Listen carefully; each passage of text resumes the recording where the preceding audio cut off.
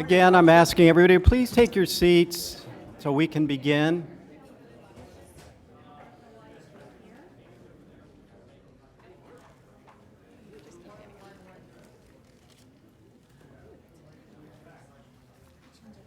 I need the knack on the, keep that ready.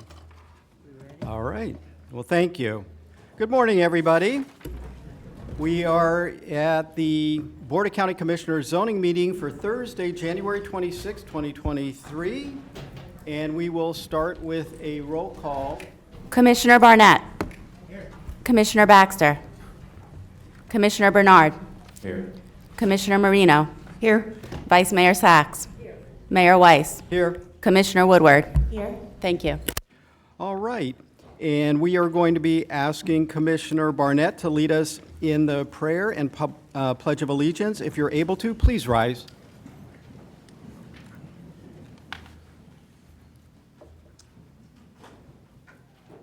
Dear God, we are meeting today to conduct matters of business for our community. Guide our hearts and our minds in the spirit of fairness. Impart your wisdom upon our activities so that our affairs may reach a successful conclusion. Thank you for being our source of guidance today. Amen.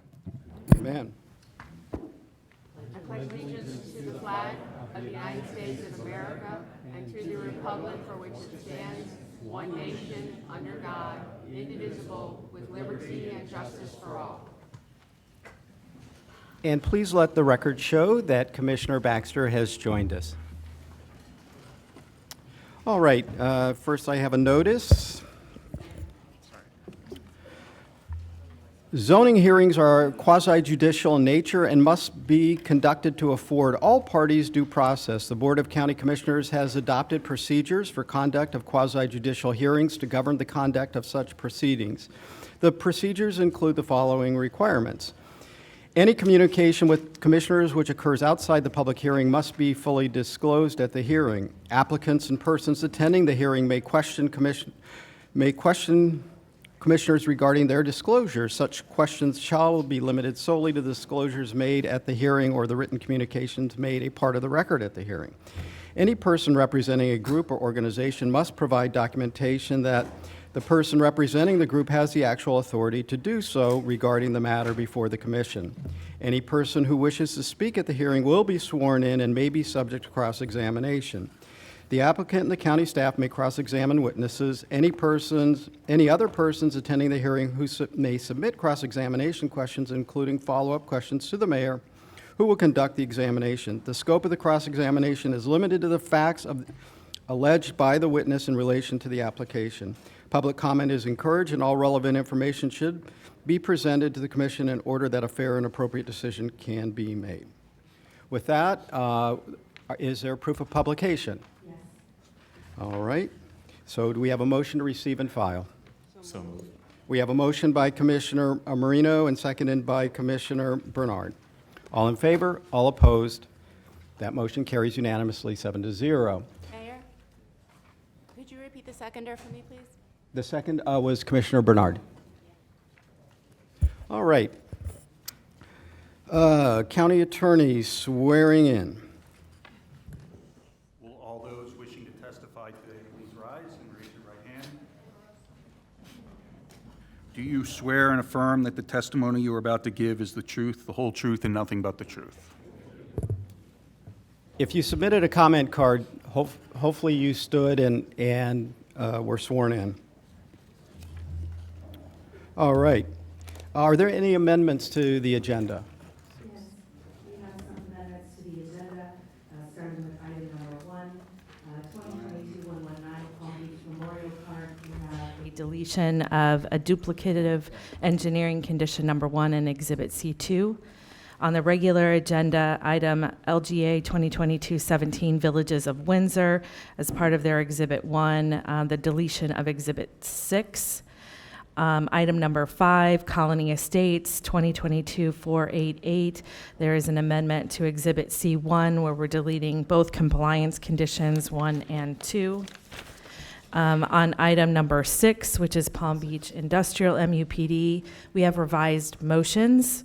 The third motion will be deleted, and the second motion refers to Exhibit C1. We have an amendment to our applicant and owner. Our staff report inadvertently left a prior applicant of Palm Beach Owner LLC. The applicant is actually Palm Beach International Raceway LLC and Moroso Investment Partners 2 LLC. We also have amended conditions of approval for engineering, and a disclosure condition that is added. And finally, or almost finally, item 11 is added relative to some actions that are needed for our FEMA flood insurance rate maps. Staff is also asking if we could reorder the agenda to move item number 6 after the consent agenda, so it would be the first on the regular. Item number 6 being the Palm Beach Industrial MUPD 2021-1529. No. No?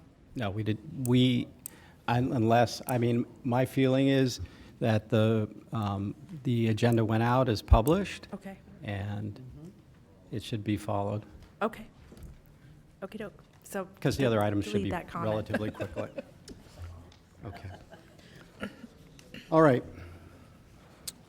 Could we have a motion on the other items on the amended, except for reordering the agenda? Could we have a motion to accept the revised conditions and such? Oh, can we have a motion? We have a motion by the Vice Mayor, Commissioner Marino, and seconded by the Vice Mayor. All in favor, all opposed. That motion carries 7-0. All right.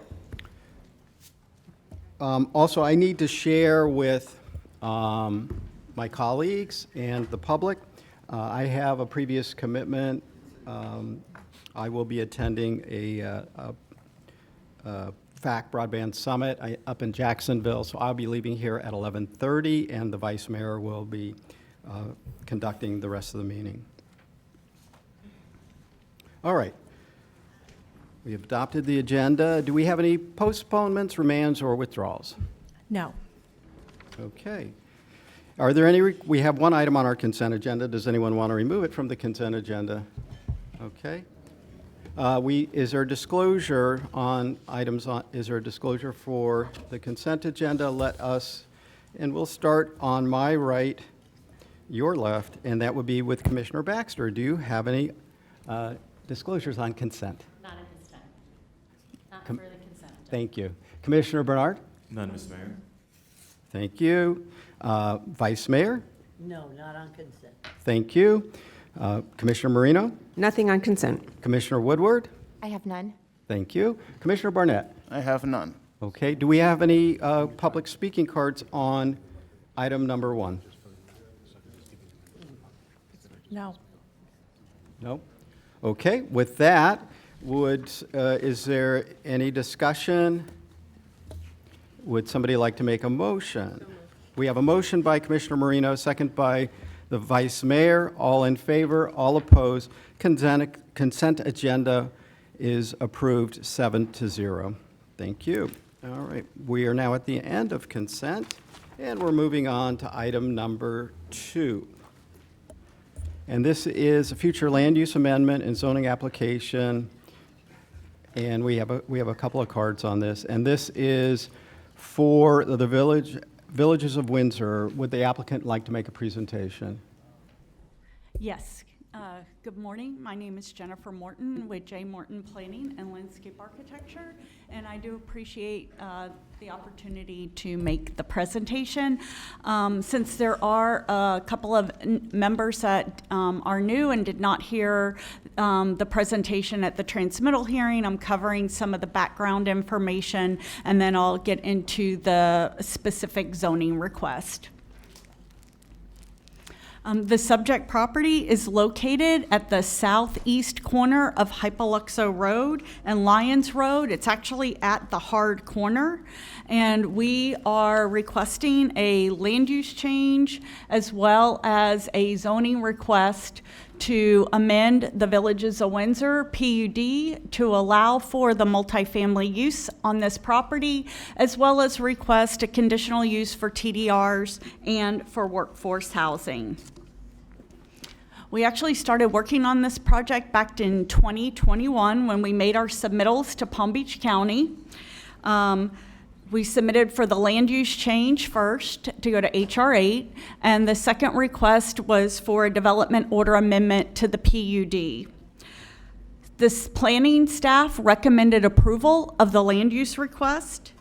At the Planning Commission hearing, the Planning Commission recommended approval of the land use change. We actually presented to the Housing Leadership Council, which, as you know, is made up of public sector, private sector, not-for-profit organizations to address the housing crisis in Palm Beach County. They issued a letter of support for the project, and ultimately, the Board of County Commissioners in September recommended approval of the to transmit the HR 8 land use request. Our zoning application was then processed. Staff is recommending approval of the zoning request. And at Planning Commission, we had no opposition and received a unanimous support from the Zoning Commission on our request. So this is the final step in the approval of the project. And I'm going to focus on the land use first. If you look, the subject site is located at the southeast corner. And if you look at that intersection, that's where all the density and intensity is located. It's been that way since the PUD was originally approved. We have an MLU land use designation both on the northeast and the northwest corner, which includes commercial high as well as an underlying residential density. Across the street on the west side of the property, we have an HR 8 land use, which is consistent with the requests that we're making, and to the south and east is the LR2 land use designation. I know that there's going to be some comments on the density of the project and the density that we're putting forth. And I did go through the density at the transmittal hearing, but I want to emphasize the fact that we are not maxing out on our density that's allowed through the Palm Beach County approval process. We're actually coming in at a lower density than what would be allowed. Normally, we would be allowed, if we received approval for the workforce housing, 100% density bonus, we received approval for all the TDRs, we would come in at over 200 units per acre. Even at 80% workforce, we come in at 207 units. We're not asking for 207, we're asking for 187 units. This is the minimum number of units to make the project viable based on the client's proposed development. It's a high-end multifamily project, and in order to maintain that high-end standard, you need a certain number of units and density to provide the amenities that we want to offer to the residents. And then, so we did have some conditions of approval that were placed on the project at the land use transmittal hearing, and we've been working with the residents. What this board did is placed a condition of approval on the project, limiting the height of the buildings to all 3 stories. So the project that is before you is consistent with the conditions that the board implemented, and we're moving forward based on all 3-story buildings. Again, at that hearing, the emphasis was placed on the need for the 187 units. Then if you look at the zoning that is surrounding the property, again, we have MXD and MUPD on the northeast and northwest corners. To the west of us is the PUD density, and to the south as well is PUD. East of us is AR, that's an undeveloped parcel that's currently in agriculture. Excuse me one second. Can I ask the folks that are in here, if you're going to have conversations, you can take them out to the atrium, and there is a television and speaker out there, so you won't miss what's happening in here. But I think it's important that we allow the applicant to make their presentation without interruption from folks attending the meetings. Thank you. Thank you. So the next slide is a copy of the site plan that's been submitted and reviewed by county staff. We are proposing 187 units, multifamily units, and of those 187, 47 are dedicated to workforce housing. And these 47 units will be built and constructed on site as part of the overall development. These 47 units will be interchangeable with the market rate units. And so you will not be able to tell a workforce unit from a market rate unit, and they'll be interspersed throughout the project. Some of the details of the project: we have an access point on Lyons Road and an access point on Hypoluxo Road. On Lyons Road, we have a right-in, right-out only. And as part of our project approval, although it's not required, we are constructing or dedicating the right-of-way and constructing a right turn lane into the project.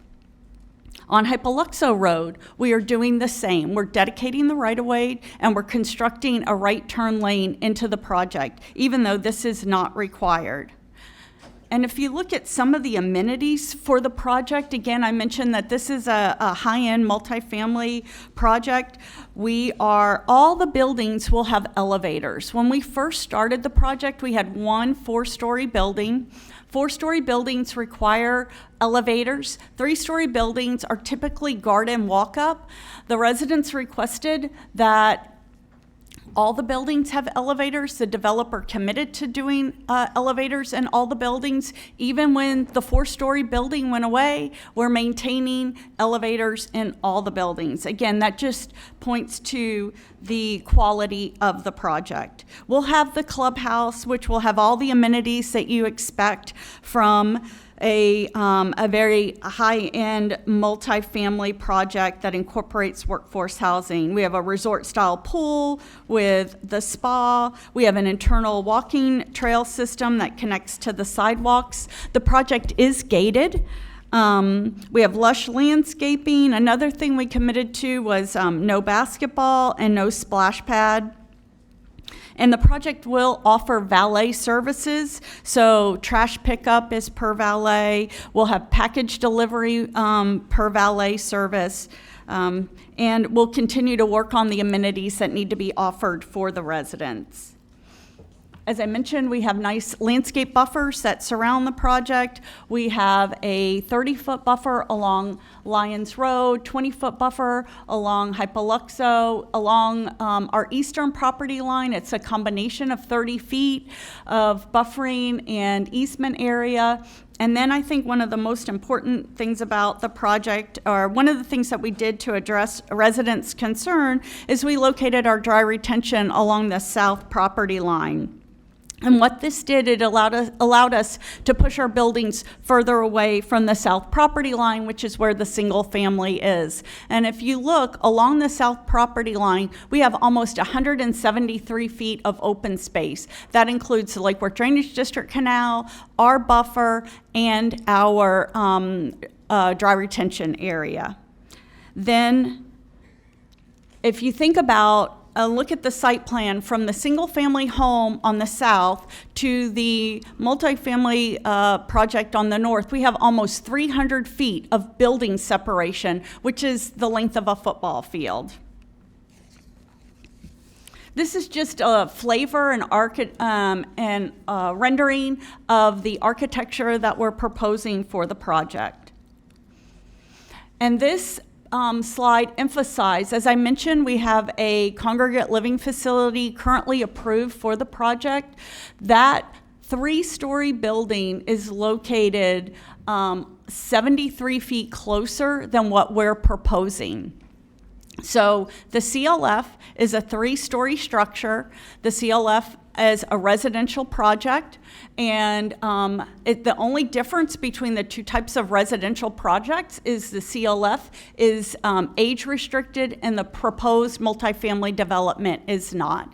But the same structure is both is residential. So. Traffic, I know that traffic is always an issue with every project that gets submitted. And so this graph identifies, this project was originally approved as a school and a daycare center. And if you think about traffic generating uses, those are some of the most highest traffic generating uses that you could put on a piece of property. That traffic study identified almost 2,000 average daily trips. That was in place for almost 10 years. Then we changed and requested a CLF. The market significantly changed for CLFs, and we're putting forth the multifamily use. The county has not only a workforce housing issue, they actually have a housing supply issue. So the multifamily is a good option for this project. And our daily trips are half of what would have been approved with the school and the daycare. And we did prepare a traffic study by our traffic engineer. He's with Kimberly Horn. He's registered in the state of Florida and submitted the traffic study for both the planning land use change request and our zoning application.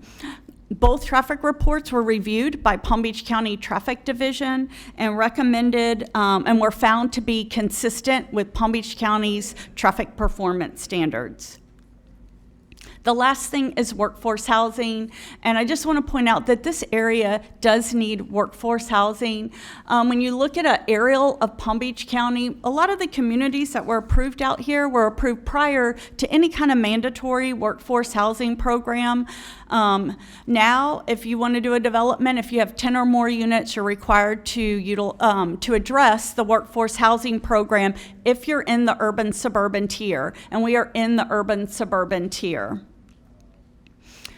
On the left-hand side of the slide identifies all the PUDs that were approved prior to the mandatory workforce housing program being in place. Following that program's approval, Palm Beach County adopted the mandatory program, and they have three options: cash out, build on site, build off site. The two projects that came in before us are actually building some units on site and some units off site. Our project is building all our units on site.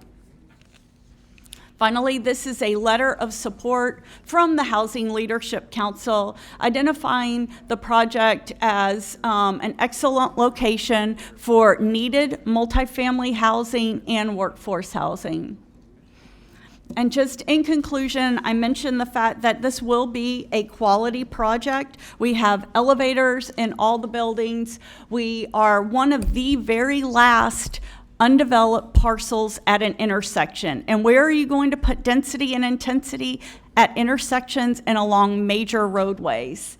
There are shopping opportunities. Just down the street, we have a fire rescue station, we have a county park, we have the CLF, we have the shopping center across the street, so it's an ideal location for this type of project. Rents are continuing to escalate, and we're anxious to bring this project to market. We've received support from staff, from your reviewing boards. This board recommended approval 6-1 to transmit the application, and this is our final request for the land use change and the zoning. Thank you for your time. Thank you, staff. We have a staff presentation. Do you need one? Do you guys need us? Does It's anyone up to need the us? board. You want a staff present? Okay, we need one. We would start with the planning presentation.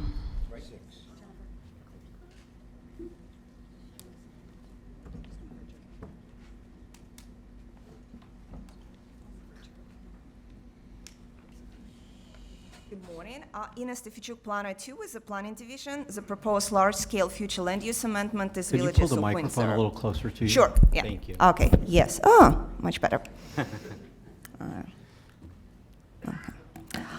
Almost 12-acre site is located on southeast corner of Lyons Road and Hypalaxa Road. It's a vacant private civic part of a larger Villages of Windsor PUD. It's shown in yellow on the map. And the site was subject to prior future land use atlas amendment in 2019, which changed the future land use designation from low residential 2 units per acre to the current congregate living residential with underlined 2 units for a development of a congregate living facility. This amendment request proposes to delete conditions of approval associated with the Ordinance 2019-002, which limits the site to 2 units per acre for residential uses other than a congregate living facility, and change land use designation to high residential 8 units per acre. The applicant is also requesting additional density bonuses through workforce housing and transfer of development right programs for a total of 187 dwelling units at a 15.8 units per acre density. Site is located in the urban-suburban tier at Lyons Road and Hypalaxa Road intersection, just west of Florida Turnpike. There are 2 40-acre sites with multiple future land use designation to the north, and a built congregate living facility with HR 8 future land use to the west. The built 410-bed CLF and 100 beds nursing facility is also part of the Villages of Windsor PUD. The 40-acre MLU development on the northwest corner of the intersection, it is Windsor Place, MXPD, was recently the subject of future land use atlas amendment to increase underlying density from 2 units per acre to 5. It was adopted with a condition limiting the site to a total of 400 units at 10 units per acre gross density and commercial square footage. The MLU to the northeast corner, its town of Commons, has been developed with 132 townhouse units or 3.3 units per acre gross density, and it includes over 100,000 square feet of commercial uses. The area surrounding this node to the northeast, south, and west is predominantly single-family, low-density residential, developed with planned residential communities. Request summary. Currently, the site has congregate living residential with underlined 2 units per acre, and it was approved for a maximum of 347 beds congregate living facility. Number of beds is calculated based on a 12 units per acre for the purpose of congregate living facility use. This request is to revise conditions of approval and change future land use designation to HR 8 that gives base density of 95 units. Zoning request includes a total of 187 multifamily rental units that are achieved via transfer of development rights and workforce housing density bonus programs.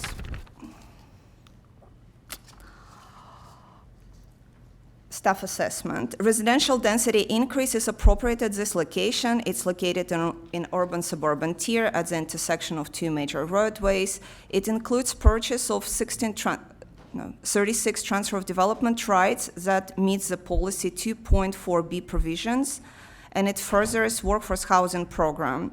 47 workforce housing units will be provided as on-site rentals. Overall, it meets comprehensive plant requirements, and to ensure compatibility with the existing residential, staff proposed conditions. Staff is recommending approval with the modification as following. Staff is recommending conditions limiting development to 187 units, full purchase of available 36 TDR units. There is a condition of approval requiring that 25% of the units to be built on site as workforce housing units or 47 units. Based on board transmittal on September 1st, the site is limited to 3 stories. To further compatibility, staff is proposing condition requiring no structures within 1,150 feet. Since the transmittal hearing, the condition requiring concurrent adoption of the future land use amendment and zoning application was deleted, as these applications are being presented at today's hearing. And this deletion of condition 6, it's in your add delete. With staff proposed conditions, the amendment is consistent with the mandatory TDR program, contributes to the provision of workforce housing, compatible with surrounding land uses, and consistent with the comprehensive plan. Therefore, staff's recommendation approval with modifications. Planning Commission also recommended approval with staff modifications. At the BCC transmittal hearing, the application was transmitted with modifications to condition 4 to limit structures to 3 stories. And following transmittal during state review, no comments were received from state agencies. Motion to adopt an ordinance. Okay. And this concludes my presentation. Thank you. Okay.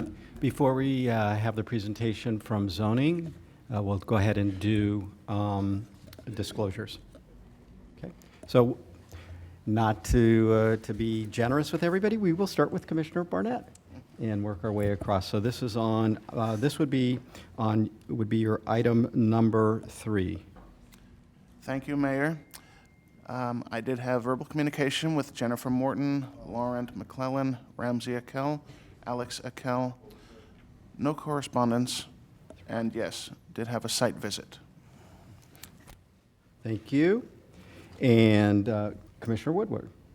Yes, for Villages of Windsor, I had verbal communication with Jennifer Morton, Lauren McClellan, Alex Akel, Ramsey Akel, Harry Baker, and Steve Wallace. Thank you. Commissioner Marino. Thank you. Verbal communications with Jennifer Morton, Lauren McClellan, Alex, and Ramsey Akel, and received emails from the applicant and residents. Thank you. Vice Mayor. Thank you, Mayor. On item number 3, Villages of Windsor, I've had verbal communications and meetings with Jennifer Morton, Lauren McClellan, Alex Axel, Ramsey Akel, Seth Spiegel, Deborah Murphy, Barbara Roth, Dagmar Braz, and phone calls. And I have received and filed emails. Thank you. Commissioner Bernard. Thank you, Mr. Mayor. In regards to item 3, I've had verbal communications with Jennifer Morton, Lauren McClellan, Alex Akel, and Ramsey Akel. I've received emails and no site visit. Thank you, Mr. Mayor. Thank you. And Commissioner Baxter. My staff and I have spoken with Ramsey Akel, Alex Akel, Lauren McClellan, Jennifer Morton, at Stephen Wallace, and Harry Baker. Thank you. And for my disclosure, I had verbal communication with Alex and Ramsey Akel, Lauren McClellan, Jennifer Morton, Barbara Roth, and Steve Wallace, and I also received email correspondence, which has been filed. All right, so that's out of the way, and now we can have zoning staff presentation. Good morning, Board of County Commissioners. Cody Sisk with the Zoning Division. The item before you is Villages of Windsor Residential. The zoning is a PUD. It's 11.84 acres, and it has a current future land use amendment to change it to HR8. And the request is for a development order abandonment to abandon the Class A conditional use for the CLF, the development order amendment to reconfigure the master plan, add units, redesignate land use from the civic pod and the residential pod, and modify conditions of approval. There are 2 Class A conditional uses to allow the transfer of development rights and workforce housing, density bonus greater than 50%. This is the currently approved plan, which is the CLF. It totals 296,831 total square feet, 290 beds, 227 parking spaces, and 2 loading spaces. This is the preliminary plan that was submitted. They have 187 multifamily units, 4 residential buildings, and 1 clubhouse. There is a total of 0.84 acres for recreation area, 327 parking spaces. At the Zoning Commission, this was on regular agenda, but was moved to the consent agenda, and staff is recommending approval of the request for the abandonment of the Class A conditional use for the CLF, approval for the development order amendment, and approval for the Class A conditional use for the TDRs and the workforce housing units. Thank you. Thank you. And is this your first time? Yes, sir. I'm sure you can hear it. My heart's beating. I just thank you very much. Welcome and appreciate you being here and your presentation. Thank Look you. forward to having more from you in the future. A first time and a fill-in, so the Yeah, original it's not even project mine. manager is out. Oh, so you're even filling in, so. That's what they got me doing. Excellent. Okay, thank you very much. All right, is there any questions for staff at this time? Okay, we have some comment cards from the public, so we'll move to those. Thank you. I have 4 comment cards from the public. We have 2 lecterns, so you can go to each one. Debbie Murphy, followed by Harry Baker, Ed Brooks, and finishing with Jim Knight. Are they all speaking? I wish to speak, I wish to speak, I wish to speak, I wish to speak. So I have 4 speaking cards.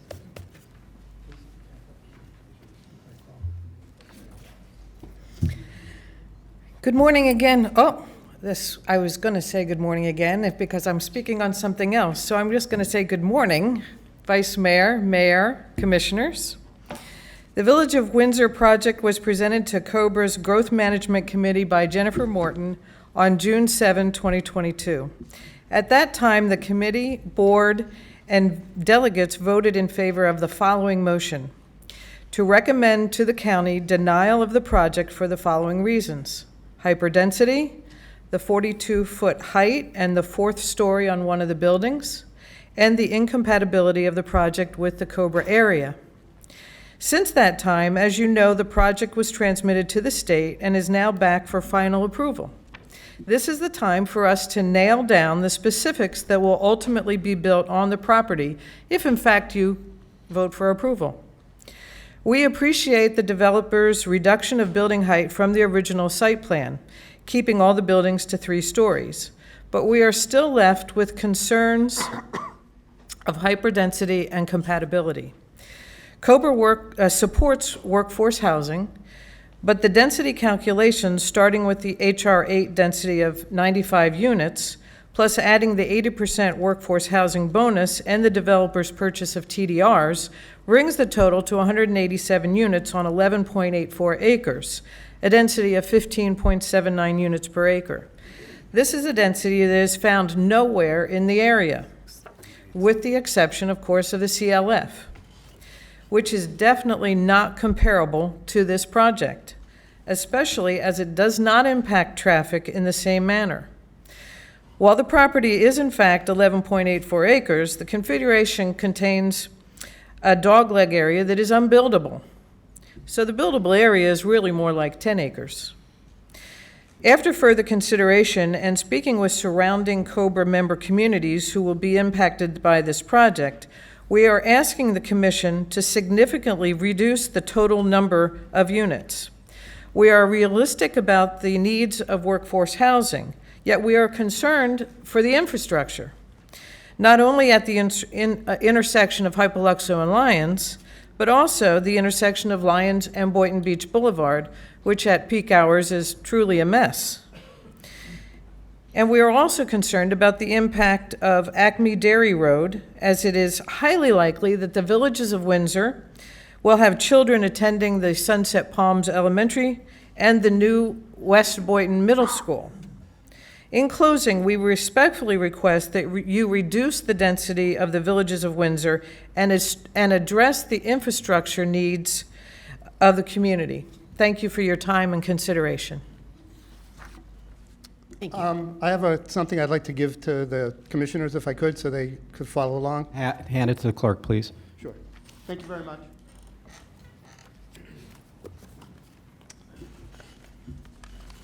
My name is Harry Baker.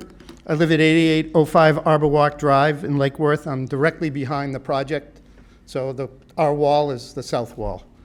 For the past 45 years, I prepared traffic and parking studies for various developments in New York, New Jersey, Connecticut, which is similar to the Village of Windsor, and I testify regularly before planning boards, zoning boards, and town boards.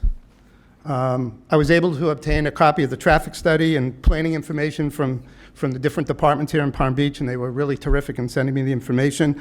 I also read through Article 12, and talks about mitigation and what a developer has to do. I'm going to focus my conversation about traffic. I looked at the Kimberly Horn study, which is dated April 22nd, 2022. One of the key things, and if you look at the table I presented to you, if you look at the top part of the table, please, you'll see the existing traffic conditions, and you'll notice in the morning, many of the movements are either level of service E or F. In the PM, it's even worse. That's the base condition from their report. I took it right out of their report. When you do a traffic study, the Institute of Transportation Engineers produces what's called the ITE trip generation manual, which is, and the current version is 11. They didn't use that. The land use code is 220 for low-rise, 3-story buildings. And if you use the ITE numbers, the daily trips are 1274 versus the 1107. The AM peak hours is 81 versus 67, and the PM is 101 versus 82. Furthermore, there's tables that are on the website that tell you what the average daily traffic is, which they have to use to come up with growth rates. So they use the ones from 2018, but there's currently ones from 2022, and their study, again, was done in April of 2022. So from your website, I was able to pull off the information, and basically, on Lyons Road between Boynton Beach and Hypoluxo, the current AADT is 25,601. The growth from 2017 to 2022 is 32%, way above what they show in their study. And on Hypoluxo, it's 17%. The report doesn't take into account the new high school between Lantana and Lake Worth. And more importantly, when you look at the synchro analysis, which is what this summary table is, it's right from their report. You can see in the future, and I color-coded it in yellow, the places where this level of service is going to change. And some are going to change from E to F, and some are going to change from D to F. The current signal at that intersection has a 125-second cycle length, which means when you pull up to the signal, to go through all the cycles takes 125 seconds. If you look at the table under the build condition, the westbound left turn on Hypoluxo, they show a delay of 554 seconds. That's basically 4 cycles that people would be sitting at a traffic light to make the left turn. Think about the queue that's going to be building while you can't make this turn. This is what this is all about. It's really about the traffic, to be quite honest with you, because you have this building on one corner, you have the diagonal one in the northwest corner, you're going to have Pulte's coming in directly opposite us. If all these developments are taken individually, there's still going to be issues. But if you take them in an aggregate and combine them together, basically, they're going to generate 9,900 vehicle trips a day over a 24-hour period, right in this corridor. Now, it was mentioned about the fire station on Hypoluxo Road, which is, we hear the ambulances and them going all the time. They're not going to get through the intersection. In fact, nobody's going to get through the intersection at all. They don't propose any mitigation to the traffic signal. And the reason they didn't is they know they can't fix it. These developments will generate an additional 780 trips in the morning and 700 trips in the evening. At a traffic signal, an approach lane can handle approximately 800 vehicles in a lane because of the way the signal changes from phase to phase to phase. You would need to add lanes in every single approach. And as you all know, because I'm sure you've all been there, the issue is there's no room to build. I subscribe that they should be able to build. I've done workforce housing in New York and New Jersey and Connecticut. I'm not against them building. 187 is too much. You're giving them 400% increase over the 2 acres, 2 units per acre. And I know I have to finish, and just give me 1 second, please. We would recommend 125 units, not 187. It'll help. Excuse me, can I ask you to just wrap up? Apparently, you've gone over. Yes, I'm sorry, but I'm just about done, please. We would recommend 125 units, not 187, as has been espoused before. And we think that you need to look at the traffic. We would ask that you don't vote on this today, that you table it and have the traffic group go back and relook at the study. Thank you very much, sir. Thank you. Following Mr. Baker is Mr. Brooks, and then Mr. Knight. Thank you. Hard act to follow. Welcome to new commissioners. Hopefully you understand this is not a fair fight. when developers are up here, there's no clock, but your constituents are put on a timer. It just never really is a level playing field. We are not against building on this property. Smart development is necessary, and we're all for it. It's just that the density is just way too high. It's not compatible. And people will stand up here and say, well, you're against workforce housing or not in my backyard. Absolutely not. In fact, I will get a letter of support from our board, which I am a member of, Valencia Shores, that if you will lower the density to a compatible number, they could put in 50% workforce, 60% workforce. We are not against that. It's necessary, it's needed. But the density that they are proposing is going to change everybody's lifestyle. As the developer said, they already have been approved for a congregate living facility. Well, the developer unilaterally thought that wasn't going to be viable financially. It is really not your job to make projects financially viable. It's to have smart zoning. And frankly, shortly there's going to be a large congregate living facility proposal that's going to come before you for Boynton Beach Boulevard. So I would question the viability of the project. So in closing, we just want to be treated fairly. Most of the surrounding corners have 10% density. This is close to 17 and 18 on the buildable part of this project. So once again, you can't allow hyperdensity so somebody can get hyper profit. Thank you. Excuse me, we don't have displays in our chambers. Thank you. Good morning, Mayor, Vice Mayor, Commissioners. Jim Knight, 740 Havana Drive, Boca Raton, Florida, native here of wonderful Palm Beach County. Raised my kids here, and they actually would qualify for workforce housing. Unfortunately, we don't have enough of it out there. The county overwhelmingly supported a $200 million bond issue to create workforce housing, and with the limited locations out there to develop the workforce housing, it makes it very, very difficult to deliver it. On this particular project, they're talking about 47 rental units. Those rental units serve the workers of small businesses, first responders, which are teachers, police officers, firemen, nurses, county and city workers. Average median income of the family income is $48,000 to $112,000. We wouldn't have passed this $200 million bond issue just to kick the can down the road.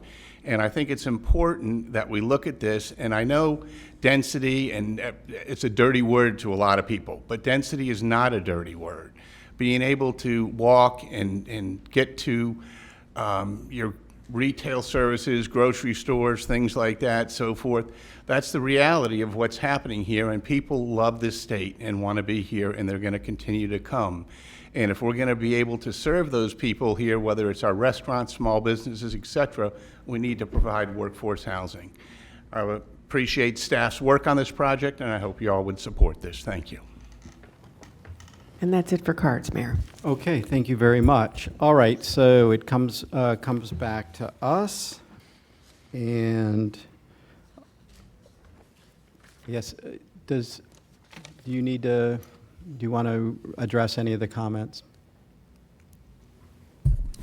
Yes, Jennifer Morton with J. Morton Planning and Landscape Architecture. I just would like to note that we have Adam Kerr, professional engineer registered in the state of Florida, to discuss any of the traffic issues. And there was a discussion on the density, and I think we're talking about pod density and PUD density, and just to address that, this is the size of the property. It's 11.82 acres in size. 2 of it is located along Hypoluxo Road, and it does have a retention in that area. Our client pays taxes on that property, and the intensity of this site is no more intense than what was approved directly across the street. In fact, that piece is more intense than what we're proposing. That project has over, So that project has multifamily and it has commercial and retail. Then if you look at a PUD density, the Villages of Windsor, which is the entire PUD, is a density of 10 units per acre. We are part of the Villages of Windsor, and our PUD density is just over 2.1. So when you look at a PUD, you have some pods that are higher density pods and some pods that are lower density pods. So I just wanted to address that, and then I'll let Adam respond to the traffic.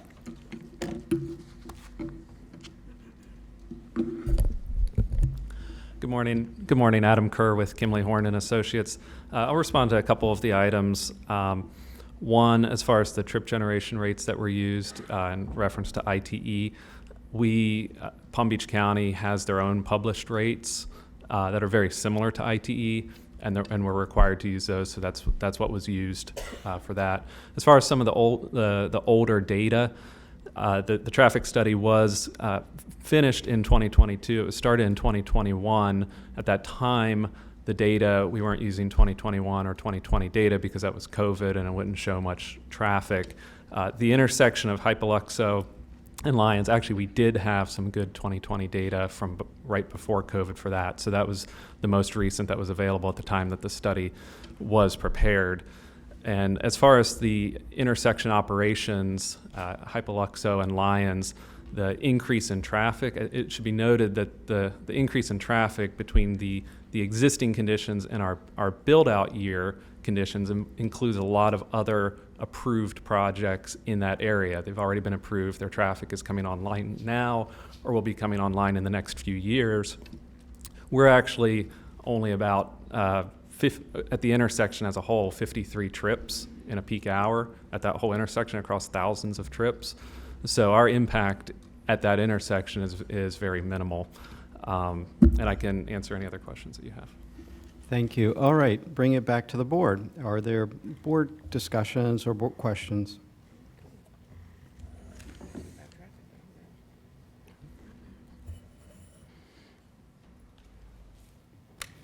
Do we need a motion? We need something. Well, I make a motion that we approve zoning application C1 for Palm Beach Memorial Park. We should start with the planning application first. Okay. Okay, so I will make the motion that we approve C2 LGA 2022-111-00017, sorry, Villages of Windsor. As amended. We have a motion by Commissioner Marino to approve the future land use amendment, and we have a second. Second. We have a second from Commissioner Bernard. All right, is there any other discussion on this item? Seeing none? I request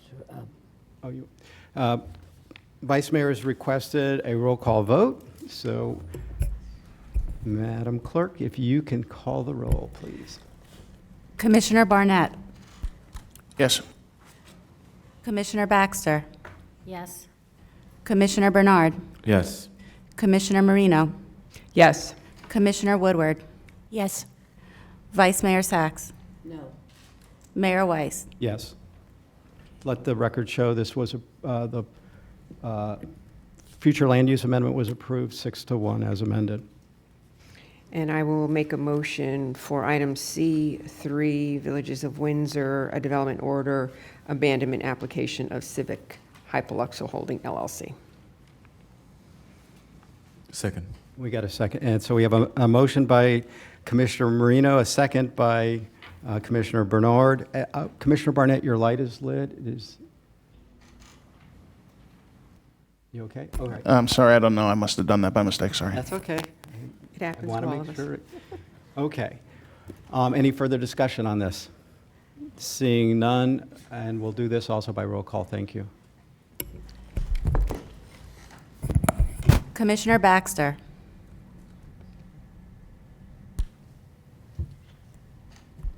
We're doing. Yes. Yes. Okay. Commissioner Baxter is a yes. Commissioner Bernard. Yes. Commissioner Marino, Yes. Commissioner Woodward, Yes. Commissioner Barnett, Yes.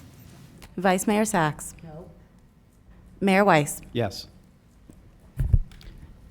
All right, that also passes 6-1. So thank you, everybody. We are moving on. All right, and we are now on to item number 4, and this is Colony Estates at Boynton. Would the applicant care to make a presentation?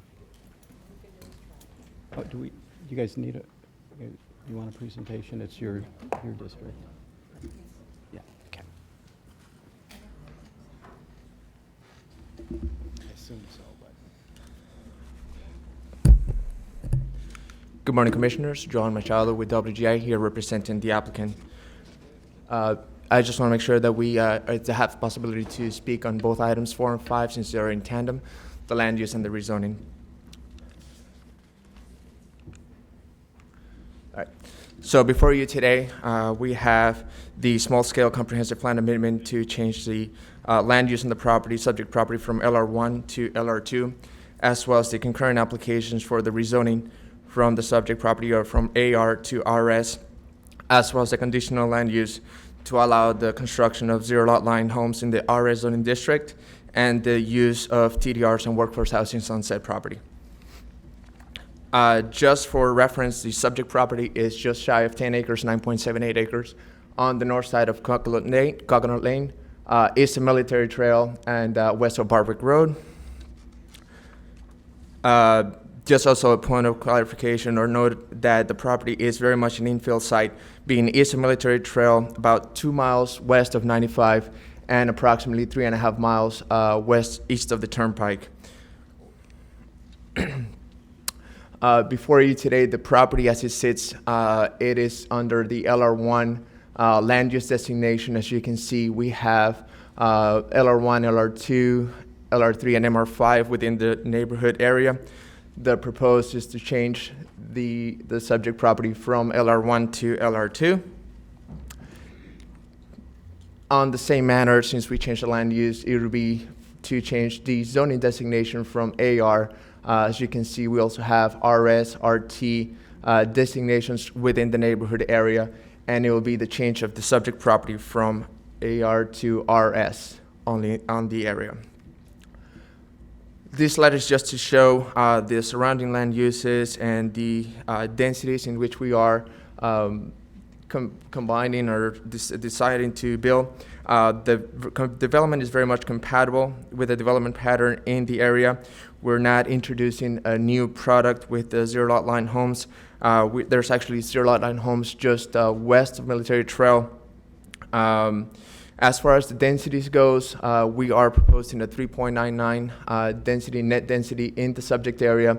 As you can see, we are surrounded by densities in the 2.6, and again, west of Military Trail on other PUDs, there's densities as high as 4.8 and 6.48 units to the acre. There's one very specific area, the Prestwick Estates, that was developed with 1 acre lots, and they are obviously under the 1 acre to the unit, but that is just the one area. Since we made applications and since we had certification from the zoning, we've had numerous meetings with the neighborhoods immediately adjacent to our project, was Prestwick Estate, Montreux. We've had participants or members of COBRA in those neighborhood meetings. We've made a number of concessions as we went through those meetings that brought us to today. We have reduced the number of units. We've done so even more since we got certified. We've increased the landscape material and buffers, acknowledging that we are coming into a built situation and we have neighbors adjacent. We've proposed to increase on the buffer, introduce a wall to address any perimeter, any line of sights or any kind of obstructions, and we've got a recommendation from COBRA, although on their recommendation they had a maximum of 32 units, which, as we have stated in the past, it would not make this project feasible. This is just a rendered image of what the site plan as it stands today. It is proposed. We have 39 homes with a central retention area that is not only designed to address our on-site drainage, but some historical sheet flow that occurs coming from the east properties. So we're taking that into consideration. This is just to show some of the things that we've done through the course of talking to the neighbors. We've made the 15-foot right-of-way buffer along Coconut Lane, again with increased landscape material as well as some decorative fence and columns. We've added a 6-foot solid opaque wall along the west and north perimeter buffers, and that is in direct response to information coming from the neighbors. To the property to the west, we have the exact same landscape buffer material. It's going to be a 6-foot fence and hedge. There has been discussions from traffic. We just want to state that at peak hours, the traffic is insignificant. At the Planning Commission, we heard that there was some backup of traffic due to a school that is on Barbwick, about half a mile south of our site. The traffic study indicates that at peak hour, and especially during the time for school drop-off, the only traffic that would be making a left turn out of the site that would take Barbwick is maybe one trip. So it'll be just a net increase of one trip during peak hours. 75% of the trips outside of the development will be taking a right out going towards Military Trail, which is a lighted intersection. This is just some of the renderings of the proposed elevations on the site. There will be a number of models, including the workforce housing unit, which will have the exact same architectural features and finishes as the market rate units. They'll just be on a different footprint of the building. We wanted to note that we have received recommendations of approval both at Planning Commission and Zoning Commission. And today we're here just asking to have a modification to the conditions, both one on the land use, one on the zoning application when it comes to the workforce housing and TDRs. As it is put on the staff report, it is for a maximum of 39 units with 19 TDRs and 8 workforce housing units obligation proposed, and it is how the project was certified and submitted. We wanted to utilize both the workforce housing units and the TDR programs, and our calculations would be for 6 workforce housing units and 10 TDRs. This is coming from directly from the comprehensive plan, where it is written that the applicant should utilize or maximize the density increase utilizing the TDR program, unless there's workforce housing, which is what we are doing. And since we're doing both, we wanted to make sure that we were consistent with the wording on the land use, that we're utilizing both the workforce housing and TDRs. Hence, we would be asking for the deviation or a change on the condition of approval from a maximum of 21% of the workforce housing to 15% and total of 10 TDRs. When it comes to the landscape condition, staff has imposed or written a condition of approval to increase the width of the buffer along the perimeter property line. This is coming directly from Article 5G3H, where it says that we have to increase that buffer if we are a TDR receiving area and we are an LR2, which we are, but that is if we were a PDD. The proposed project in front of you today is not a PDD, it is a straight subdivision. So we feel like we do not need to increase the width of the buffer. Nonetheless, we've heard staff and we've heard our neighbors, and where staff's recommendation is for a 15-foot wide compatibility buffer with a 24-inch hedge to be maintained at 48 inches, 12-foot tall canopy trees, one every 25 feet, and the palm or pine condition, one every 30 feet. We are proposing to keep the compatibility buffer planted in 8 feet where we will now have a 4-foot tall hedge at time of installation to be maintained at 8 feet. We have self-imposed condition to increase the canopy trees from 12 feet to 14 feet in height and plant them one every 20 feet, so there will be more trees. We agree with staff in the condition to add palms or pines every 30 feet, and we introduced a 6-foot wall opaque along the west and north property lines. So if the issues is visibility and privacy issues on the 8-foot buffer, we will be planting more trees, taller trees, to make sure we have that immediate screen, and we have the 6-foot wall along with the hedge to make sure that there is no lines of sight issues, as if anybody was standing in any side of the property line on their backyards. These are just some exhibits that basically show that. This is code minimum. Technically, the house will be able to sit 18 inches from the property line, from the rear property line, and it could be as tall as 35 feet. Those line of sights, as you can see, from our property looking north, and this is the worst case scenario, by the way. This is showing the closest property to our subject site, which is on the north, and it's approximately 83 feet. There will be the possibility for views of the actual structure and looks into the backyard, and you can see underneath the trees. This is showing sort of a side-by-side of staff's proposed condition versus what we are proposing. We have the 35-foot setback. Staff has the 12-foot trees and the 2-foot hedge. We have the 14-foot trees, 8-foot hedge, and the wall. And what happens when you have line of sight, we have decreased the height of the building, so the max height to the top of the roof will be approximately 28 feet.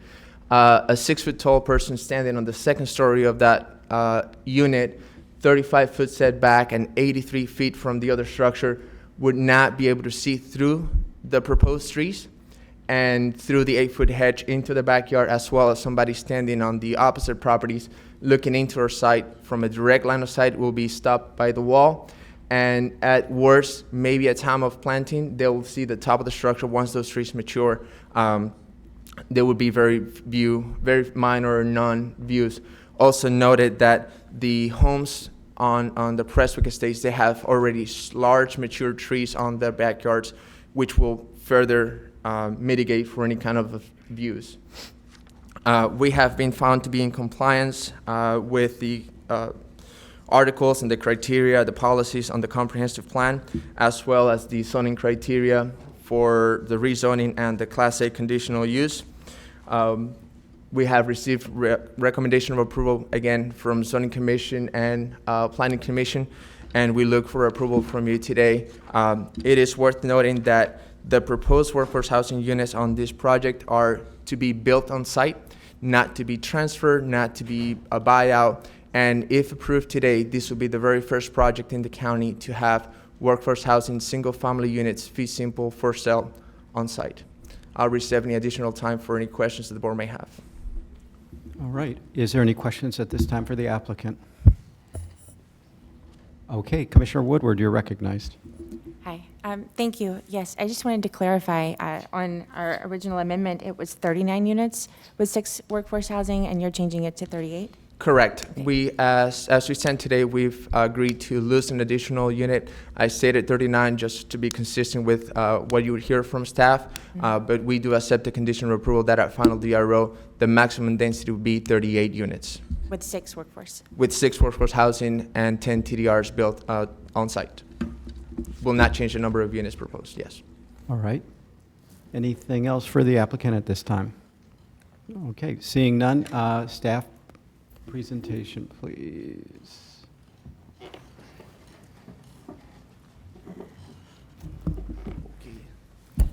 Good morning, Jerry Lodge of the Planning Division. This amendment is Colony Estates at Boynton. So the site is 9.78 acres. It's located on the north side of Coconut Lane, about a 1/3 mile east of South Military Trail. The applicant's requesting to change the future land use from LR1 to LR2 in order to develop 39 zero-lot line homes. The applicant is also requesting, through the concurrent zoning application, TDRs and a workforce housing density bonus, which equates to about 3.99 units per acre. The applicant did mention 38 units, and after presentation, I'm going to go through 39 units because we were just informed today. But afterwards, if there's questions, we have those calculations on hand for you. So here's a general overview of the area. The site is outlined in red. On the north, east, and west sides of the site, it's bordered by Prestwick Estates, a community with low residential 1 unit per acre future land use built to 0.82 units per acre. South of the site and across Coconut Lane are properties with a low residential 3 unit per acre future land use. This includes Montreux, which is built at 2.64 units per acre, and Cocoa Pine Estates, built at 2.11 units per acre. Further west are properties with medium residential 5 units per acre future land uses, which includes the Oak Run of Boynton, a community built at 3 units per acre.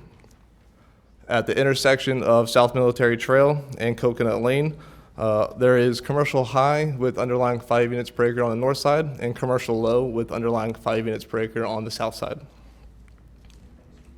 East of the site is the city limits of Boynton Beach.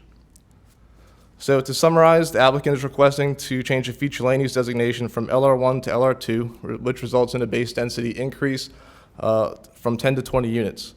Through the concurrent zoning application, the applicant is requesting the purchase of 10 transferred development rights and the remaining units to be acquired through a workforce housing density bonus in order to develop 38 units. The applicant is proposing to develop all workforce housing units on site as for sale detached homes. So staff reviewed the amendment request and has determined that the amendment is compatible with adjacent and nearby residential uses and future land use designations. The applicant is proposing 0 lot line homes adjacent to single family homes, which is consistent with the character of the corridor. However, the applicant's proposal is inconsistent with policy 2.4B of the future land use element, which establishes TDRs as a required method for increasing density, as the applicant is only requesting 10 of the 20 available TDRs. By not using the maximum available TDRs and assuming the limited incentive option, the amendment as proposed by the applicant is minimizing the amount of workforce housing units that will be required. Staff's proposed conditions regarding TDRs are consistent with previously proposed future land use amendments, and they ensure full compliance with policy 2.4B of the future land use element. However, staff recognizes that the applicant is proposing to develop the required workforce housing units as on-site for-sale detached homes, which would be the first development in unincorporated Palm Beach County to offer this type of for-sale workforce housing product. So here's the workforce housing analysis and differences between staff's proposal and what the applicant is requesting. So as you can see, the applicant is proposing 10 TDRs and 9 through the workforce housing program density bonus, which results in 39 units. And it utilizes the limited incentive option, which equates to, which equates to 8 units of workforce housing. Sorry, I lost it again.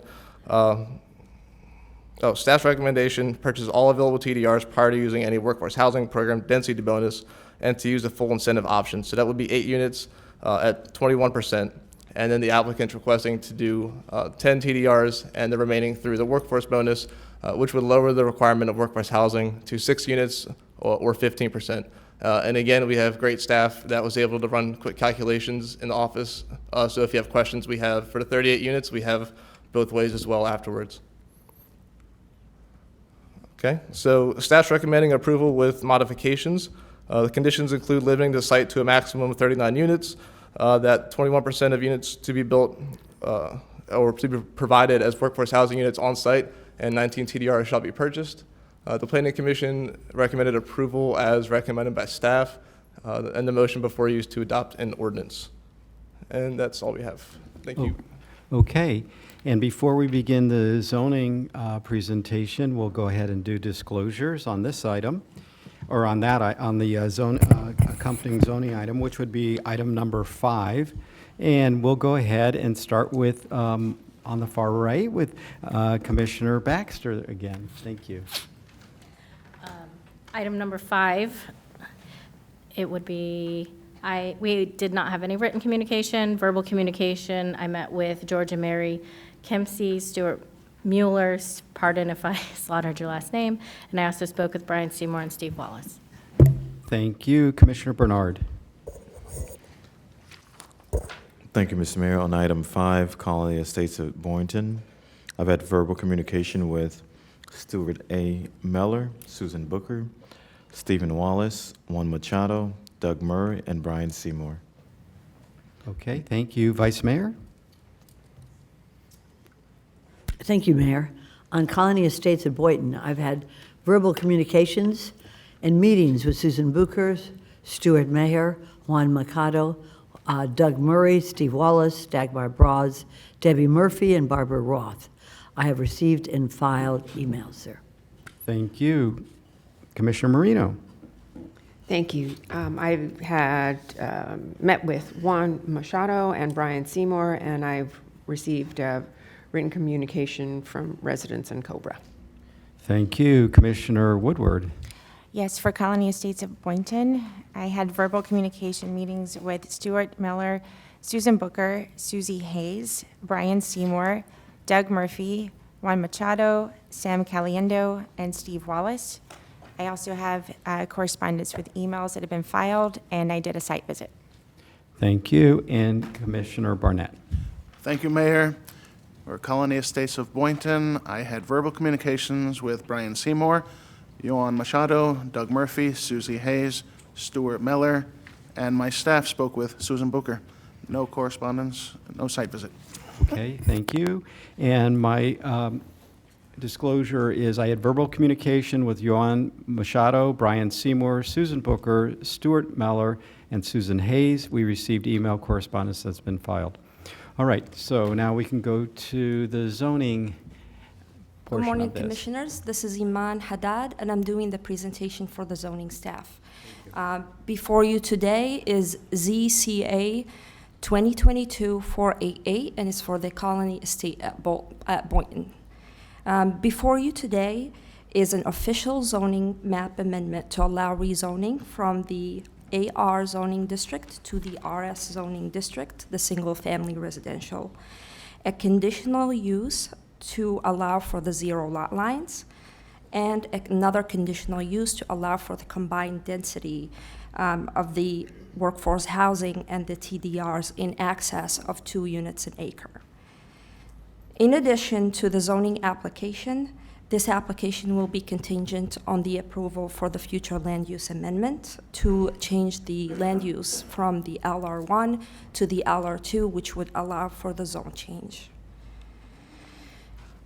The applicant is, on the site plan currently, the applicant is proposing that 39 units. We'll discuss a reduction in density for the 38 units later if you would like, and it is subject to the conditional use approvals for the increase in density and then the use, which is the zero lot lines. On the January 5th, 2023 Zoning Commission hearing, this item was on the regular agenda. Under discussion, the Zoning Commission members discussed the importance of the workforce housing built on site, as well as the additional buffering. There was a little bit of back and forth about the condition for the buffering that staff has recommended. And then it was, there was a recommendation for approval unanimously from the Zoning Commission. Scarborough made the motion, Caliendo seconded, and it was approved. 5 members of the public did speak. They were in opposition. The main concerns that we heard during zoning commissions were for the increased density and the increased traffic that would cause. Staff is recommending approval subject to the exhibits in C1, C2, and C3, namely the 2 additional conditions for the buffering. I will be here to answer any questions. Thank you. All right, thank you. Does anybody have questions now for zoning staff? All right, I'm not seeing any. So we will move to public comment. Thank you, Mayor. We have 6 public comment cards and of folks that would like to speak, and I have 2 public comment cards of people that do not wish to speak, but they are opposed. So,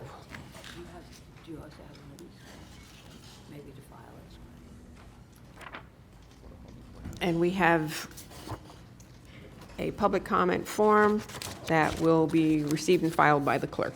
And that is opposed. So Stuart Meller, please, Jim Knight, Susan Hayes, Bob Hayes, Susan Booker, Debbie Murphy. Thank you. And you can use both lecterns.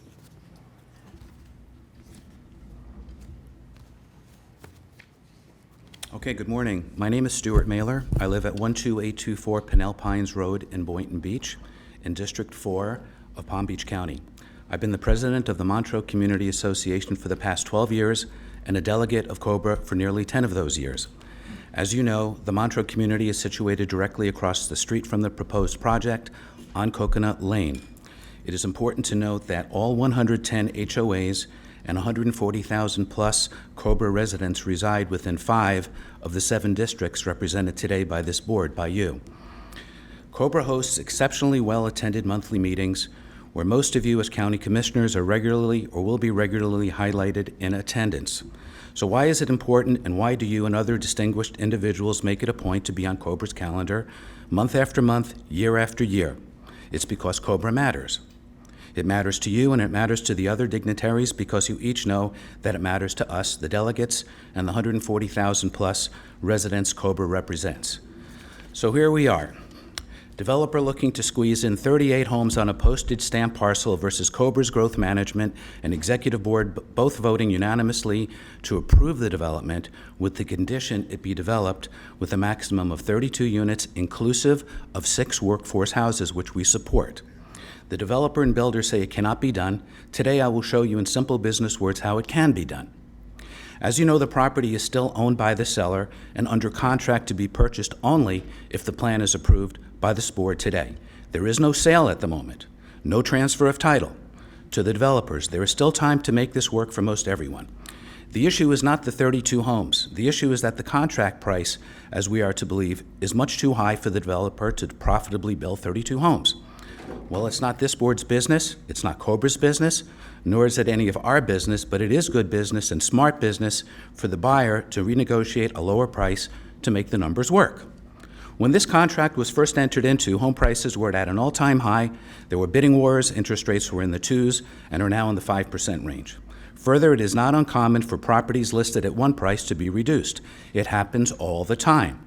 I ask that this board please honor COBRA's growth management and executive board's unanimous votes to conditionally approve the Colony project, permitting a maximum of 32 homes due to density issues, and it all comes down to one thing: to either support representatives of 140,000 plus of your constituents or just the family of one independent seller.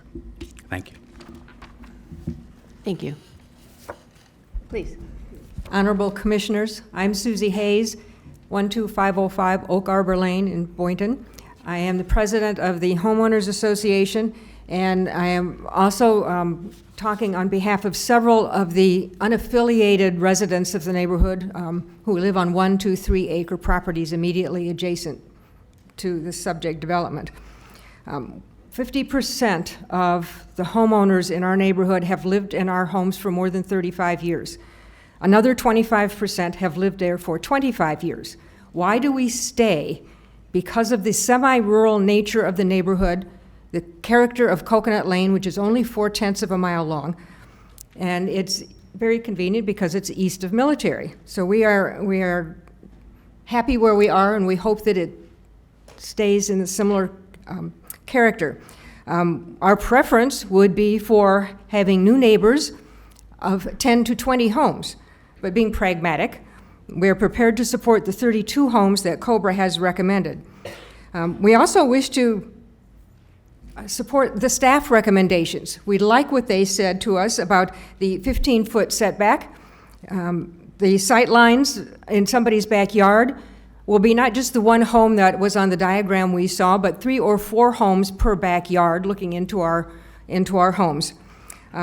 Something that has not been mentioned is the drainage to Coconut Lane. There is a requirement that the property be connected to the drainage on Barwick. This is important because right in front of this property is a sidewalk with no drainage swale, which is common elsewhere on Coconut Lane. And the sidewalk floods, as well as the street flooding every time there is a hard rain, which means pedestrians, bicycles, and cars all share one lane whenever it rains. And we would happy to have the drainage be redirected elsewhere. There is also a mention of an additional curb cut on Military Trail that nobody has mentioned, and we think that's a good idea as well. We support the staff recommendation of workforce housing at the 21%, which would be 8 homes. And most of all, we have not seen in writing until today the concession from the developer that they will give us a solid wall on both sides, the north and west side of the home. So we're glad to see that on the record and not just a verbal commitment. In our conclusion, we wish to recommend that you heed the recommendations of COBRA in our Boynton area and maintain our quality of life by approving only 32 homes for this development. Thank you. Okay, sir, you'll get there, Jim. I'm Bob Hayes, 12505 Oak Arbor Lane, Boynton Beach, 33436. I've been married to her for 53 years. Congratulations. I've been president of the J.C.'s, Kiwanis, chairman of the board of the Delray Chamber of Commerce. I was an elected member of the Palm Beach County School Board and served a one-year term, or a one-term, I should say, from 1994 to 1998. I can assure you we are not NIMBYs, cave people, or similar acronyms. What we are, is confused. Confused at how properties owned at 1 or 2 units per acre can produce a 10-acre development with 30 to 40 units. I posed this question to development officials at a recent COBRA meeting and did not get a good answer. I believe that is because there is not a good answer. I would hope you would not let this development go forward at this time. Put the brakes on. Study the workforce housing issue on the 31st and its relationship to TDRs.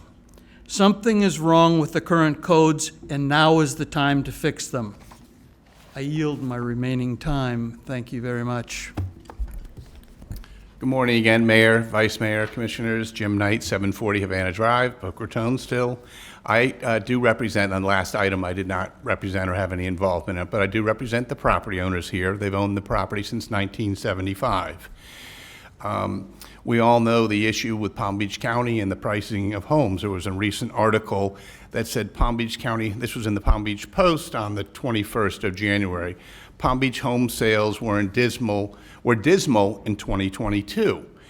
And then it goes on to say the lack of sales blamed in part on the dearth of homes available. Also, the interest rates have doubled, right? And so there's less product out there. We still don't have a healthy market, meaning that you have 6 months or 5.5 months supply of homes here in Palm Beach County. We have about 3 months supply right now. The good thing is the median medium home cost has come down to $545,000 from a peak of $620,000.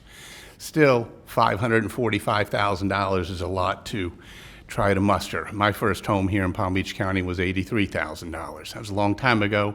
And I have a little bit of dyslexia.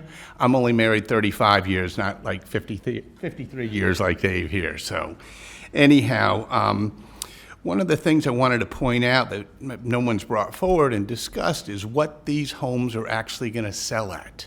So the workforce housing homes sell from $189,000 to a maximum of $300,000. Your average or median home for a median condo in Palm Beach County today is $300,000.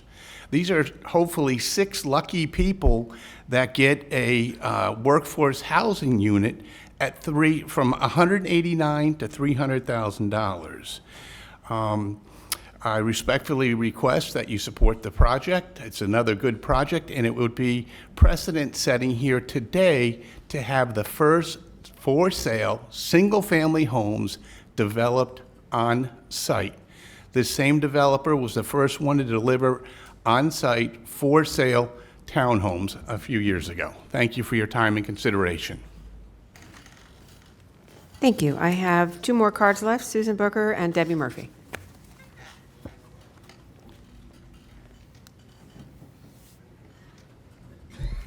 Good morning, Commissioners. My name is Susan Booker. I live at 12666 Oak Arbor Drive, Boynton Beach.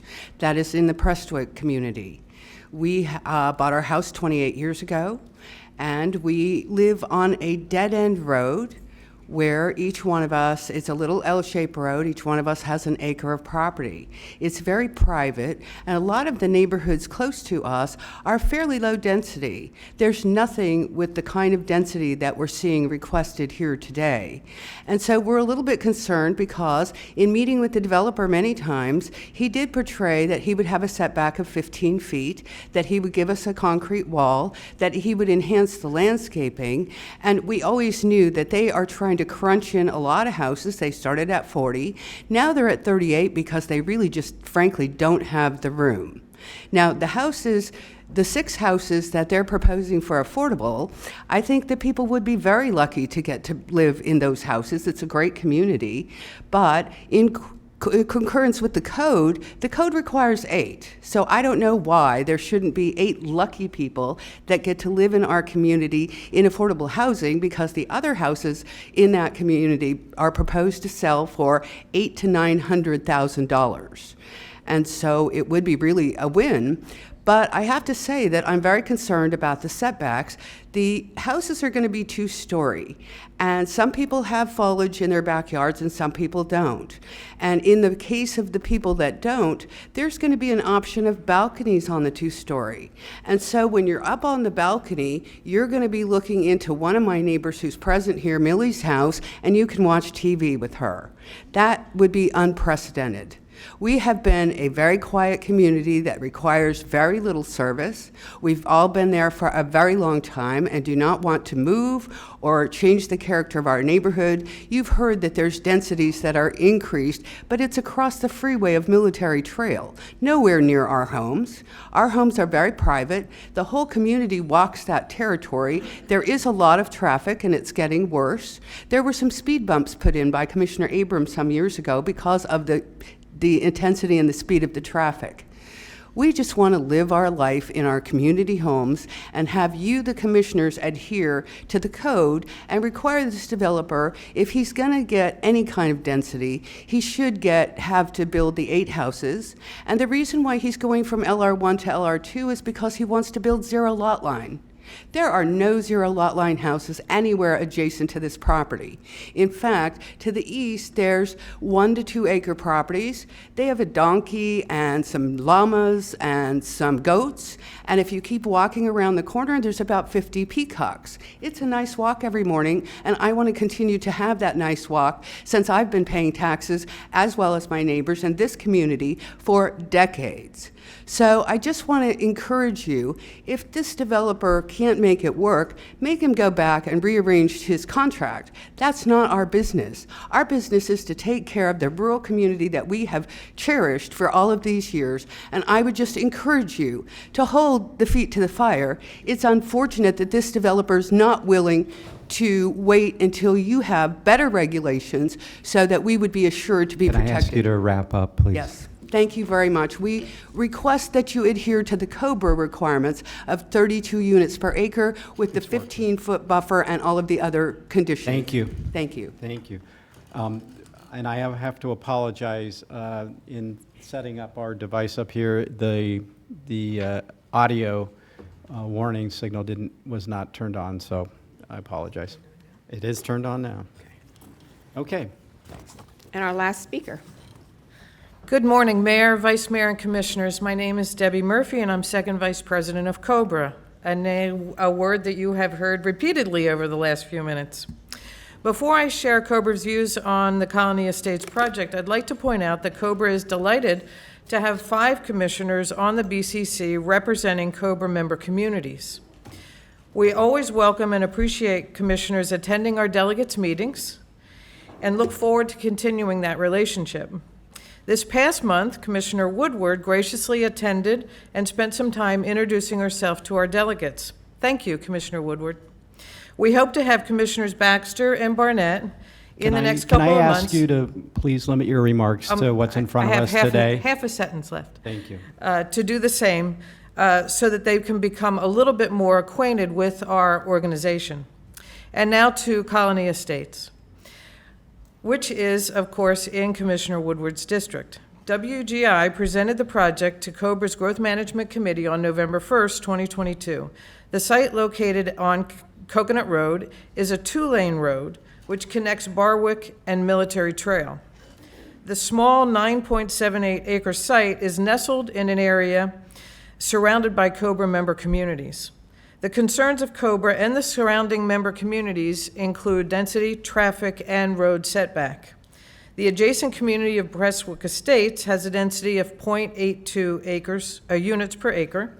Across the street is Montreux at 2.64 units per acre. Little to the east, Oak Run at a little under 3 units per acre, and Coconut Pines Estates at 2.11 units per acre, all significantly below the proposed 3.99 units per acre. The traffic on Coconut Road, a two-lane road, which you may be interested to know, had speed bumps installed several years ago to slow down the traffic, is a shortcut from Atlantic Avenue and Lake Ida Road to Military Trail, and is the easiest way for residents around Barwick Road to gain access to the Walmart on Military Trail. To help with those concerns, a reduction of the units to 32 would make the density 3.27 units per acre and would hopefully increase the road setback at that point. In closing, the COBRA Growth Management Committee, Board, and delegates all voted to recommend approval of the Colony Estates project with a maximum of 32 units, including all required workforce housing be built on site. We hope that you hear the concerns and vote to reduce the density of Colony Estates. Thank you for your time and consideration. Thank you. Commissioner Woodward, you're recognized. Thank you. And thank you for mentioning this is actually in my district, so I rarely get this opportunity in zoning. Another thing, I am new to this, and I think I have spoken to everyone who presented, most of the people who did public comment. Thank you for coming today, and thank you. I know you had 3 minutes today, but you spent more than an hour with me in my office, so hopefully you felt heard there. This is the first chance I believe all of us are in the same room together. So some questions have been brought up that I have had with different individuals and some new questions today. So if you would indulge me to get a few answers. Absolutely. One of my questions, I asked to have policy 2.4B brought up, which is how TDRs and workforce housing, this plan was put into place before I came. I am still trying to wrap my brain around some of this. And it was brought to me on how we get to a density bonus of what is being brought. So if staff could maybe just do a brief synopsis on this, please. Yes. Thank you, Commissioner. Brian Davis with the Planning Division. 2.4B is one of the critical policies whenever we have a land use amendment and also when the TDR program is used. The concept is most density increases are supposed to be handled through a zoning process. That's what the TDR program and that's what this policy speaks to. So that's the beginning of the policy. The TDR program is the required method for increasing density within the county unless. Then it goes on to talk about if you have a land use amendment in process that you're asking and you could demonstrate that the current land use is inappropriate. That is, it was done in error, there was some extreme change in circumstances, like interstate interchange comes in, there's a lot more infrastructure, the schools can handle it. You can then come in and say that land use is inappropriate, it's more appropriate to be this, then it's okay to then access that. And then it goes on to say, or if you're going to come in, you're going to use your standard land use, let's take this parcel, LR1, 10 acres, they get 10. They only want to go up to 15. They could use the workforce housing program. It says that's an exception, that's allowable. So that's how this policy reads. And then there's a third provision that doesn't apply here that says if there's a neighborhood plan that says it's okay to do a density increase for other purposes. So this is the required policy. Our analysis, Mr. Lodge presented it in his presentation, they did not meet the changed circumstance in the land use amendment application. So they are stuck with having to use the TDRs. The staff interpretation has been that their request was 38 or 39 units. It was 39 in the application, and we've heard 38 today. That the only way they can get there is to go to LR2 and max the transferable development rights, which they can do under the code and the plan. That's what got them to 39. So that's why there is the conditions out there. It made it consistent if they maxed the entire request. The end result is that number generates a slightly higher workforce housing requirement on the TDR percentage because they're purchasing 19 or 18 rather than 10 is what they're proposed in their application.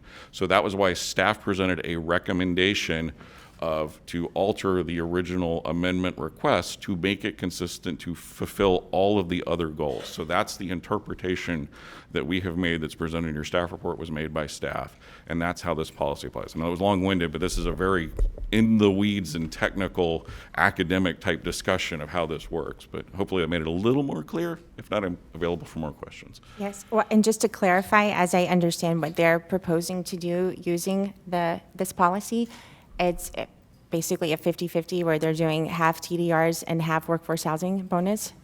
And that is something that I wasn't aware of was even an option, and I would like to know of my fellow board members that I don't know if this has been done before, if this is the first time, and this was brought to me, I've read it, I've had your explanation, and you just gave it again. I don't know if this is discussion to be had of whether this is in the code, is this an interpretation of how they get to this bonus? And also, you said someone was crunching the numbers with the 38 units that have been changed. Also, could that number be addressed for if the 32, which is what the residents are requesting and the neighbors, what that would change the workforce housing to as well? I think the problem with the 32 is we're not sure, because it's not the applicant's request and it's not what staff analyzed, that's a COBRA issue. We don't know, are they taking 12 TDRs, are they taking some workforce? So that would need to be hashed out if that's where we go to determine that. Would it significantly reduce workforce housing? It would reduce the work, either way you calculate, just by reducing the overall number, because they're all percentages, so proportionally they will come down. The 38, if you bought the TDRs, I believe it lowers it to a 7 workforce housing unit obligation if they bought all 18 that they would be required if you approve the land use.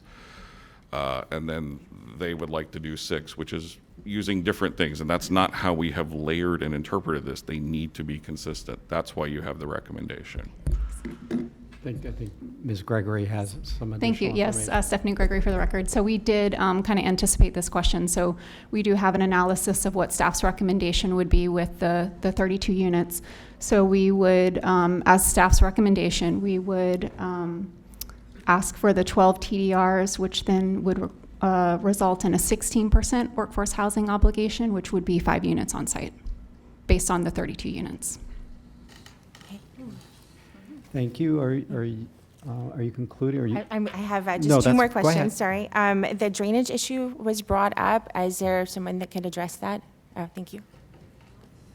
Thank you, Commissioner. Brian Seymour with Gunster for the record on behalf of the applicant. Mr. Machado talked about that a little bit during his presentation on the lake, and he talked about the sheet flow. That's existing drainage that currently just flows directly across the property right onto that roadway. What will happen is that is going to now go into that lake. It'll sit the lake, it'll be treated, and then it will be discharged through that system, so it will no longer take effect. So the drainage actually gets better because it doesn't just sheet flow across to the road. Thank you. And final question would be a traffic question. What was presented, does staff have anything different to say on that? Because I did make a site visit to this location. I drove there myself, and I know that there's a Walmart right off of Military Trail, and you drive into this, and then it gets very kind of quiet back there. But there's a school, I believe, west and south of that. So can we confirm what they said about traffic?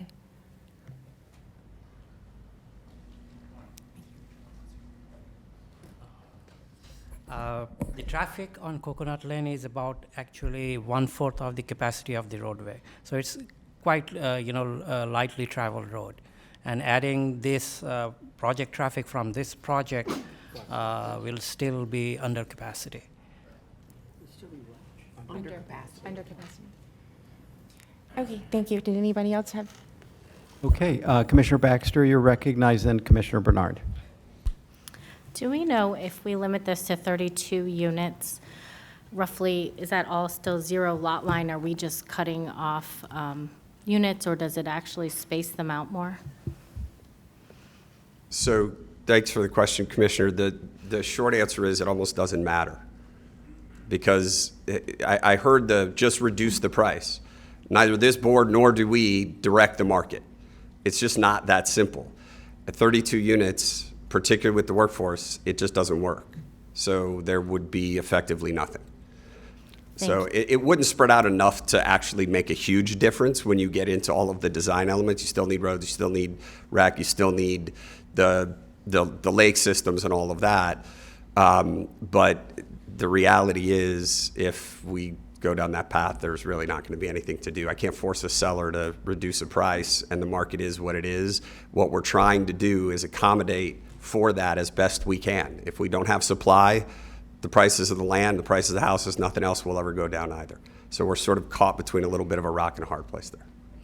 I guess where I'm stuck is 1 acre lots surround this. It just doesn't seem to be comparable with the surrounding area at 39 or 38 units. That's why it's asking. I hear what you're saying. It is an infill project, as Mr. Machado said. I think his name's now been pronounced 6 different ways. I apologize, Yon. But the reality is, this is east of Military. It's very close to major thoroughfares, and there is that historic one piece there that is at the 1 acre lots. Nothing else is at 1 acre. So we're trying to do what we can to make it work under the circumstances. So we hear what you're saying, but as it's developed over the course of time since that was done, the densities have increased. Thank you. All right, thank you. Commissioner Bernard, you're recognized. Thank you, Mr. Mayor. I used to live near this project, so for over 11 years. So I guess the question is, what's the traffic on Barwick, since you've got the school? Because my kids attended Banyan Creek, so how's that going to impact the Banyan Creek? The traffic there. They did not have to do the analysis for Barwick. They only have to do the Coconut because they are fronting it, and the intersection of Coconut and Military. So those are the 2 analysis they did: intersection of Coconut and Military, and capacity analysis of Coconut. And both of them show that they meet the standards. They didn't do the analysis for Barwick. So Barwick, I'm guessing that it probably is busy when the school is open, but other than that, it's probably just normal traffic for like any other roadways. So I did just ask our traffic engineer that question. He used the word insignificant. There's not, Quasi's right, the analysis is not specific to the current trips, but the distribution, as Mr. Machado said, during peak hour particularly, and during that time where the school's in, that you might see one trip that adds at those peaks where someone would go down that road. If you have a kid that you might walk them to school, you might not, you might drop them off, but the majority of traffic goes out towards Military Trail, not on Barwick. Okay. Follow up, Mr. Mayor. In regards to, what's the lot size for Montoro? Do we have the lot size?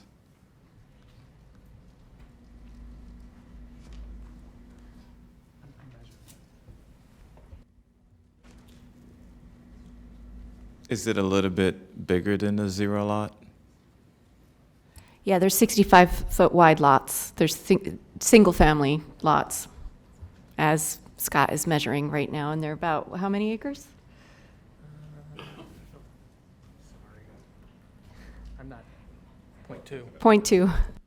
Okay. And then just, I know that since I used to live in Bexley Park, those are also 0 lot houses that are nearby also. So. Thank you, Commissioner. All right, Commissioner Sacks, and we go back to Commissioner Woodward. Vice Mayor Sacks, sorry. Really impressed that everyone has been out to this place. I feel like I should be there.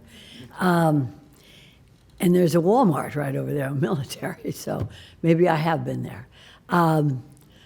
This is an important request, and I compliment Commissioner Woodward for getting into it deeply, because it is, we're just starting out on using all these benefits, developer benefits for building fee simple estates for workforce housing. So I want to do it right. So what we have presented here is we have and Mr. Seymour, you want to come on up to the? Almost didn't recognize you. We had a little growth there, huh? Well, I've been told by at least one commissioner who shall remain nameless that it's time for me to shave, and my wife agrees, so it probably isn't going to last, but I keep fighting the good fight. I think it looks very good. Thank you. Looks good. Now, let's go back to the 32 and the 39. There seems to be a number of issues that are completely going to be fixed. You're not going to sort of immutable, and that is going from 39 to 32 units at this area. Is that true? It is not feasible to do this at 32 units. Okay. And also, have you requested compliance, or have you talked to the other neighbors about it? And it seems like I want to be able to make sure that this first time that we have units for sale, that it's good, that we do it right. It seems like none of the neighborhood communities are really excited about having the zero lot lines next or close to theirs that are more than 1 acre per unit. I've been doing this a very long time, and I very rarely have neighbors that jump for joy when we come in and do new development that doesn't mirror what they do. But the reality is, that's the only way we're going to resolve some of the housing crisis we have. We have to build houses, both market rate and workforce. And so I recognize that, we recognize that, and that's why you saw what Mr. Machado said, which what he showed you, we've decreased the height of the house from below code, we've increased the setback of the height, we've increased the buffer, we've made it completely opaque so that those view corridors, they were designed based on those view corridors to try to accommodate the view concern as best we can, and we think we've done a good job with that, because if you take that buffer that we propose, there is no visual relationship between the two at that point. And so it's not just a function of mirror this, but what are really we talking about? And it's impact, it's people. So there aren't 4 houses that are looking in, there are 4 houses that might be looking at trees. And that's why those trees are higher, they're put in higher, they grow higher, the wall, et cetera. Thank you, sir. All right, and I just want to correct that we have had for sale single-family workforce housing, workforce and affordable housing in the county. This is differentiated because it's being built on site as opposed to an off-site location. So just to clarify for my colleagues. Yeah, yes, it is the first on-site, absolutely. Okay, all right. We'll go to Commissioner Woodward and then Commissioner Barnett. Yes, thank you. I would just like to say what I do like about this project is having the workforce housing on site for sale. I did not realize this was the first of those when it was presented to me. That was kind of exciting to know District 4 gets to have that. And I'll tell you what else I like about this project is, as you all know, we have a workforce housing workshop coming up next week. The voters did pass on a bond issue to tax themselves to start working on this. What I like is this is somewhat creative, where the builder is using 2 different programs, which I understand is maybe a policy discussion we have to have by splitting it between TDRs and the workforce density bonus. But either way, we get the units. We get 6 workforce housing units, and it's not on the backs of the taxpayers. And that I like. I hope that this is something that maybe we get to do more moving forward. I do understand the concern of the 32 versus the 38 units. I hope that all of my conversations with regards to the buffers, the mature trees, the landscaping, all of this that's going to go around will hopefully make this a non-issue for the neighbors, and that, you know, we'll be watching. I liked what I saw. We had good discussions, and that was considered. So as far as I'm concerned, in my district, I do approve this project. And I guess, can I file a motion, or do you need to speak as well? So you can, if you would like to move a motion, and this would be it would be for the planning portion, the land use portion. We would start with that. So you can move that motion, and then we can get a second, and then we'll go on to Commissioner Barnett. Okay. So that motion? Okay, so which one? I mean. That's on the as- planning motion, right? So, What staff is recommending or with the applicant? okay, so I have it here for the comprehensive plan amendment with allowing the 38 units with 6 units being built on site. And what TDRs? Oh, and sorry, with allowing the mix of using the TDRs and the workforce housing bonus to So get there. the 10 TDRs? Yeah, 10 TDRs and 6 And then workforce the housing workforce units housing bonus. built on site, yes. Okay. And then on Sorry, the I'm new at setback, this. and the other, I think the other issue is on, well, that's on the zoning side of it, so, okay, so, all right, we're good. All right, and we have I'm looking for a second from Commissioner Marino. So okay, now Commissioner Barnett, you're recognized, sorry. Thank you, Mr. Mayor. I just had a question of Brian Seymour. A great beard, by the way. Grow it out. I agree with you. I'm not sucking up by saying beards look good on men here. Well, you notice I had to trim my own. Getting a little grizzly. But last week or so, I had the privilege of breaking ground on a few projects, affordable housing workforce project housing sites with Commissioner Bernard. And you mentioned earlier the housing crisis, market price housing crisis. There is also an affordable workforce housing shortage. Wasn't thrilled when I saw your recommendation of 6 units as opposed to 8. I was wondering if you could explain why the reduction. So it's pure economics, to be honest with you. If you have to buy the TDRs first, which costs more, it then, without increasing the number of units, increases the number of workforce housing units, which is, as you heard, is range from, I'm going to rough it, 2 to 350, 2 to 3, right? It's a few $100,000. Well, a market rate unit is $900,000. So you have to make up that $500,000+ somewhere. And so then we add costs for buffering and things that we're doing there to work with our neighbors, and everything else comes out. And so there's also the fundamental disagreement on the interpretation, but I'm not going to argue with Brian. I've done that too many times in my life. And so what we've tried to do is come up with a way that makes it work, right? What I meant by the market rate housing isn't just that we don't have enough in the sense of we don't have enough. It's as you do more market rate, you also then have more options, and then you have lower pricing points that start coming down. So what Jim Knight had talked about, where we've seen some decreases by interest rate, if you have the product, simple supply and demand will help that along as well. Plus, we have the workforce that are built on site here. Thank you. Just one more question. This has probably been discussed more than once, but just so I'm clear in my head, the difference between what staff has recommended with regards to the 39 units compared to what some of our residents in the communities are asking for, 32 units. You said earlier you didn't think the proposed 32-unit plan was feasible. Is it doable? Would the program collapse? There's no development at 32 units. We can't we run the numbers. There's no numbers that make it work, unfortunately. Okay, thank you. Commissioner Marino, you're recognized. Not a question, but a comment. Vice Mayor Sachs brought up a very good point. This is a fee simple property, whether it is 0 lot line or it is 500 feet wide, or whether it is 80 feet wide, which is the width of this room, or 50 feet wide, which is the length of this room. No, well, this way, front to back, sorry. Fee simple simply means you are now living in a single-family detached home, which we have not had that opportunity to offer in the affordable housing range at all in this county.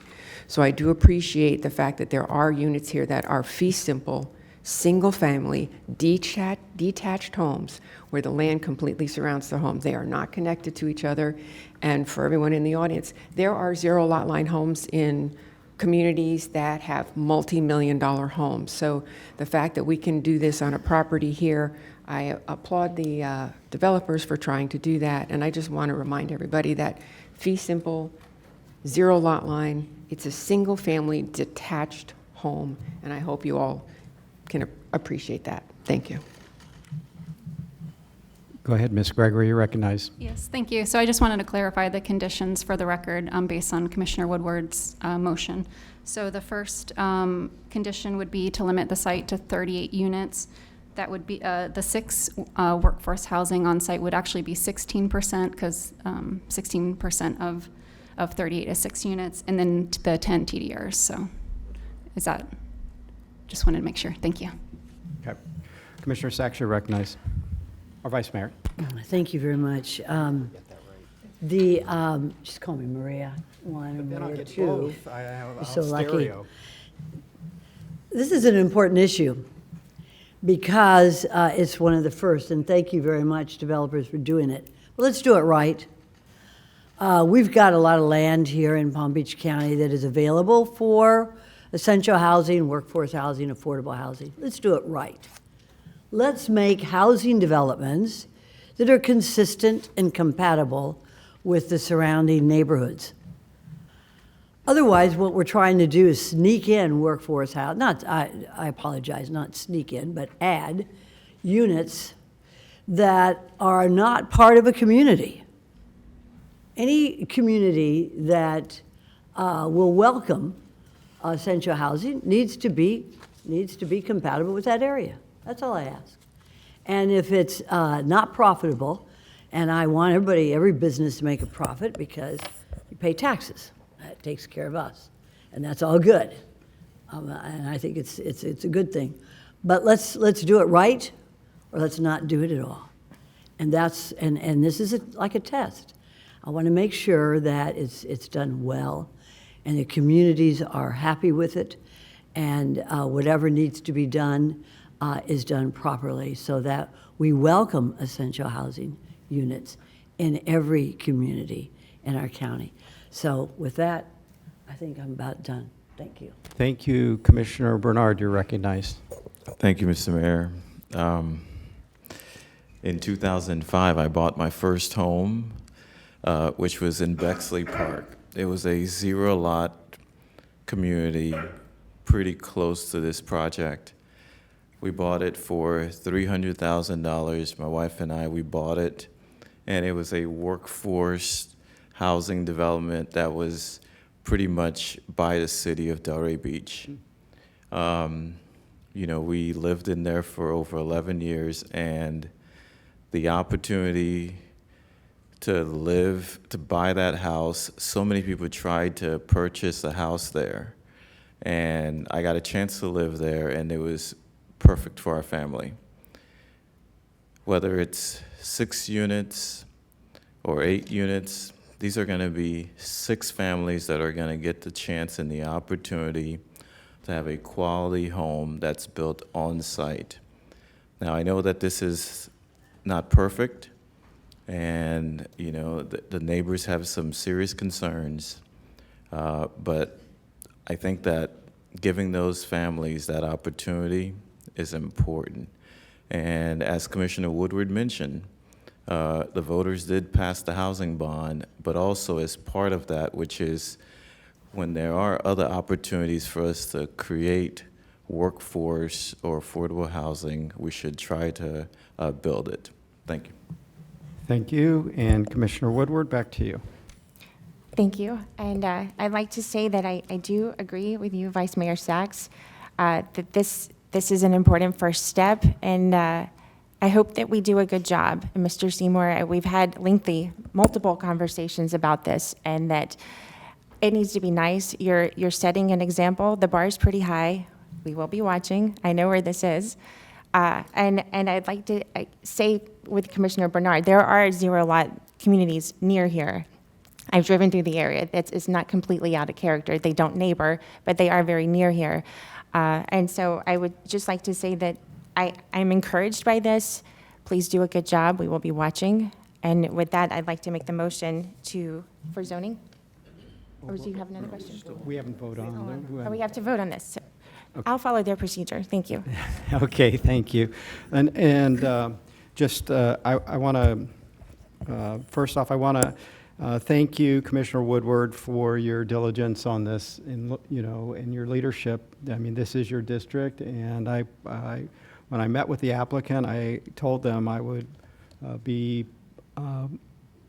I look to the district commissioners to really understand the issues, so I will applaud you for diving in and trying to get a real deep dive on this.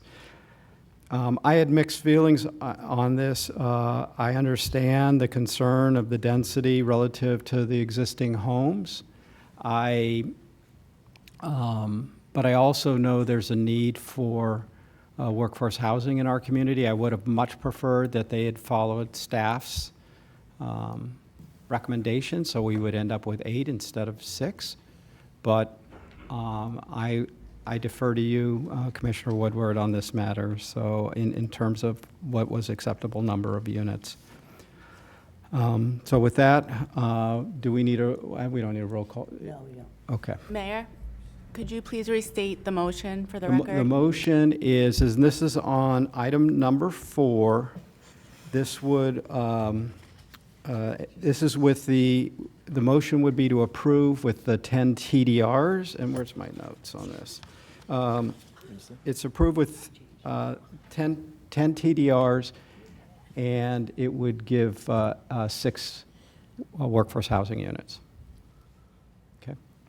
All right. Yes, essentially as requested by the applicant, with a reduction from 39 units to 38, and the 10 TDRs, and then the 6 workforce housing units. Built on site. Which would be 16%? 16%. 16% workforce housing. Built on site. Mm-hmm. Okay, we clear? All right. All in favor? All opposed?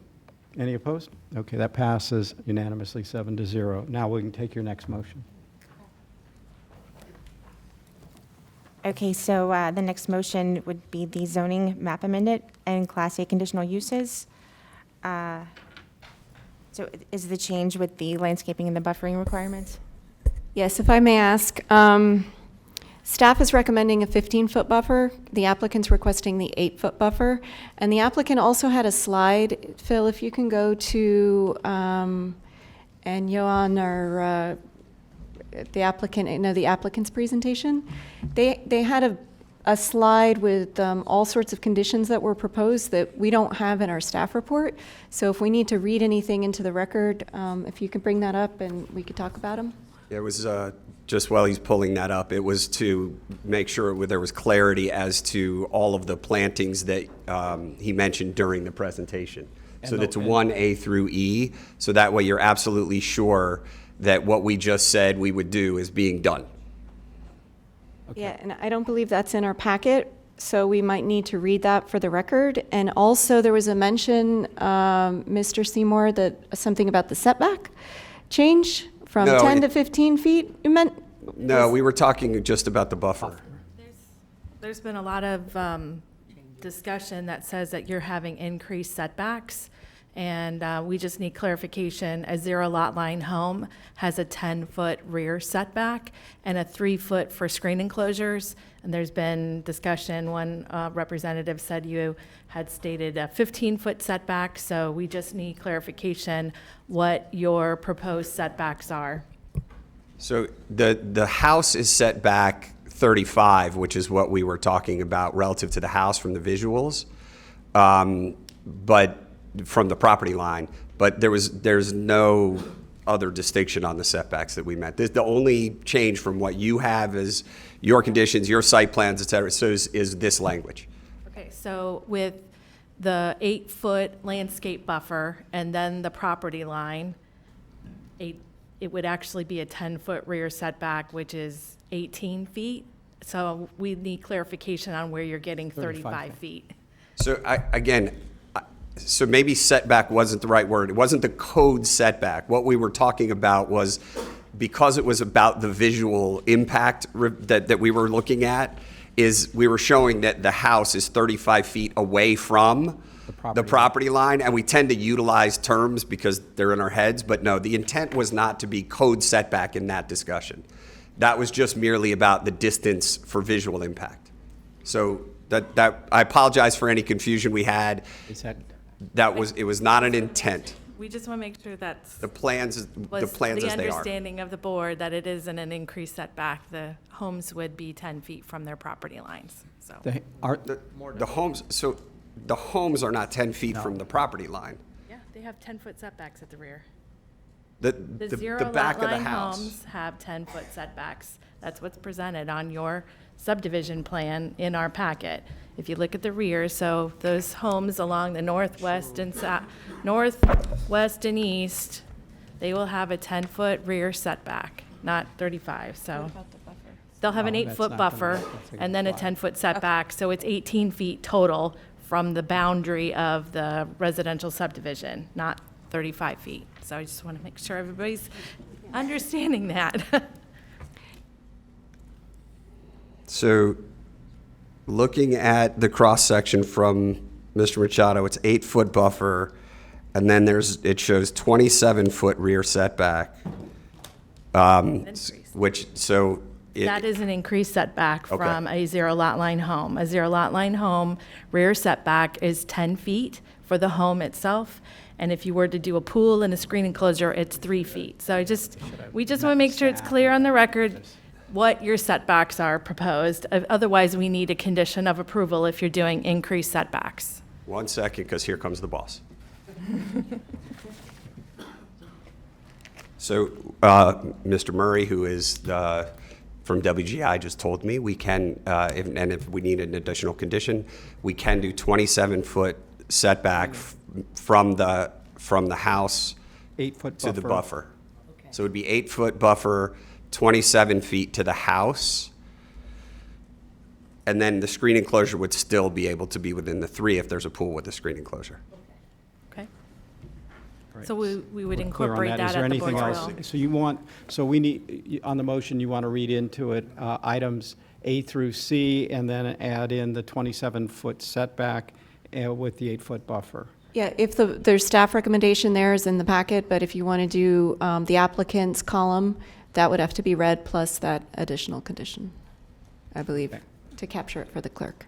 So it would appear the landscape perimeter on the north, east, and west, adjacent to those residential homes, would be an 8-foot wide compatibility buffer. They're proposing a 4-foot hedge at installation to be maintained at 8 feet. They'll have 14-foot canopy trees installed, one for every 20 linear feet. They'll have palms or pines, one for every 30 linear feet. They'll have a 6-foot high wall on the west and north property lines, and a 6-foot fence along the east property line. And the agent will be able to be on the record that they can maintain all that in 8 feet and not 15. That's what the landscape architects told us. Okay, all right, so you want to make your motion now, Commissioner? Yes, make a motion to approve with just read conditions. So we have a motion by Commissioner Woodward, a second by Commissioner Marino. Is there any further discussion on this item? Okay. Through the mayor, if I may, I just need to keep the changes you all just adopted on the land use amendment. I need to make sure that those conditions that you adopted as changed are a wholesale replacement on Exhibit C2 for the 2 planning conditions. So that would carry forward the 38-unit cap. That's very typical. We do in a land use amendment. We just bring them forward in the resolution, so they're there. I just want to make sure that's on the record and it's clear. Thank you. Yeah, It's so on the that record. would be planning condition number 1 of Exhibit C2 changes from 39 units to 38 units. And then I think transfer of development right condition number 1 would modify from 19 to 10, I believe.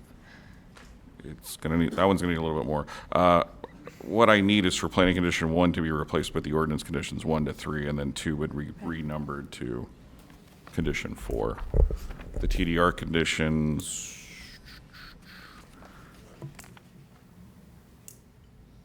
it would drop to 10 TDRs, but I'm not sure what's their market rate to workforce I think the rate. zoning condition got changed to be able to accommodate for this already, right? Yeah, we could work on the specifics today because there's some math in there, but Yeah. we'll capture the direction from the board in the condition. Right, are we clear, everybody? Okay, Commissioner Sachs, Mayor? you're You just got my vote. I appreciate what just happened now. I think it went from good to better, and I appreciate the staff working so specifically on this. So Commissioner Woodward, we're delivering this to you in a better package. Beautiful job, thank you. Okay. I'm sorry, Clerk? Sorry, Mayor, could I just have a restatement as well for this motion of exactly what items are being contemplated in the motion that's before the board? Can I ask you guys to restate it for us, so, because we'll screw it up. So this would be a recommendation of approval of the three motions for the three resolutions for item number 5, Colony Estates.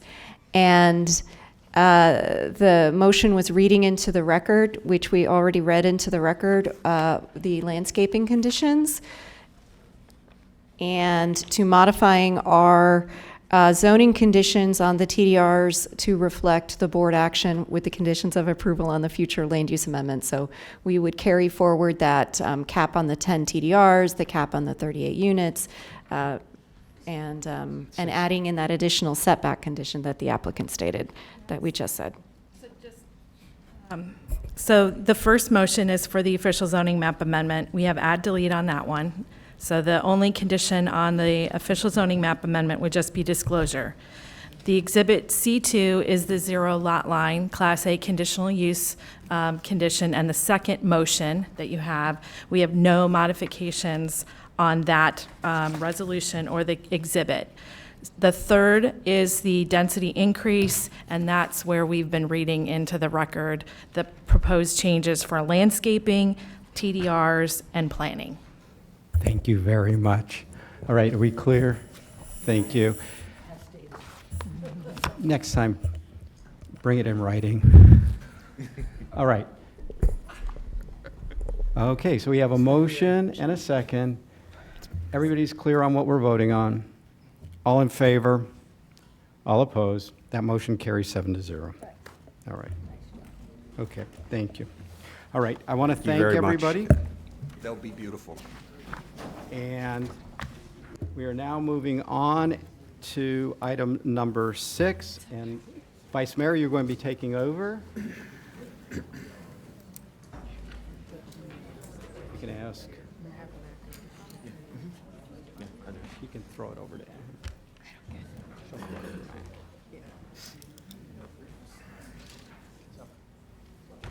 Okay. 5-minute recess. Go to the bathroom.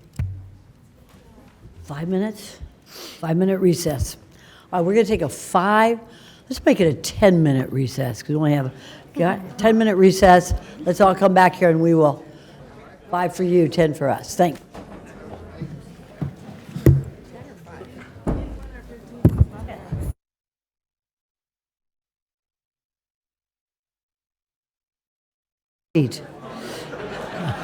We are ready to begin.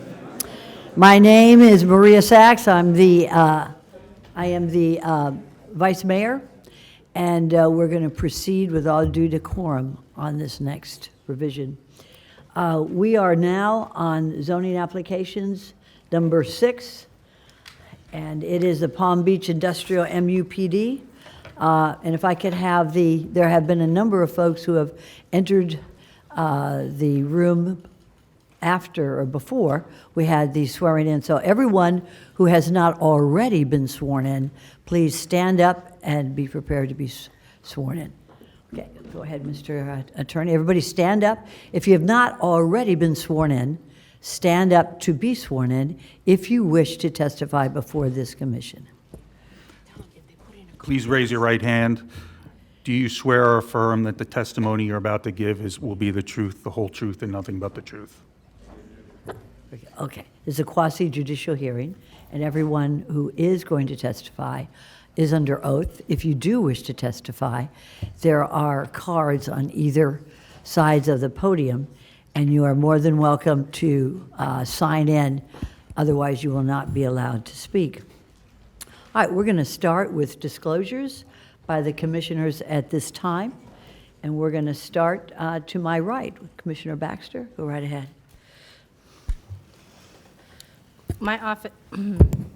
My office has received many emails from residents, and myself and my staff have met with Seth Bain, Craig Hamra, and we also spoke with Jennifer Davis and Madeline Marconi, excuse me. Okay. Commissioner Bernard. Thank you, Mr. Mayor. Thank you, Madam Mayor. I like being called madam, but you can just call me Commissioner Seth. I've had verbal communication with Seth Ben, Patrick Clifford, Craig Hamra, Louis Partenza, Madeline Marconi, Clifford Hertz when it was a different project, John Gaskin, Ken Tuma, and Brian Seymour, and I've received numerous emails. Very good. Okay. Commissioner Marino. Thank you. We have met with Seth Ben, John Gaskin, Cliff Hertz, Ken Tuma, George Gentile, Madeline Marconi, received many emails from residents, non-residents, out-of-state residents, and have filed all of those with the clerk. Thank you very much. All right. Next commissioner. Yes, for Palm Beach Industrial, I had verbal meetings with Seth Ben, Ari Mazzo, Lou Partenza, George Gentile, Madeline Marconi, and also multiple emails that have all been filed. Very good. Thank you, Commissioner. Commissioner Barnett. Thank you, Mayor. Spoke with Seth Bain, Craig Hamra, verbal communications with Seth Bain, Craig Hamra. Correspondence, yes, to file. Emails, no site visit. Very good. Thank you. And for myself, on item number 6, I've had verbal communications and meetings with Tom DeRita, Al Gubord, Danny Sullivan, Ken Tuma, John Gaskin, Patrick Clifford, Ari Mazzo, Cliff Hertz, Madeline Marconi, Linda Smith, Sheila Calderon, Sue Raleigh, Drew Martin, Seth Ben, Craig Hamra, and phone calls. And I have received and filed correspondence and emails that have filed with the clerk. All right, now we're going to move on towards the applicant presentation, if we could, please.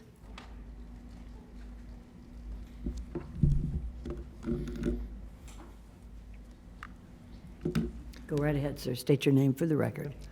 Hello, thank you. My name is Seth Bain. I am a land use and environmental attorney with Lewis, Longman and Walker, a Florida firm focused on all things land, water, and government. I'm here today on behalf of the property owners. I'm joined by our planning expert, George Gentile, whose firm 2GHO has prepared the plans that you will see here before you today. George's firm's had a long history with this project and has worked on the master plan in the past. We also have Brian Kelly here from Simmons & White, our civil and traffic engineers. And then we do have representatives of the ownership group here, Craig Hamra, Patrick Clifford, and Lou Partenza. The property owners have controlled this site since 2014. In that time, they have operated the racetrack there, and it has not been a profitable operation the entire time. And in fact, this operation, like small regional racetracks around the nation, has had declining participation and increasing costs. Because of that, they made the decision a few years ago to close the racetrack and put the property up for sale. When they did so, the interest was immediate. And why was it immediate? Because this is 174 acres of industrially zoned land in Palm Beach County on a major thoroughfare. It's within a industrial protection overlay zone, which in some ways limits its use. However, the use we are here before you today as a warehouse logistics center is a permitted use. And it bears saying right at the outset, there are people here today that are absolutely upset that the racetrack has closed. At the zoning commission hearing, there was emotional testimony about what this racetrack has meant to people in the community. And I'm sure we will hear from some of these residents again today about what the racetrack had meant to them. But let me be clear, the racetrack is closed and will remain closed. It will never be a viable use of this property again. Since the zoning commission hearing, George's team has gone back and done a wonderful job of amending the plan to eliminate any variances on the site. create a project that conforms with your zoning code. And in a little bit, George will get up and go through that with you. I want to state just briefly for the record that today's review, as you mentioned, is quasi-judicial. What that means is you're reviewing the entire record before you today. That's the staff report that your professional staff has put together, the application, the plans, and the reports that are in your files. So we are here on two requests today. Well, that's our team. We're here on two requests today. The first is the abandonment request.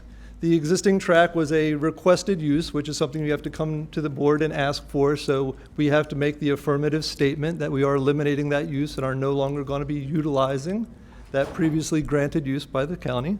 And so we'll have that before you today. The requirements for that are simply, is there any violation of the comp plan in abandoning that? The answer is no. Does it create nonconformities? No. Is there issues with concurrency? Well, as you're going to hear, this is a new project today, so we'll have an entirely new set of concurrency before you today, traffic standards, utilities, et cetera. And in fact, this project represents a significant upgrade on all of those. And then are there change conditions? And of course, the answer is yes. The track is closed. This is no longer a viable use of the property, and so that use is being abandoned. The second thing before you today is a site plan. The requirement for a site plan is simply this. Does your site plan meet your published Unified Land Development Code standards? And the answer is yes.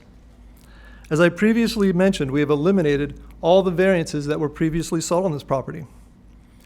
The county's professional planning, engineering, and environmental staff have scrutinized this application for well over a year now and have made a determination in your report that it meets your standard. With that said, your review today is limited to that, and I want to emphasize that point a little bit. You had two items before you earlier today that were land use amendments. When you're making a land use change, you're making a legislative decision. Should some use go somewhere that wasn't permitted there before?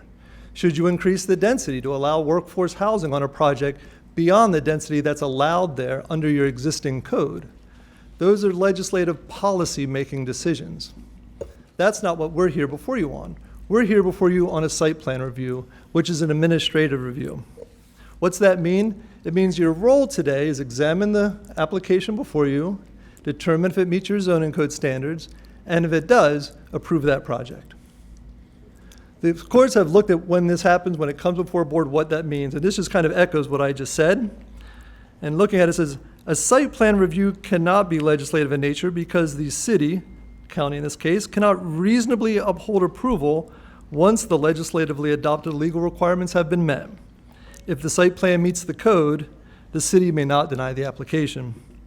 And so just reiterating that fact, and then also the courts have said, and this might be important for today, determinations must be made based on established facts, not on the wishes of persons who appear for or against the granting of an application. So with that said, I'm going to invite our planning expert, George Gentile, to come up and run through the plan for you. Thank you. Thank you, Seth. For the record, George Gentile. I'm president of 2GHO Inc., Landscape Architects and Planners and Environmental Consultants.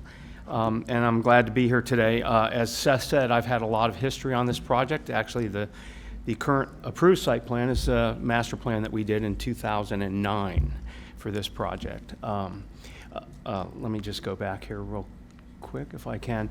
This is just a location, just to make sure we have a reference of where we're located. It's a western area, west of the Jupiter municipal area and the unincorporated area out, and it's also northwest of Pratt Whitney Road, and it's along the Beeline Highway.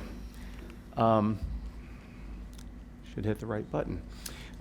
As Seth said, this is in the RTO, the Research Technology Overlay, which was, we all refer to it as United Technologies Corporation Protection Area. This is the Pratt Whitney designation. It has restricted uses to make sure that the uses out here don't impact residential.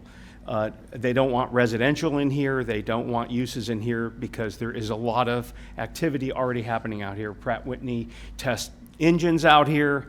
They have a lot of air flight coming in and out to test their engines with aircraft in this area as well. The property is in that overlay. The blue line you see is the overlay area, and it has been zoned industrial and has a land use of commercial high and industrial, commercial recreation and industrial, and that remains today, and you'll see that. So this is the William P. Wynn airport, private airport there in the Pratt Whitney. You see Pratt Whitney. The Palm Beach Park of Commerce is in the right-hand side corner. North Palm Beach County Aviation is a little bit farther south down the B line.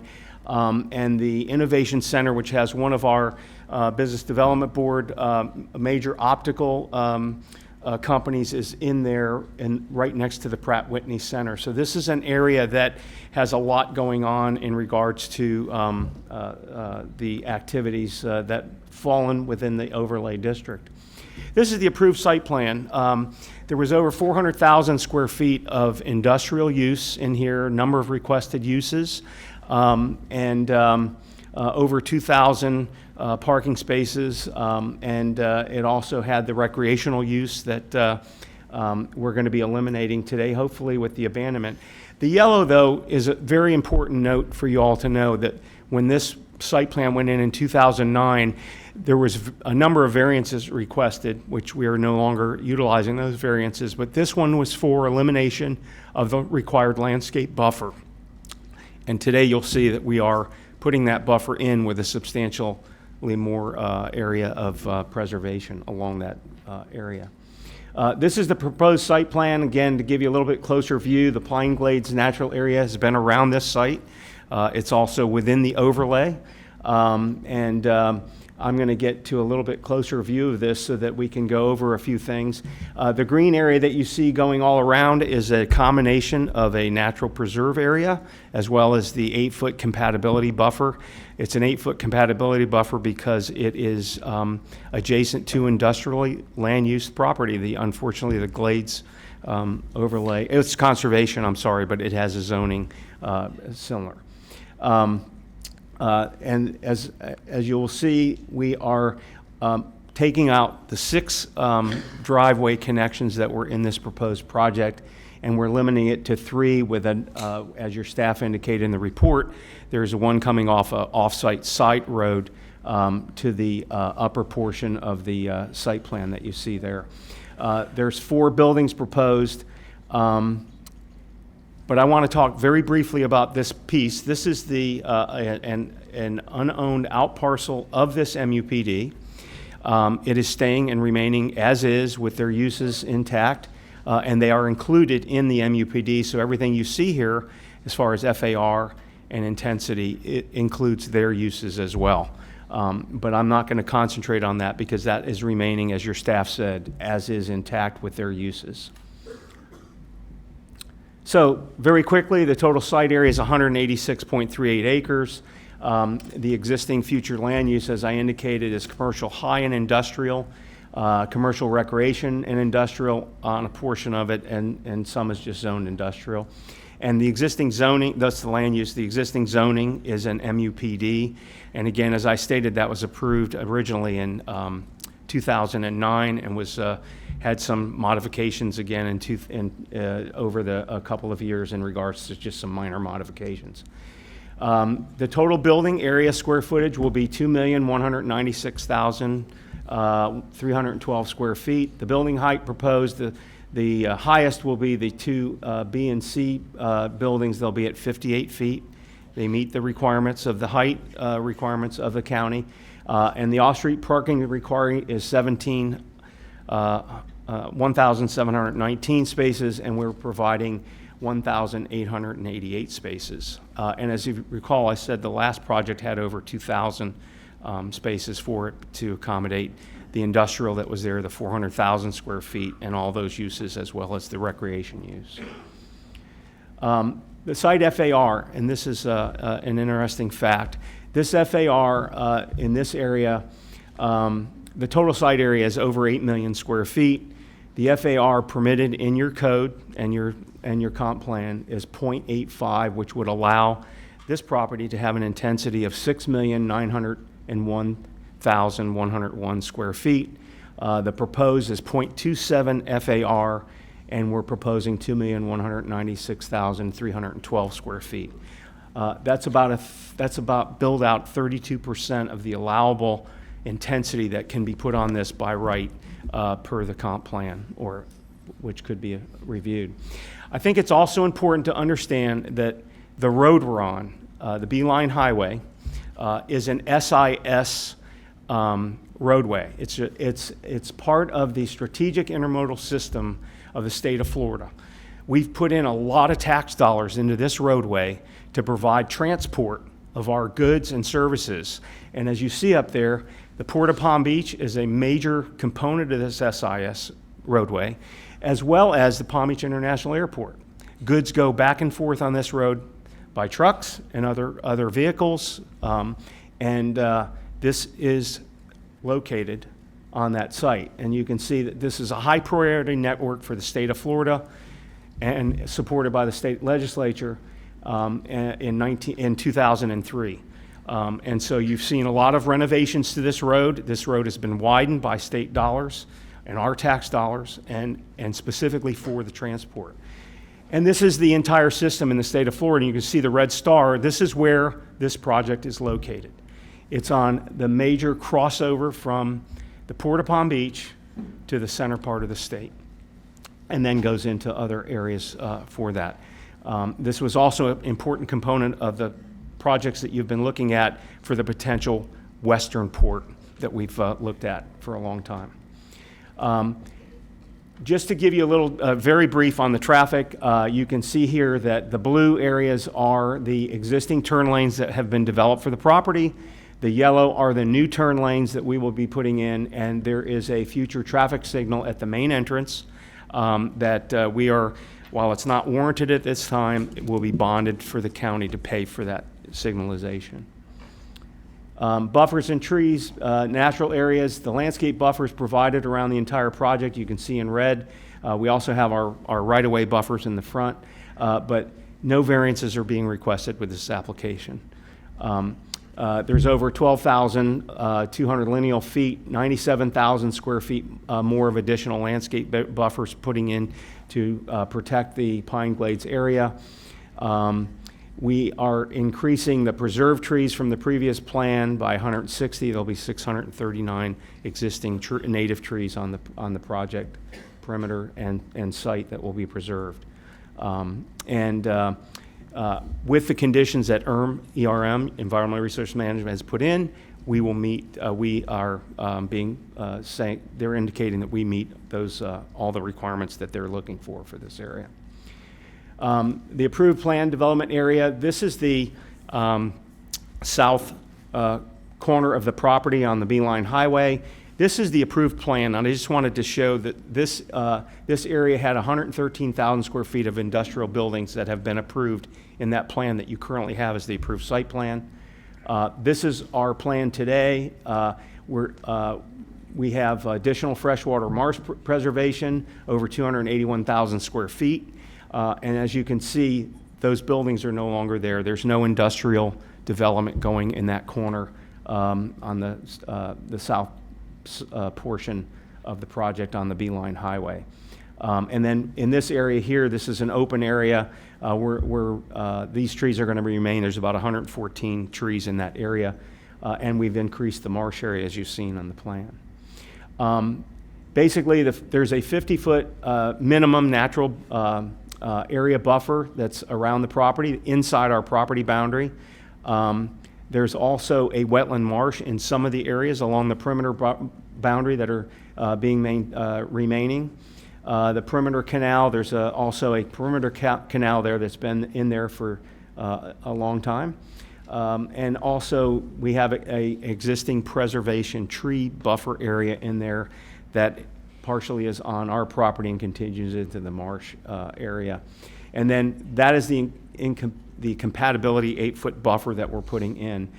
And just to give you a little bit perspective on it, in some areas, and this is in Building C, from the property line to the perimeter road, and that perimeter road that's going in the site plan is actually good for emergency access.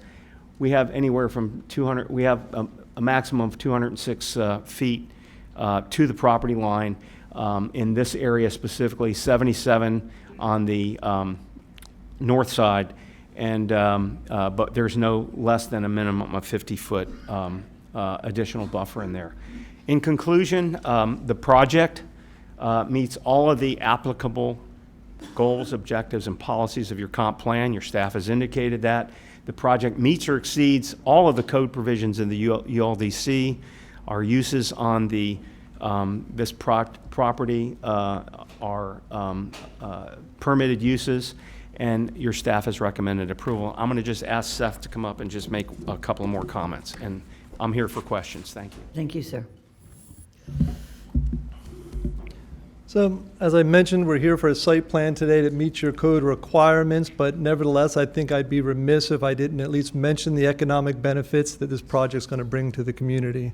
We estimate that the project at this size will have in the range of 1,500 jobs. Those are jobs that will be available to people with VOTEC training at strong wages in our community. We anticipate that the annual property taxes that build out will be north of $4 million every year to the county. There'll be several $1 million in impact fees at the outset of construction. And we will be bringing the utilities to the site. It's currently on septic and sewer, and we will be bringing water and utility again at an extraordinary cost, but to get to the site, and which will also have an economic benefit. In closing, I just want to thank your staff, the planning and zoning staff, your legal team. I've done a fantastic job working on this project. It's been under a lot of scrutiny. And your environmental staff is the most sophisticated environmental staff in the state. In fact, the state, I didn't even realize until recently that the state contracts with your environmental team to take care of some of the jobs that they're supposed to do in the area, because your team's that good. And as the stewards of that surrounding Pine Glade area, they have held our feet to the fire to make sure that your interests and their interests are protected in the area, and our project's better for it, quite frankly. So that concludes our presentation. I'd reserve the right to come back and address any factual issues that might come up during the public comment, and we're here to address any questions you might have. Thank you. Are there any questions by any of the commissioners at this time? Then we're going to go forward with staff presentation. Thank you. Thank you, Mr. Bain. Okay, Lisa Mara, Zoning Director. I will be doing the presentation on this one. Phil's going to bring that up and hand me the clicker.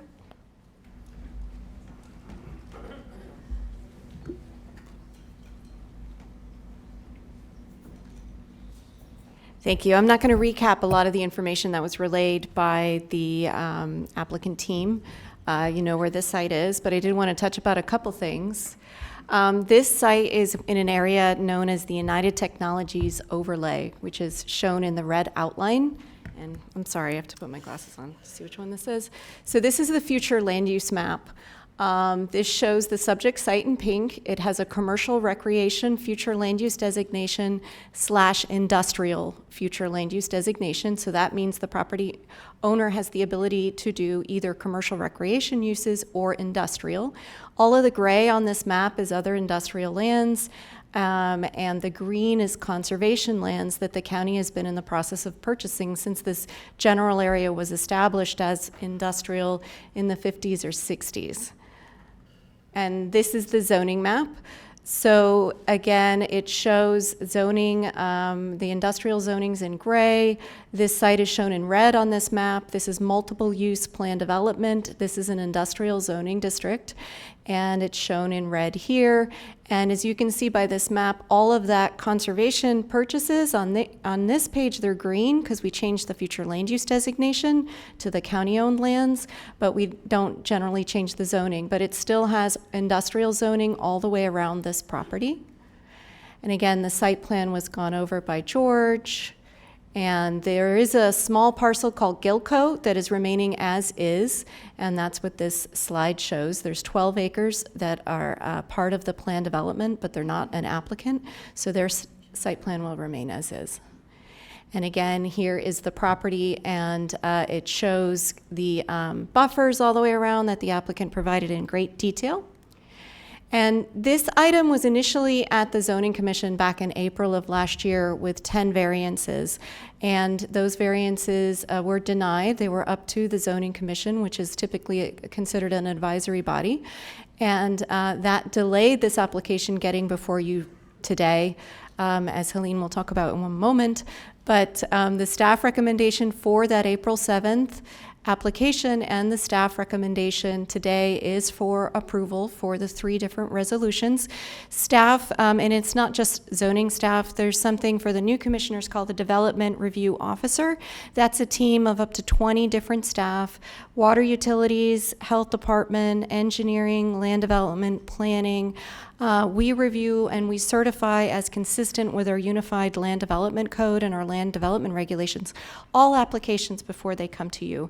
And when we make a recommendation for approval, we're reviewing the request against standards that are adopted that we have to have our individual teams review, and we have to publish in our staff report. So I just wanted to point that out, that we are recommending approval as we did last time. This also has no variances in it, and I'll turn it over to Helene.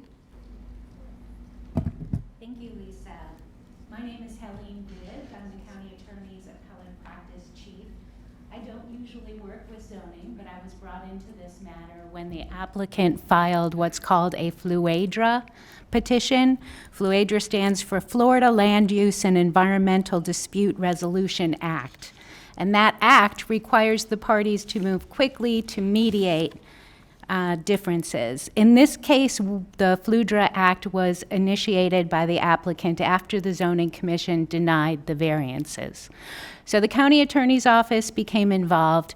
We conducted an analysis of the evidence before the Zoning Commission.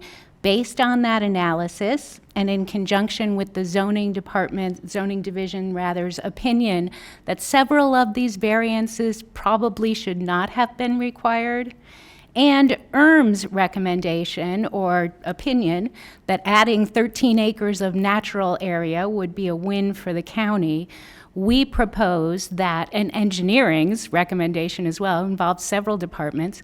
Engineering did tell us that the road rights-of-way surrounding the property were not going to be used as roads. So based on all of this, the county attorney's office, in conjunction with the departments, determined that redesignation of the road rights-of-way would be one method that would benefit several different departments. I want to stress redesignation because in much of the social media and press that you're seeing, people keep saying abandonment. The county didn't abandon anything. We owned the road rights-of-way, the county did, when they were road rights-of-way. We owned them after they were redesignated as natural areas, and now they're protected in the natural glades area. So I wanted to make that clear. There has been some social media and press suggesting that the county attorney or staff failed to apprise this board of the significance of a May 26th agenda item that redesignated these road rights-of-way. And I want to make very clear to those who received emails through their public records request that they would not see county attorneys giving legal advice through emails. We don't stand in front of you with microphones in front of us and cameras in the room and give you legal advice. That's simply not the way government lawyers work. We met individually with each county commissioner before the May 26th hearing, and we advised fully regarding the FLUADRA process and regarding the legal ramifications of that first forced mediation prior to an appeal. And this board had before it the May 26th redesignation and voted to approve that. I did want to say that because in some of the press, it's suggested that the emails portray a county government doing one thing, but telling public officials another.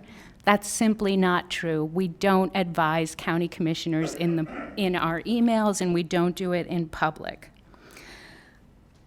I think probably the reason I asked to come here before you is because accusations regarding unethical conduct on the part of your staff are taken quite seriously. You have well over 100 years of government experience sitting at the table in front of you. And if you're going to accuse us of being unethical, you better have proof. We didn't take any decisions away from the Board of County Commissioners. You wouldn't be here today if we did. Thank you. That was thorough. Thank you. Thank you. Do we have any other members of the staff wish to speak on this issue? All right. We're going to open the floor up now to questions by the, thank you. Questions by any of the county commissioners. And seeing, Commissioner Marino, go right ahead. Thank you. Well, I am Commissioner Maria Marino. This racetrack happens to be in my district. I have been researching, reading every single document that comes into my office. I have met with interested parties. I have questions of staff. I also have comments. We have a lot of comment cards. But right now, my questions are very simple. Legally, are there any grounds in which the county can deny this application? And I have a lot of attorneys in the room, so I'm sure someone can answer that. I'll start, if I may. Would you like me to, Darren? That's fine. Thank you. So the applicant mentioned briefly evidence sufficient to support the application.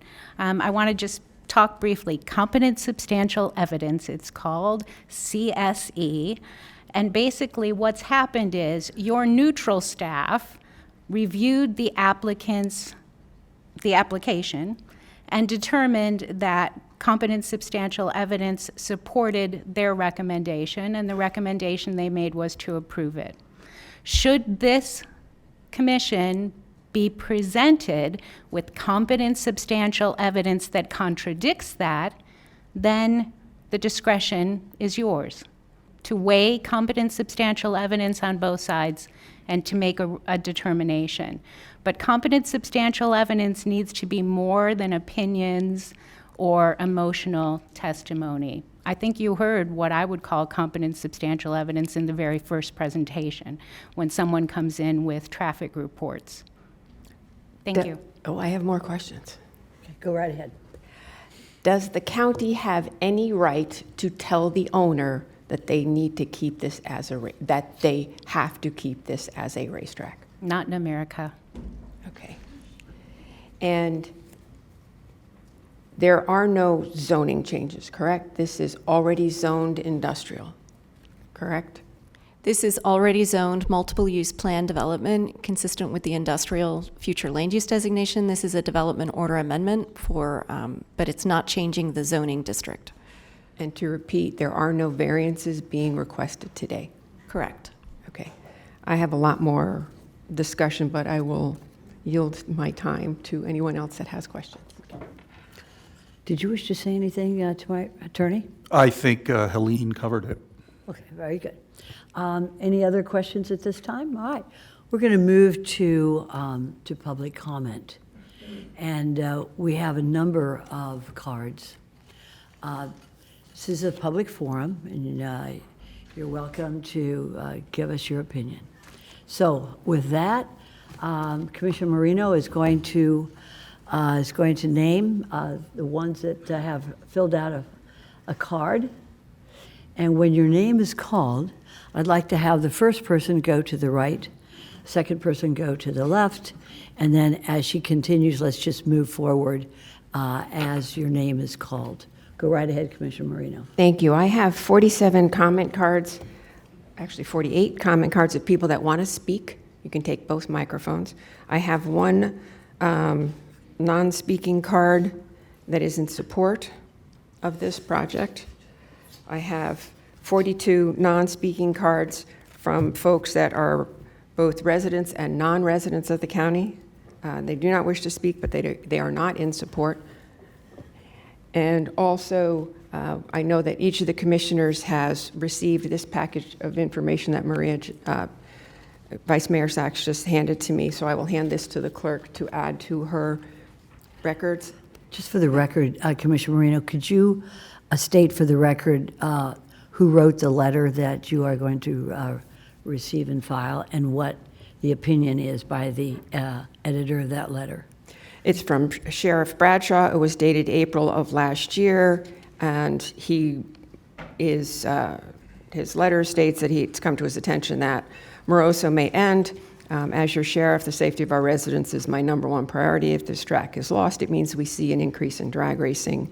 This is a problem that could escalate. As sheriff of the county, it is prudent that this facility stay a raceway so these thrill seekers have some place to go besides our public street. And the rest of the letters here are of the same vein. So this probably 15 letters here that we have already received as county commissioners and I've already filed once, but we'll file them again. That's what these letters are. So as we go to our comment cards, and as I said, you can take both lecterns. We'll start with Peter Scalzo of Sarasota, Florida, and Mark Wenthal. And Mark, I don't know what city you live in, so please identify yourselves and where you live. And after Peter and Mark will come Deborah, I think the same name, Wenthal, and Myron Schulte. My name is Peter Scalzo. I'm 8033 Sterling Falls Circle, Sarasota, Florida. I've owned 5 drag strips. I currently own and operate a drag strip on Long Island, New York, and I'm here in support of the drag racing community and hopefully to have you folks maybe think a little bit outside the box, and I have an idea for you. But my first comment is, these folks that bought this facility knew they were buying a racetrack. Now, if they bought that racetrack for whatever amount of money they paid for it, and then maybe mismanagement, I don't know, I wasn't involved, but then decided that we can't afford to keep it anymore as a racetrack, well, you know, shame on them. I mean, they're the ones that bought this facility as a racetrack. So when I hear this first gentleman come up and say that local racetracks around the country are dying, that's not right. I wish I had another 10 racetracks like I have in New York. Bradenton, which is in trouble now, they want to put housing next to that. That is a thriving racetrack. Gainesville, thriving racetrack. So to say that racetracks around the country are not doing well, that is incorrect. I have an idea. How about we try to coexist? Let us keep the drag strip. Doesn't take up a whole lot of property. Let us keep the drag strip. I'll even operate it. I'll pay you a rent for it. And we can keep all the folks happy. We can keep the sheriff happy. I will run it. I know what the hell I'm doing. We can have both. You can have your development, and we can have our drag strip. Thank you. Thank you, sir. Please, no. Go right ahead, sir. Good morning. My name is Mark Weinthal. My address is 3111 45th Street, West Palm Beach. I own and operate Murray Speeding Custom, an 84-year-old business that has operated in Palm Beach County since 2004. I'm here to speak against the development order and abandonment request that will allow Palm Beach International Raceway to be destroyed. The topics I plan to discuss are the legal deficiencies in the application and what the county will lose if Palm Beach International Raceway is allowed to be destroyed. The legal aspect. The applicant is requesting a development order and abandonment and a development order amendment. Your code lists the standards for which the applicant must meet in order to request to be granted. If the development order amendment or abandonment request fails to meet any of these standards, it shall be deemed adverse to the public's interest and shall not be approved. I've taken the language directly from your code. The code goes on to list the standards. One of the mandatory standards is the applicant must demonstrate a change in site conditions and circumstances provided by the applicant's justification statement that necessitates the abandonment and necessitates the amendment. If the applicant fails to meet this criteria, the applicant shall not be approved. They're the ones that close a track. I have read the applicant's justification statements, as have you. Where in this do they meet this criteria? And they do not. Section 8 in their justification statement is titled Changed Conditions or Circumstances. But the paragraph is supposed to outline the crucial elements and is void of any facts outlining this change in site conditions or circumstances. The application justification is an increase in consumer demand and on-site purchasing for necessitate the need for more warehousing. I'm going to read for Sonny because Sonny had to leave. We're all workers. There's going to be a lot more people, and there's a lot of people that left. So I'm going to ask for the latitude for that. We had Sonny, which was directly after me. Go right ahead. Thank you. Wanting to sell the land, so it may be redeveloped is not a change in site conditions or circumstances. A self-imposed want is not a demonstration of change in site conditions or circumstances, period. The track has operated here since 1965.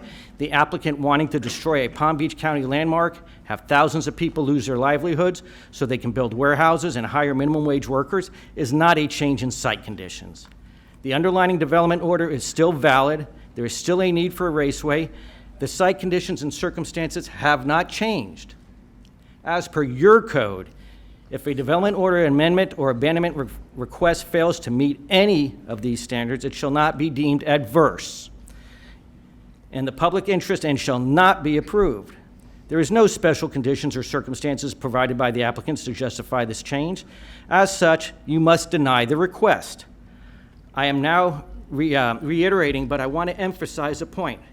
Your code states the applicant which fails to meet any of these standards shall be deemed adverse to public's interest and shall not be approved. No site conditions, circumstances have changed to justify this.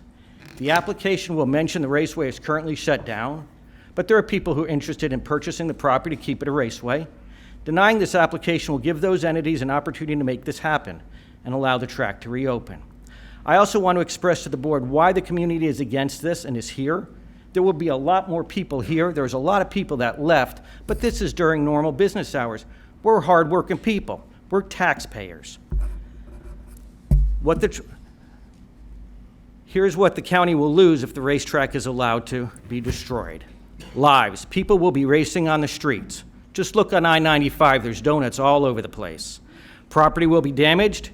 Innocent people will be injured, killed, and people will be street racing.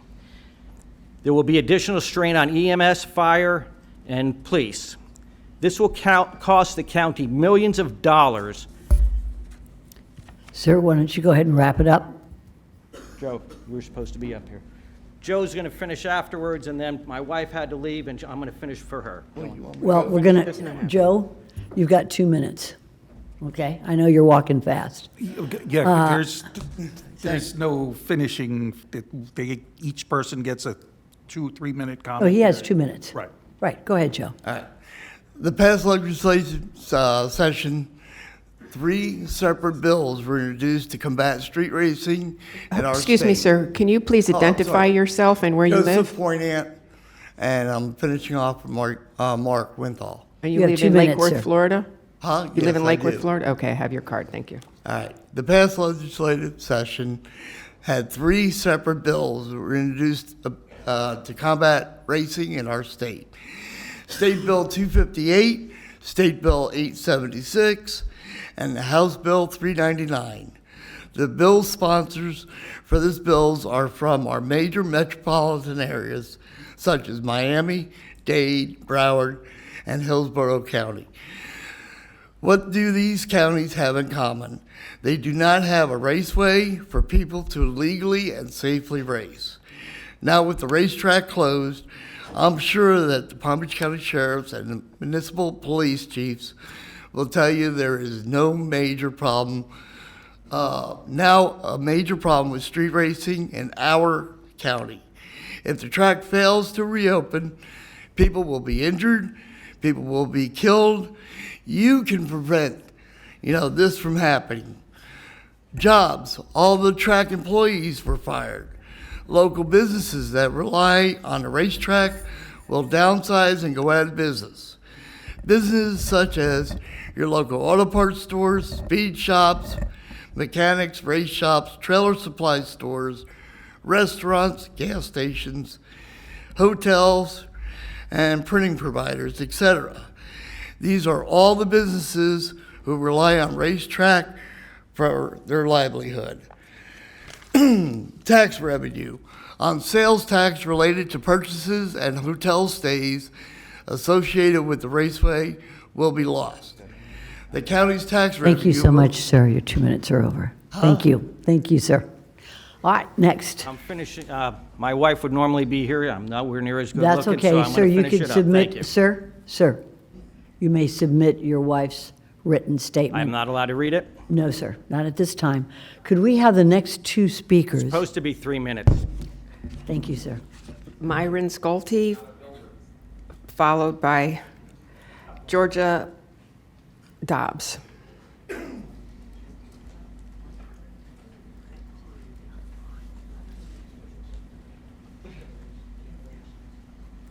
Good afternoon. Afternoon. I had good morning, but I had some things written. I'm a little nervous, but I appreciate all of you looking because I've been watching you and listening. I heard a few things from this gentleman. I believe the track was bought by the investors in 2008, but I'm not positive, but he said he started the project 2009. So this has already been, they already had a plan what they were going to do with our racetrack. They've had 14 years working on this. We've had 1 year when they were shutting it down in April 2021. I'm here to share my passion that would represent the whole racing community. We're not thrill seekers. To me, it's a God-given talent, a gift, a passion that I am blessed to be able to do, that I did pretty well with since before they closed it. But I just want to read it because I know the time. I'm here to save our historical racetrack. I'm here not only for myself, but for the up-and-coming future racers to have a safe place to race. Racing to me is a great passion. It is a God-given gift to me. And whenever I talk about racing, I light up like the Christmas tree on the track. It brings so much joy to me and every other person that I represent in racing. My calendar would have the whole year schedule planned in January when the racing was coming up. I've met so many great people and made great friends. And I want to say, when I race down the track, I feel like an eagle flying. I feel free. So I'm sure everyone on here has a passion that makes them feel like that. Might not be racing, but you each have a passion. Thank you. Thank you very much. Appreciate it. Commissioner Marino? Myron Schulte, Richard Bowers, Trevor Lewis, John Carroll. You can take alternating lecterns. And please identify yourself and your address. Richard Bowers, Boynton Beach, Florida. I wanted to bring up the fact that there is a grand total of one racetrack in Palm Beach County. That's it. So the fact of the matter is there are no other choices as far as another place to go. It was just brought up a second ago that everyone has a passion. Now, I know all of you, maybe it's not drag racing, but I'm sure you do have a passion. The point I'm making is, in other areas, let's say you love golf or you love bowling or whatever the case may be, if it were to occur that in Palm Beach County, there was one golf course left in the county, no other golf courses, and they said, we're going to close down Palm Beach County Golf Course, I guarantee you just about everyone in Palm Beach County would go, well, it's common sense. It's the only one we have. It's not like we have 10, 5, where we can close this one and go somewhere else. So whatever your passion is, if it's golf, like I said, if you were going to close down that one golf course, I'm sure it would be reasonable that you would say, no, we're not going to close down that last golf course. We're not going to close down that last bowling alley. It's the only one we have, so we're going to keep it. And I think that's very reasonable. And like was mentioned before, there are ways to make this work. There was, keep the drag strip portion open, use some of the other areas for the, the whatever they're using it for in industrial uses. The point is there's a way to make it work, but the problem is there isn't another choice for a drag strip, but there are other places where you can build warehouses. Thank you. Thank you, sir. Sir, your name and address? My name is Myron Schulte. I live at 1322 North K Street, Lake Worth, Florida. Would like to explain what the county would gain by keeping the racetrack, other than they want to focus on the jobs that they create with these warehouses. Most of them are low-paying jobs as opposed to the skilled mechanics and businessmen that rely on the racetrack for their revenue. They want you to put them out of business, mechanics, salesmen, chefs, tradesmen, and other skilled labor and local establishments out of business to make way for minimum wage warehouse jobs. We understand that the applicant has the right to apply for the amendment and the abandonment, just as members of the public have the right to come out and speak out against this. It is unfortunate that these meetings were held during normal business hours and not after hours, but you can see the number of people that took off work today, myself included, to speak out against this. Many people here, including myself, shut down their business to be here today. That would be Mark. I can assure you that many, many more people are here, but could not take the day off to be here. The board should not feel obligated to grant these requests, especially when the provisions of your code clearly state that they should not be granted. And don't forget that the zoning board voted 9-0 against this project. I thank you for your time and hope that you make the right decision to put the members of our community first, to put local businesses, local residents, local jobs, and a historic icon of our community over a large out-of-state corporation with no ties to this county. Deny these requests. Our community against this, our county is against this. Something to consider would be a public-private partnership for the track. Fact is, this is just a large hedge fund that in fact deliberately mismanaged the track in its final years in order to diminish public interest in it. Thank you, sir. This track was quite profitable under the ownership of the racing community. Appreciate it. Thank you very much, sir. Okay, the next speaker. Vice Mayor, before I speak, could I ask a quick question to the commissioners? No, not at this time, sir. I understand. Why don't you go ahead and give us your name and where you live, and at the end of the meeting, maybe we can entertain that.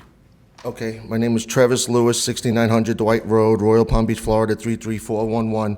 I would like to ask first if certain speakers can get the full 3 minutes that we thought we can get, because we wrote speeches that would last 3 minutes. So not all of us, because I know there's a lot of people, but a few of us, if you could allow that, we would greatly appreciate it. I shortened my speech. Here it goes. Fans of street racing say it's an adrenaline rush. It may be, but police say it's illegal. Hundreds of people were reminded of that Sunday afternoon, March of 2021, when law enforcement officers raided an event in Lakeland, Florida, where 52 people were arrested and 31 cars were impounded. 2 months earlier, 9 were arrested for illegal street racing in Polk County. Here in Palm Beach and surrounding Broward and Martin counties, there has been an increase in illegal street racing, arrests, and accidents. What does all this illegal street racing have in common, you ask? Lakeland Drag Strip in Polk County closed a few years ago, and now our home track PBIR has closed. Because of that, there has been a huge increase in street racing. Coincidence, some might say? I think not. My own tow company has towed cars for PBSO that were involved in illegal street racing, so I can tell you firsthand. Even our current president, Joe Biden, raced his 67 Corvette on Jay Leno's show against Colin Powell and his son's newer Corvette, which reminds me, maybe the classified documents found in Biden's garage next to his vet were actually documents that said that Florida shall not lose any more drag strips to warehouse developers. In seriousness, I am against the redevelopment of the racetrack. It should stay what it was purposed for, a drag strip where memories were made and friends and family. It's not our fault that the owners bought this track and other tracks like in Memphis, ran them into the ground on purpose for the sole purpose of getting the highest profit for their property, which would be warehouses. They should sell it to somebody that would keep it a track to the highest bidder. I think that's about it. I think you did a good job. Thank you. There's 160 golf courses in Palm Beach County, and like the other gentleman before me, if it was your favorite sport or hobby, you would feel the same like us. Thank you. Thank you very much. Did very well in 2 minutes. Okay, Commissioner Moreno, if we could have 2 other speakers. The cards I have in front of me are John Carroll, I apologize, Zayron, and Madeline Marconi, and Leavon, somebody, Juana Leavon, I apologize, from Delray Beach. Hey, listen, Sir. Good afternoon. My name is John Carroll from Palm Springs, Florida. First, I would like to say I'm probably going to basically espouse a bunch of my opinions. Some of you might think that only men race, but we have a woman here in the audience and she races, and there's a lot of women that race. There's also families that race. My experience from going out to PBIR and Moroso and then back to PBIR, there's lots of families out there. There's moms and dads and their kids running around. It's an awesome place. It is a historic place. I've been here my entire life. I've been going out there since the early 70s. It used to be packed, and I think they ran it down. The bathrooms are stinky. There's no food trucks. You park in mud. It gets to be where people don't want to go there because it's just not a place to go. It should be kept. There's some way to do it. Thank you. Thank you, sir. Thank you. Good afternoon. My name is Ken Zarin. I reside at 22290 Sands Point Drive in Boca Raton, Florida. I oppose the application before the commission today. My son and I have been racing at this facility for over 25 years, and I would like Can to you get a little reserve. closer to the microphone? I would like to reserve the rest of my time to a video that has been prepared for us. I'm Antron Brown, three-time top fuel world champion. I race NHRA top fuel drag racing for over 24. Yeah, in order to play a video, we have to get the blessing by the board. Can we play the video? Absolutely, go right ahead. But it's within the 2 minutes, and I'm sure you've done this. Okay, go ahead, sir. I'm Antron Brown, three-time top fuel world champion. I race NHRA top fuel drag racing for over 24 years. And what I want to talk to you about, I want to talk to you about the crucial movement that we need to keep a drag race facility, especially there in Palm Beach. And the reason being is it takes a lot of kids off the streets and teach them all forms of motorsports, not just drag racing, maybe road course racing, go-kart racing, and junior dragsters. It's a grassroots level of drag racing at its best. And what it does, it teaches these kids a lot of life lessons. It's not like playing Little League Baseball where everybody gets a trophy. And pure in motorsports is pure where you get out what you put in. And when you teach these kids these life lessons, it shapes them up to be better citizens, better in the community, and just plain better Americans. And for me in general, that's how I got my life to come up around the racetrack and learning what motorsports is all about, which is family, friends, and the local community. So please, Palm Beach County Commissioners, this is why we need a track in Palm Beach County. And one thing is, we always enjoyed our time every January that we come down there and we did our spring season testing where we get all of our race teams together and enjoy the atmosphere in the community down there at West Palm Beach. So please keep this going for the youth, because one day they might be a pro that can look back at the community at Palm Beach and said that they started there. And that's why it's so crucial. Commissioner Moreno? As I said, Madeline Marconi, the name of the person that lives at 1375 Fulmer Drive, Mr. Maharaj, and Green Charles Green. Thank you. Your name and address for the record, please.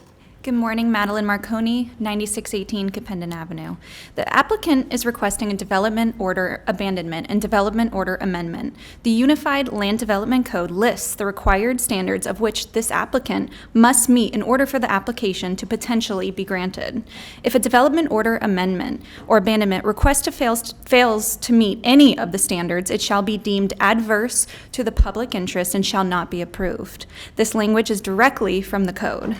The code goes to list the standards. The standards I want to draw the Commission's attention to is subsection D, which states the applicant must demonstrate changed site conditions or circumstances provided in the applicant's justification statement that necessitates the abandonment or necessitates the amendment.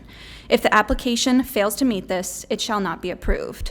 Where in the justification statement from the applicant do they meet this criteria? The simple answer is they do not.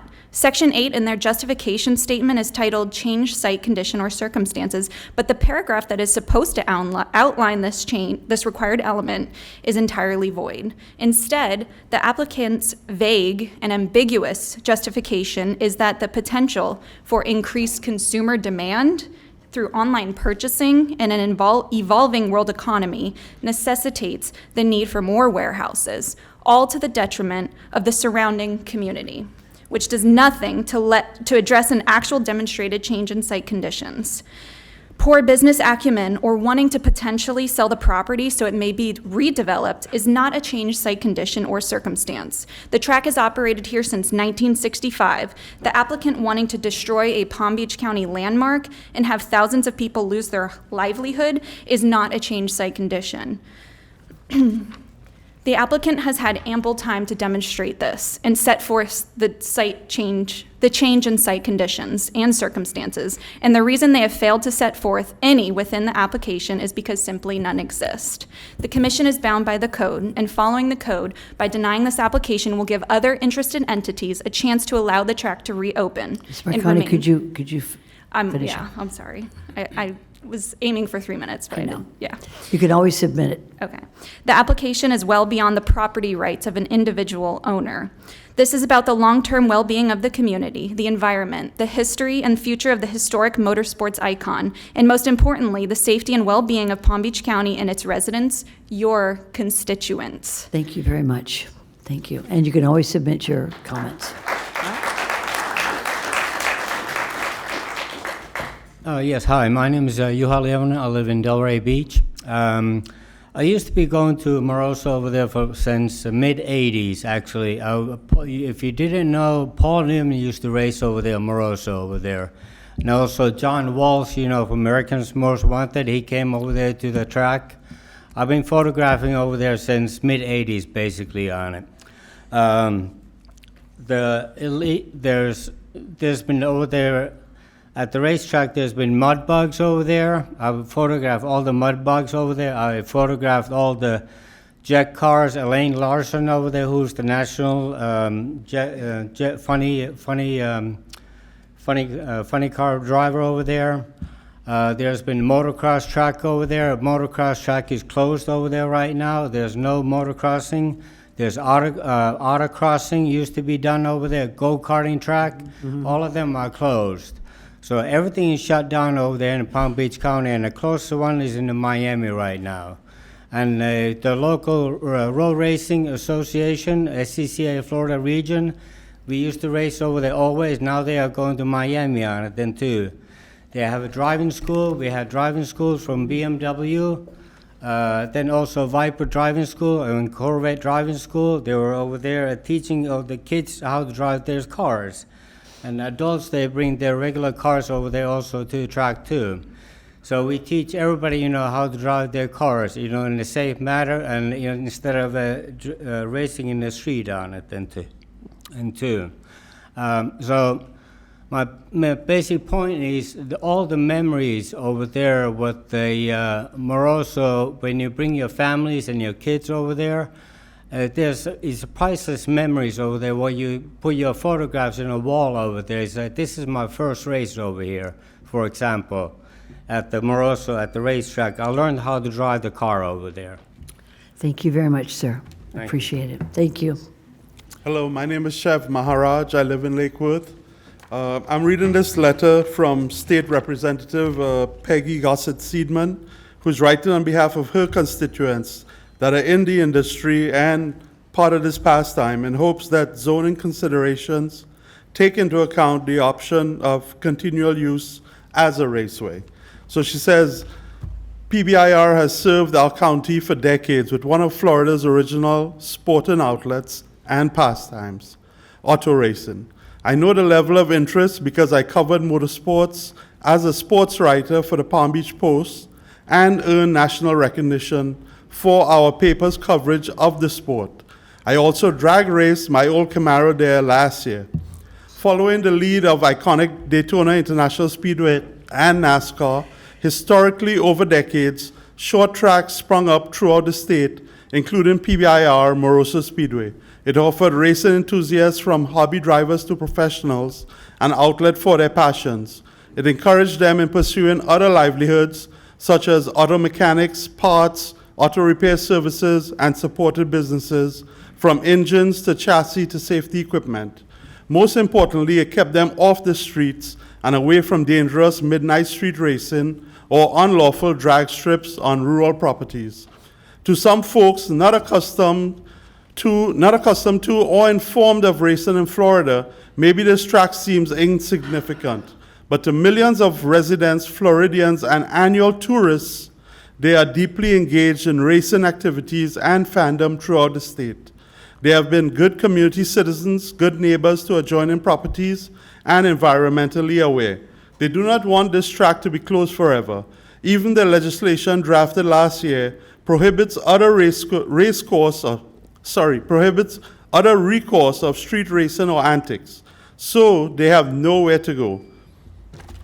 Thank you. You can submit that letter from the representative. Sir. Thank you, sir.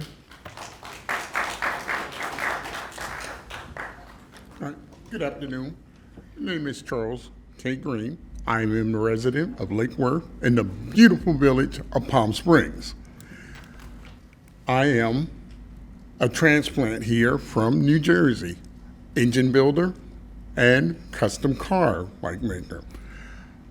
I have a race car, and I am not a thrill seeker, but this is my passion. This is what I do. I moved here for Moroso, where my customers, my income, and everything comes from there. Now I have a daughter who is now taking up my trade. If the track is closed, she'll have no place to practice or to run the car, race, or even gain more customers even after I'm gone. None of us that in the racing community are thrill seekers. This is a hobby. Palm Beach International, which we still call it Moroso, is a landmark. It's a part of our heritage. It's what recognizes Palm Beach County, puts us on the map. It's ours. We should have it. It shouldn't be closed because somebody wants to make, more money and low income jobs. We do well. We have to have a place in order for us to meet, congregate, and race safely. Have a safe place. I can't have my daughter out there on the streets trying to race or trying to get customers from out there. This is what we do for a living. This is our passion. This is our heritage, especially here in Palm Beach County. This track is known from here to New York to New Jersey. And we just need it to stay open. Thank you. Thank you very much, sir. Sammy Levy, followed by William Brown, Alexis Brown, Evie Calzagno. Thank you. Any of those four in the room? Commissioner Marino, could you repeat it, please?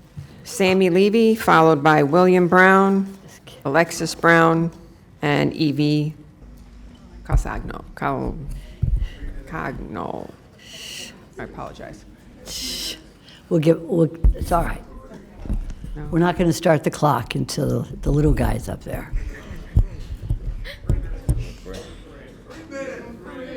Please. All right, go ahead. Go ahead, young man. What's your name? My name is William Brown. I'm from... Where do you live? What city? Waxahachie. Okay. Go ahead and talk to us.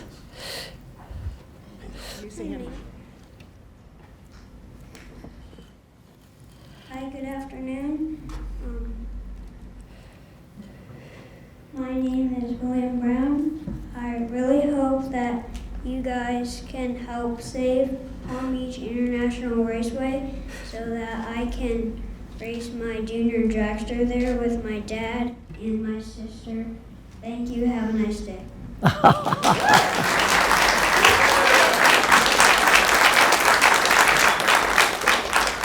I feel better now. Okay. Go right ahead, ma'am. Hi, my name is Alexis Brown, and for all my life, I live in Waxahachie, Florida. For all my life, I've been around race cars, whether it's in the garage with my dad when I was like 4, when he was working on cars, to now, I'm racing his car that he's had since he was 18. And my little brother, the one that was over there, he just started driving a junior dragster that I used to drive. And it really means a lot having that track here, because we moved here for it. And we love racing. It's been in our family for generations. And I think that the track should stay open because it's a place where multiple people, kids and adults alike, can do their passion. And as other people said, if there was only one golf course, everyone else who loves golf would fight for it, just like we're fighting for our track. It's our passion. It's what calls to us. It's what we do. And I think that it's just really important to have this place because I grew up there. It's like a second home to me. For the past 6-7 years that we've lived here, I've been at the track every single weekend. All my friends go, and when I started racing about 2 years ago, everyone was like, "Oh yeah, when can I come see you race? When can I come see you race?" And when I started racing competitively, the track closed. So there's no way for any of my friends to come and watch me. And we have to drive 3 hours to go race, which is just inconvenient and it's upsetting. And I can yield the rest of my time because I'm done. Okay. Thank you very much. Thank you. Sammy, followed by Evie, Tom Brown, Fane Lozman. I wonder if we could just take a minute. Commissioner Bernard has a question for Ms. Brown. No, it's not for Ms. Brown. Okay. I've got a question for county staff that's been burning me since Madeline mentioned it. Is it Madeline Marconi? Regarding the change conditions or circumstances, I guess my question is, if you close the business, does that mean that that's a change in circumstance by just closing a business? Because I'm just thinking like if you, anything that you close, does that mean that you've met the change in circumstance by just shutting it down? That's a condition of approval that's in the development order amendment, and that's applied for all of the most of the applications that come before you. This is a development order amendment for requested use. So the warehouse is already allowable as a requested use. It's permitted. So what the request is to revise the site plan for this allowable use. So according to staff analysis, they felt that the justification was suitable, that there was adequate change in circumstance to justify, a development order is needed in order to allow the permitted use. So, I mean, that's the staff analysis. Is that where in the staff analysis? Because I've got the staff analysis in front of me, and I'm just. Oh, the bottom of page 8 and the bottom of page 9. Okay, because I'm on the findings on page 3. Would that be where it's at or no?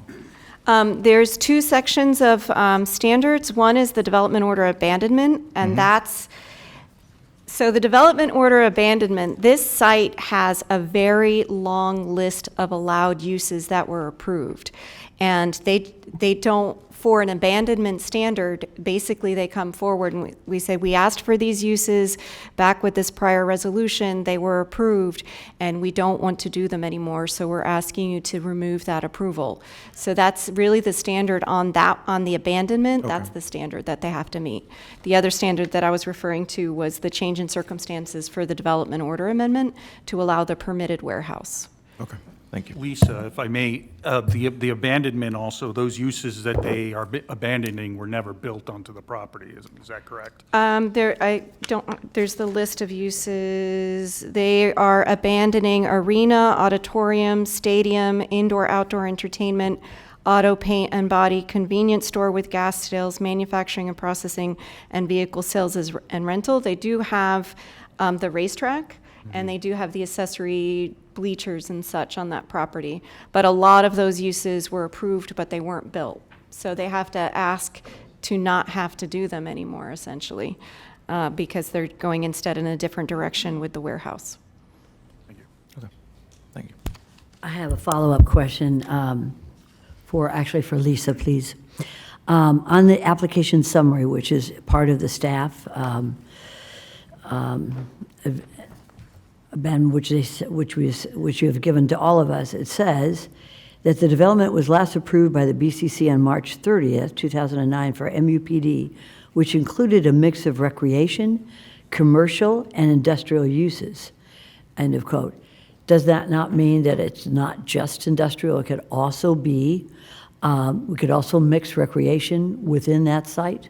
Yeah, and it still could with a different modification. Because it has a commercial recreation future land use designation / industrial, sometimes our county has 2 future land use designations on a single parcel. So they did have the commercial uses approved and the recreational uses approved. And actually the Gilco 12 acres will retain some of the, we're not touching the Gilco. So there are commercial uses approved and I think recreation within the Gilco parcel, and those will remain on the property. So in other words, there's also uses on the same site that could include recreation and commercial uses? Yes, on the 12-acre Gilco, yes. Okay, thank you very much. Any other questions by any commissioners? All right, we're going to go ahead and proceed. Commissioner Marino, you want to call the folks? And the next person as well. Very good, thank you. Go right ahead, ma'am. Samantha Levy of Loxahatchee. Our community needs this land to stay a racetrack. There are so many community, public safety, and environmental concerns with having a warehouse built near protected wetlands and operating 24/7, 365 days a year. The Zoning Commission voted no. Please understand their concerns and do the same. No matter who owns the land, the racetrack being a designated area for fans and enthusiasts, and the ability to, in the future, have this establishment be under new ownership and maintain the same functionality is the ultimate goal and best option for all of South Florida. Hundreds, if not almost thousands of people travel statewide to visit this state-of-the-art racing facility. It supports local businesses nearby, not just by the racers, but also from spectators who love the sport. Vendors participate in these events from near and far and are able to promote their small businesses and bring revenue to Palm Beach County. Fans of all ages are able to visit the site and meet some of the most famous racing legends. For example, a popular TV show, Street Outlaws, travels to our amazing racetrack. Fans look up to these drag racers, and thankfully the drivers have made a point to show how dangerous street racing can be and why racing should always be performed on a sanctioned prep track. This persuades fans and fellow racers to keep visiting the drag strip and road rally course instead of illegally racing on the streets. Furthermore, as a drag racer of 18 years and a lifelong resident of Palm Beach County, I have literally grown up at this racetrack along with hundreds of others. As a result of losing this facility, there would be mass devastation. Any county can have a massive warehouse, but very few counties are lucky enough to house one of the most world-class racing facilities and attract fans nationwide. Please vote no and protect South Florida's last standing raceway. Thank you. Thank you very much. Thank you. Thank you. No clapping, please. Sir? Good morning or good afternoon now. My name's Tom Brown. I live in Loxahatchee. I've been racing there since I'm 16. This is a historical place. To even think that it would be anything else seems to me ridiculous. I think the people that are trying to make this into a warehouse should be ashamed of themselves. And this isn't just a racetrack. This is a football field. This is a softball field. It's a soccer park. My kids race cars there. They learn how to race there. This is their football field. I don't know why the county can't come together and maybe try and buy this property and run it as the facility that it's supposed to be for the kids in the community. The adults, yeah, we've been racing there forever. But my son, who spoke earlier, he's 10. He was supposed to start racing his dragster there when he turned 9. Cried his eyes out when he found out that he couldn't go there and race. Yeah, we could drive 4 or 5 hours away and go somewhere else, but it's the history. That place has so much history for everybody in here and more all over the world. And it's also a tourist attraction. You get tourist dollars when you have a big event. People come from all over the world, not just all over the state or all over the country. They come from everywhere to watch races at that track. It's iconic. It's hallowed ground.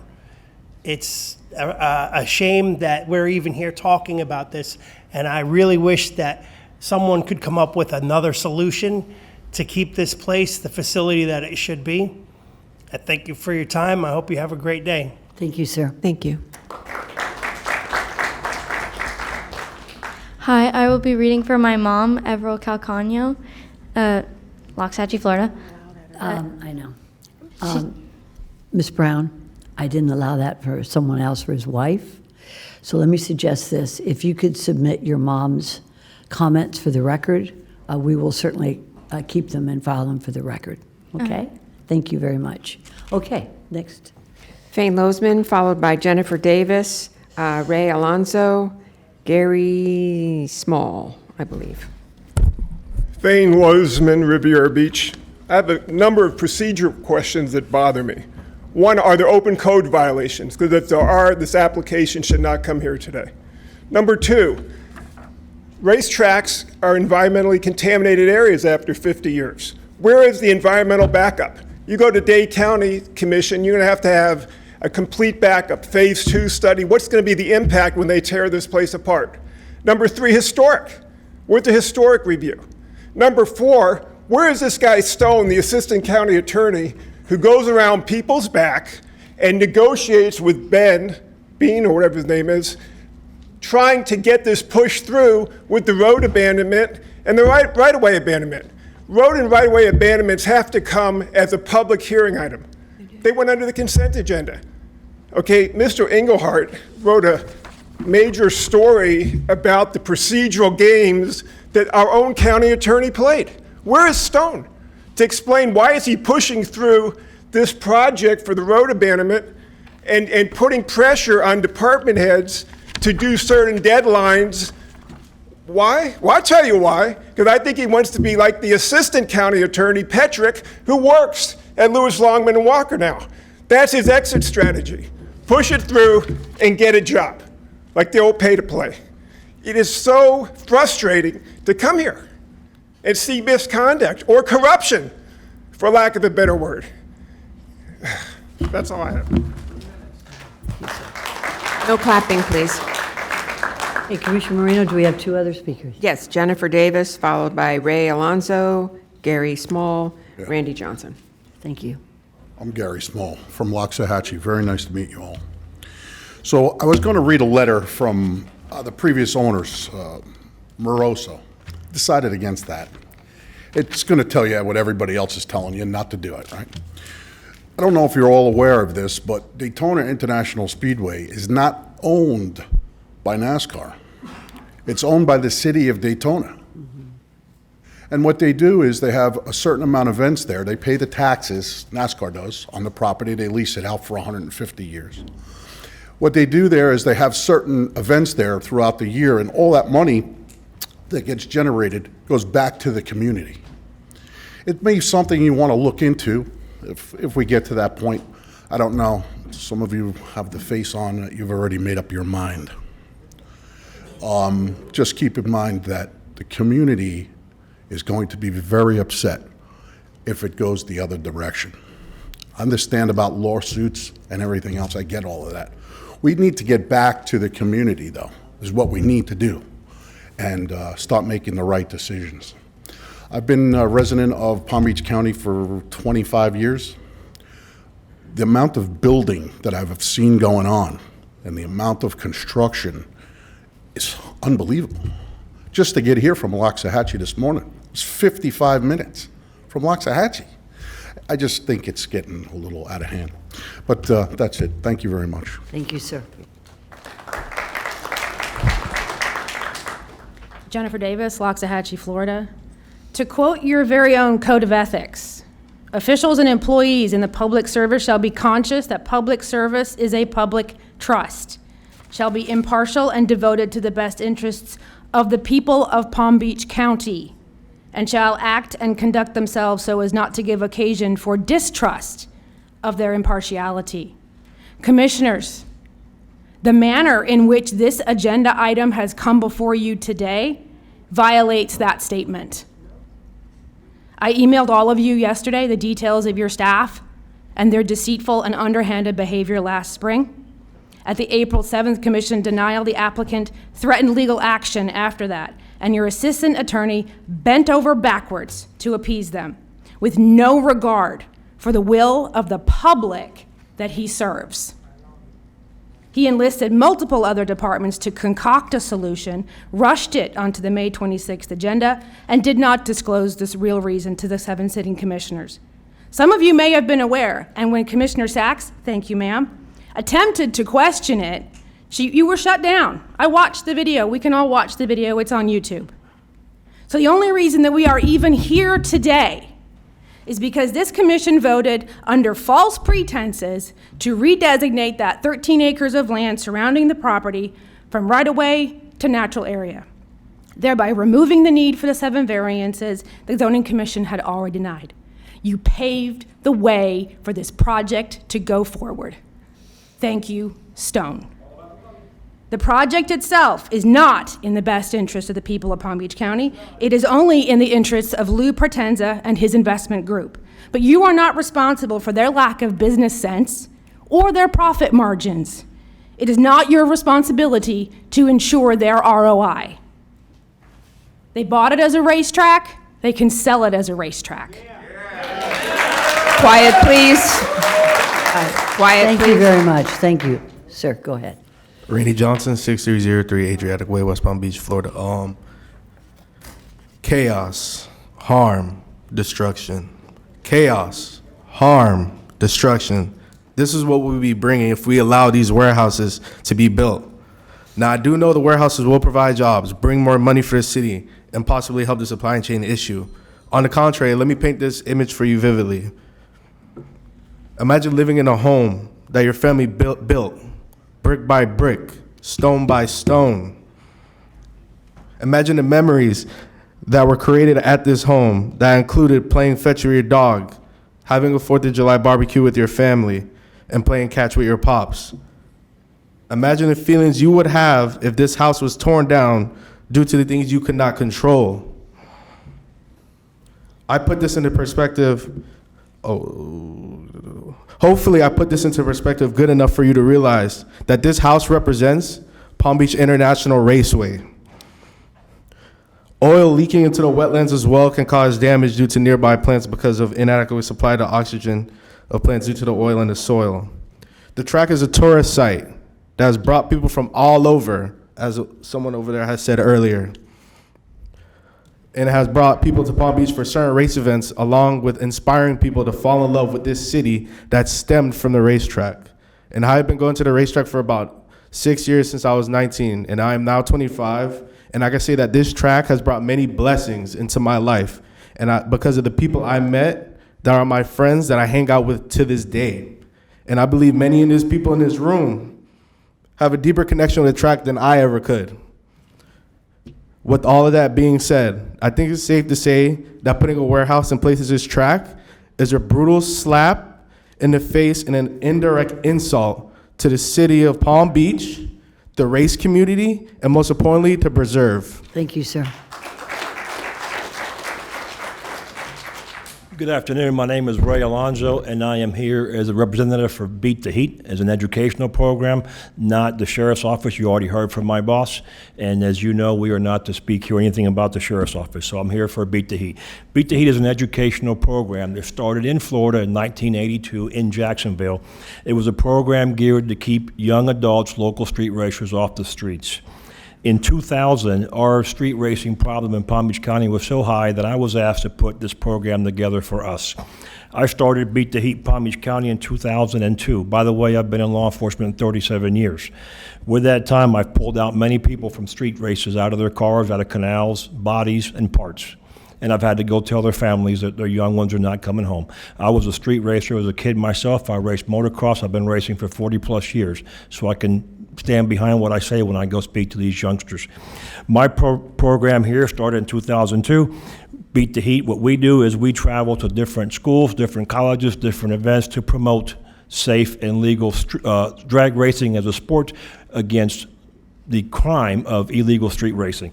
I've been to all the parking lots, hangouts, and all the places they gather to convince them to come out and race against the cops. We had a wonderful growing partnership with the previous owners, Moroso Speedway. I have met with every single manager PBIR had. Every single manager told me the same thing.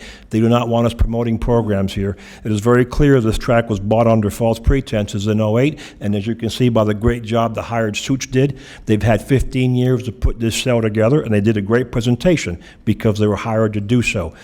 In that 15 years, every time we try to bring an event to the track with young street racers or kids or community children, we were denied. Do not promote anything here. The owners do not want it. Why is that? Ask yourself the question. For 15 years, we're not doing it here. No one's going to travel from here 3 hours to race. They're going to race on the streets. In my phone, and we don't have time now, in my phone I have many, many, many invitations to street races throughout Palm Beach County, Martin County, Broward County. These youngsters know me. They know me as a racer before they know me as a cop. They send me the information. We're meeting here to race. We're meeting there to race.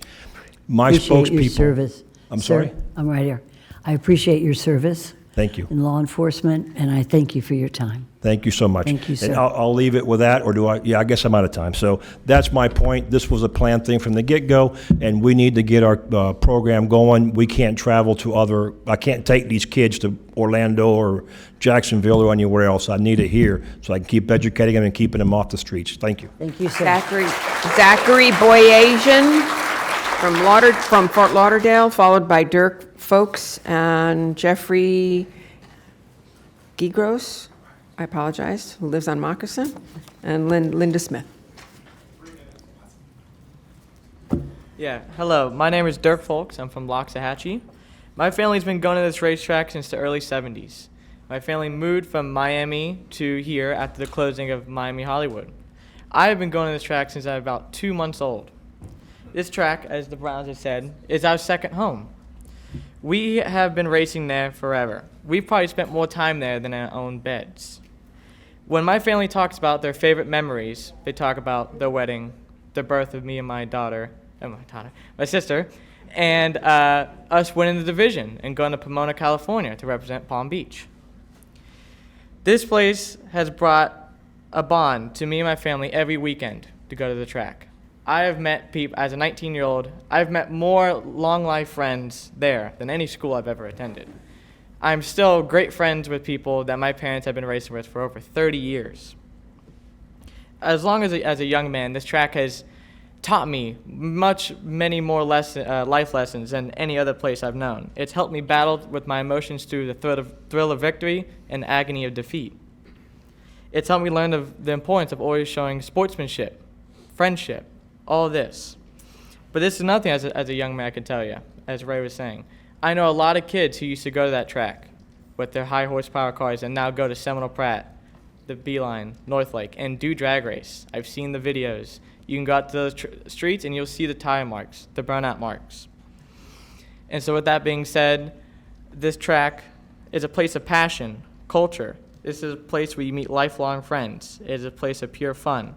It is a place that teaches you important life lessons. So with that being said, I oppose any plan to alter the current property from anything else but a racetrack. Thank you for your time and consideration. Thank you, sir. Thank you. Zachary, followed by Jeffrey, Linda Smith, Drew Martin. And name and address for the record, sir. Good afternoon. My name is Zachary Boyasian, 4641 Northeast 4th Avenue, Fort Lauderdale. I manage the Southeast office of VP Racing Fuels located in Fort Lauderdale. We supply racers and enthusiasts with specialty fuels, cars, bikes, ATVs. Here today to respectfully request that you deny the application for redevelopment of the racetrack. Redeveloping this racetrack will directly result in an increase in street racing and the senseless injuries and deaths that come along with it. Losing this racetrack does not mean that racing will not take place. It just means it will not take place at a racetrack. It will take place on Palm Beach's public roads, putting innocent drivers' lives at risk. Racers will continue to race. Meetups occur on side streets rather than staging areas. Races take place on busy highways rather than controlled drag strips. There's no tech inspection of the cars to ensure proper safety equipment like seatbelts, helmets, fire extinguishers. No monitoring of drivers to prohibit the use of drugs and alcohols. No barrier walls to separate cars from bystanders. No safety crew to respond in the event of an incident. Having a racetrack provides a safe and positive environment where drivers can gather, learn, and race in controlled environments. There was another gentleman here from another organization, but non-for-profit organization Street Racing Made Safe has been holding events for over a decade at Palm Beach. Over 500,000 have attended their events focused on taking racers off the street and onto the track. When I last spoke to the organization, disappointed to report their events will be limited this year due to the racetrack closing. Without a track to hold these events, racers are left on their own and back in the street.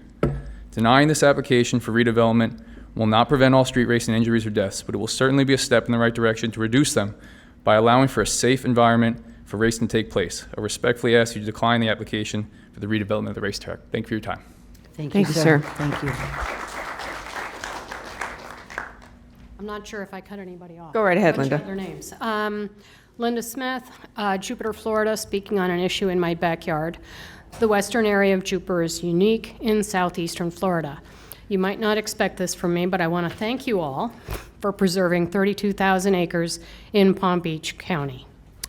I think there might be room for some joint work between the environmental group and the race group here. I have spoken with and they acknowledge that they have funds to buy more preserved lands, but they don't have interested sellers. I understand is restricted to only offer like appraised value comps and fair market by limiting the county's cash offers below what the developers are likely and willing to pay. So I'm asking you, I know this is shocking, to bend the rules a little bit. I'm always telling you, don't amend, don't bend. But you amend and bend all the rules in favor of the developers all the time. Maybe this is one time when you can vote with the Planning Commission and deny this project and possibly bend the rules so you can pay the price to keep the racetrack. Thank you. Thank you very much, Ms. Smith. Thank you. Sir? Good afternoon. My name is Jeff Gilroy. I live at 245 Moccasin Trail West, Jupiter, Florida, born and raised. I'd like to start by saying I'm grateful for the opportunity to speak in front of you, just as I was grateful to speak in front of your colleagues at the Zoning Commission last year. I'd like to encourage that we use this opportunity to consider the concerns that they raised, paramount among those being both the traffic that will be caused by this project and the environmental concerns. Of course, hundreds of trucks and over 1,000 cars per day is a lot more than what the track was seeing as far as traffic. And I'd also like to reiterate the concerns of my fellow PBIR supporters, those being, of course, the increase in illegal street racing and the large loss of small business. The other thing I'd like to say, as far as the people who are here, I can confirm that this is a very small showing because I have friends who wanted to attend and wanted to speak before you but could not because they had to work or because they had other obligations. In closing, I'd pose it this way. How do we say take it to the track if there is no track? I hope you'll excuse me. I should have been at work 2 hours ago. So thank you very much. Thank you, sir. Thank you, sir. Thank you. Drew Martin, followed by Wayne Jackson, Brennan Nelson, Isaac Gray, Samuel Kidd. Drew Martin, I'm here on behalf of Loxahatchee Group, the Sierra Club, and the first thing I want to say is that from environmental standards, this track should remain open because the uses of the track, which is primarily on the weekend, are conducive to wildlife using this area during the week. It also provides wetlands, it provides recharge, aquifer recharge. It sequesters carbon because it's open space, and I'm disappointed that your resiliency department has not been asked to weigh in on this, and it's one of my great concerns is that they are never asked to weigh in on this. Now, I know some commissioners, everything you vote on is based on economics, which is why you vote for so much development, because you always say, well, development is good for the economy. But here you have a case where development is bad for the economy, because you know that for every person here, there's 100 jobs out there. And you know that people are coming here, tourists, all kinds of business. So if you're voting on economics and that's your litmus test for the approval, then you should be a no vote. I'd like it to be unanimous. I don't expect that, but you should be a no vote. If economics is what you're focused on, if the costs and benefits, if the profit is what you seek. Now, I want to talk about ethics, and Fane Losman did a really good job. Now, I'm not implying that the county is unethical, but when you have a staff person that has to come here and say that you're ethical, then I say if it walks like a duck and it quacks like a duck, maybe it's a duck. So I think that when you have to say, and I've been coming to these meetings for 15 years, I have never heard a staff person have to get up and say, oh, this is ethical, don't worry about it. Yes, I know, ma'am. I know. I'm referring to you, and I'm not saying anything Okay, bad. thank you very much, Mr. Martin. I'm not saying anything Mr. bad. Martin, thank you. Okay. I appreciate it. Right. I Well, thank she's you. looking at No, me, no, so that's, I think well, I see you both are looking at each other. I find that Let's- aggressive no, that's- behavior. Wayne Jackson, Brendan Nelson, Isaac Gray, Samuel Kidd.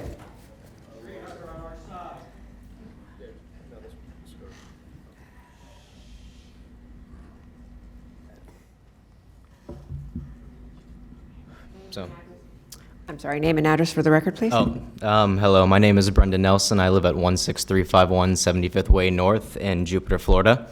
I actually grew up racing at Palm Beach International Raceway, and it is the only local track in the area.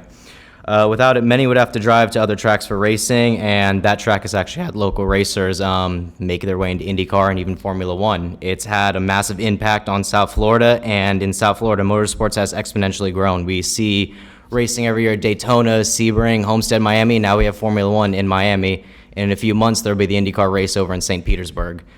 The local car community and even the motorsports community are heavily in favor of keeping the track, and it's not small, it's not dwindling. You can see this with all the people that are in this room.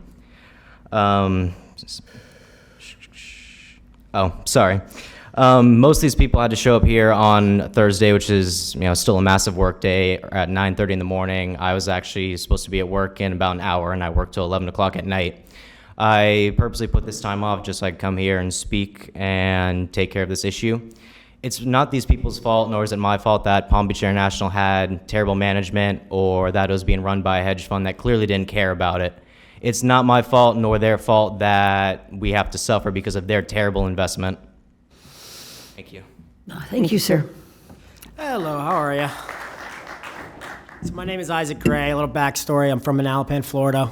A little backstory of who I am and how this track pertains to me of where I've come from. I was just like that little 8-year-old boy that was talking before 20 years ago. I was used to race junior dragsters, come a long way, I've created a couple successful businesses as well in that time frame. I was just like that kid. Grew up. I lost my father about 10 years ago. Every single person in this crowd knows who my father was. I haven't seen some of these people in 10, 20 years. It was Storm Norman Gray. Big in the Mustang world, all over Hall of Fame, yada, yada. Me and my brother grew up on this racetrack, racing junior dragsters. We won championships at this racetrack worldwide, up and down the coast, all over Florida, from Bradenton to Orlando to Pennsylvania, Englishtown, New Jersey. We've never lost. A lot of people in this crowd know who we are. So with that said, by letting this track go would be a very, generational thing. It's emotional, in all aspects, and with everybody talking here. It just shows it needs to be run differently. It needs to be proportioned differently. I think the warehouses are a great idea, but why not up the road? Why not redevelop a little bit? It's zoned. It's a big area. It's not like it's far. You got the Indian Town Road right up the road. You could change the zoning right around there. Why not keep it in those aspects? It's something to think about. I think by keeping this track there this track here where it's at would help everybody in the world, in the South Florida, just keep everybody happy. And like I said, I got people in the Formula One industry. They would love to be talking here too, but they're all over the place. Look how they did with Hard Rock, and look how they did with the Formula One race that they did at Hard Rock. That came out very well, and how big that's becoming. Why not have it in Palm Beach County? All right, thank you very much, sir. Thank you. Hi, my name is Jamie Gomez, and thank you for your time. I come here before you to express the voice of all these people and beyond this room. I've been part of racing for my whole life. Racing is all I care for, and all I talk about with my friends. But all I want you to understand is how many jobs you're giving up by taking this track away. Okay? If you know anything about a race car, the average race car is about $300,000 for a used one, okay? There is a lot of things that go behind a race car. There's a lot of people that feeds off a race car. People are feeding their families. People are paying for their kids' tuition with the race cars because they create jobs, okay? Palm Beach is a perfect county for this. We have a lot of wealthy people that come to this county. They want to race here because we have a racetrack. They want to use a race car here. You are forcing these people to migrate to other counties, to move to Orlando, to move to other places, because they have to feed their families. You can take away their jobs. What is that meant to do when all he knows is to build engines for 30 years?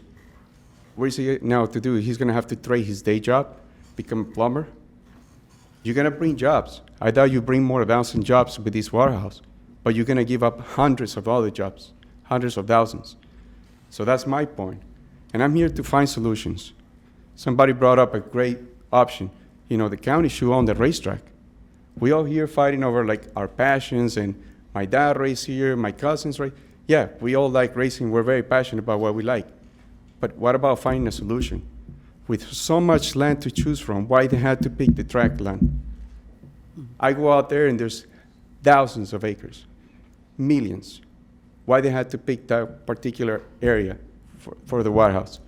Why doesn't the county step in? And I invite you all. We have to keep this money here. This is tax money. These people are paying taxes in this county. These people are a workforce.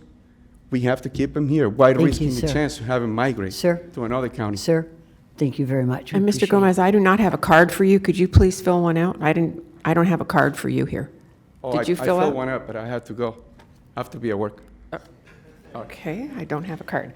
Wayne Jackson, Samuel Kidd, Eric Elgin, and Kara Jackson. Name and address for the record, please. Are those folks still here? Could you repeat it? Wayne Jackson, Samuel Kidd, Eric Elgin, Kara Jackson. All right. They Well- are opposed. We'll file those for the record. David Callen, Lucas Davis, Aaron Horver, I apologize, Jeff Burke. And those who are not here, we'll just file those for the record. All right, Yes. Commissioner? Sir, go ahead. Good afternoon. I appreciate you listening to us all day. This is very passionate for all of us, okay? I've been racing my entire life. I moved here because I had Palm Beach International right down the road. I live in Loxahatchee, okay? 20 minutes from a racetrack. I used to have to drive hours to get to do what I love. And I have a whole speech here written. I haven't even started it yet, okay? Because I can barely contain myself, all right? So I'm not going to stand here and tell you what your job is, unlike the PBI attorney over here who wants to tell you what you can and cannot do, okay? I'm not going to do that. I think we can all agree that there's no shortage of money in South Florida, now more than ever. I beg you not to allow this zoning change. The second highest bid for PBI was from a track company who wanted to make the track what it should be, adding paddocks, amenities that would drive business from many high-end clientele as well as all of us. IRG hasn't put any money into that facility to develop or grow the revenue and has mismanaged it just like the track they did with in Memphis. They shut Memphis down and turned it into a warehouse. IRG is not an entertainment company. They are a real estate company that simply wants to flip tracks and ruin our sport. And I apologize if I'm coming off a little loud. I work in a loud environment. By the way, I took today off to be here, and I speak for a lot of other people who don't have that luxury. Where was I? There are plenty of other places to build warehouses. It does not have to be there. They're clearing a site. There's an industrial zone that is straight east of there, just a few minutes. And Amazon just built a giant warehouse back there if you drive there. There is no reason this has to be ruined. Thank you, sir. Thank you. Appreciate it. Sir, name and address for the record, please. My name is Aaron Horween. I live at 3856 Van Cott Circle, West Palm Beach. I oppose the Palm Beach industrial application. I'm a local business owner in the motorsports industry. I've made money and contacts with people from the track that I made a living with and support my family with. At this moment, my business has already taken a huge hit, and many other local businesses throughout Palm Beach County are already being directly affected by this financially and mentally, with the track as is being closed. And with the cost of living going up, it's only making it rougher. The track is more, to the eye than you see. It's a huge economic impact to the county. Money moves. All of us that make money directly from the track, we spend right here in Palm Beach County. People from all over the world come to Palm Beach County just to enjoy this facility and greatly impact the Palm Beach County, economy. When it's winter time, all the other tracks around, they're cold, there's nowhere else to race. Everyone comes down here to race. So we have it the best down here. My family has been going to this track since the early 90s. This track has been in my life as it was a staple in learning and growing with the use of mechanical and lifelong skills. I would like to pass this on to my now 4-month-old son to grow up with. Ask yourselves, what was more attractive to the county, a motorsports park or another warehouse? If this land was supposed to be a warehouse space, it would have been that long ago. Please consider the real best interest of the land for the general public and public safety, which is the most important thing here. Please don't let corporate greed take over what you know in your heart and mind is the right decision. Let's keep Palm Beach County great by having a great historical motorsport park for all to enjoy from all around the world. Thank you, That's sir. what I got. Thank you, sir. Sir? Sir, go right ahead. Hello, my name is David Callan. I live at 3250 Southwest 2nd Court in Deerfield Beach, Florida. I would just like to say that I oppose the development request for PBIR. This track is not only a part of South Florida's history, but a big part of public safety. We've seen more dangerous driving on the streets, and the old saying, as someone previously said, is take it to the track. If there is no track, we cannot say that anymore. There's nothing close to here to do that safely. That's why we've seen in my county, of Broward County, more people on the street racing, more fatalities, more accidents. There was a brothers who raced down one of my streets and they crashed into a tree. One of them's dead. He's 20 years old. These are young people who aren't going to stop, but we need to give them a safe space to do this. I understand that this is privately owned land and nobody wants to take that away from them, but they knew exactly what this land was when they bought it. They bought it for this purpose, but clearly, as was stated, in 2009 they wrote up these plans. So clearly they had some other intentions from the beginning, which is why the mismanagement of the track caused it to be slower than it ever was. This track was a thriving place for longer than I've been alive. And how are you going to convince me that when there's more cars on the road, more people my age, that it is failing? That's not the case. There's other tracks north of here that have people come from all over the place to race.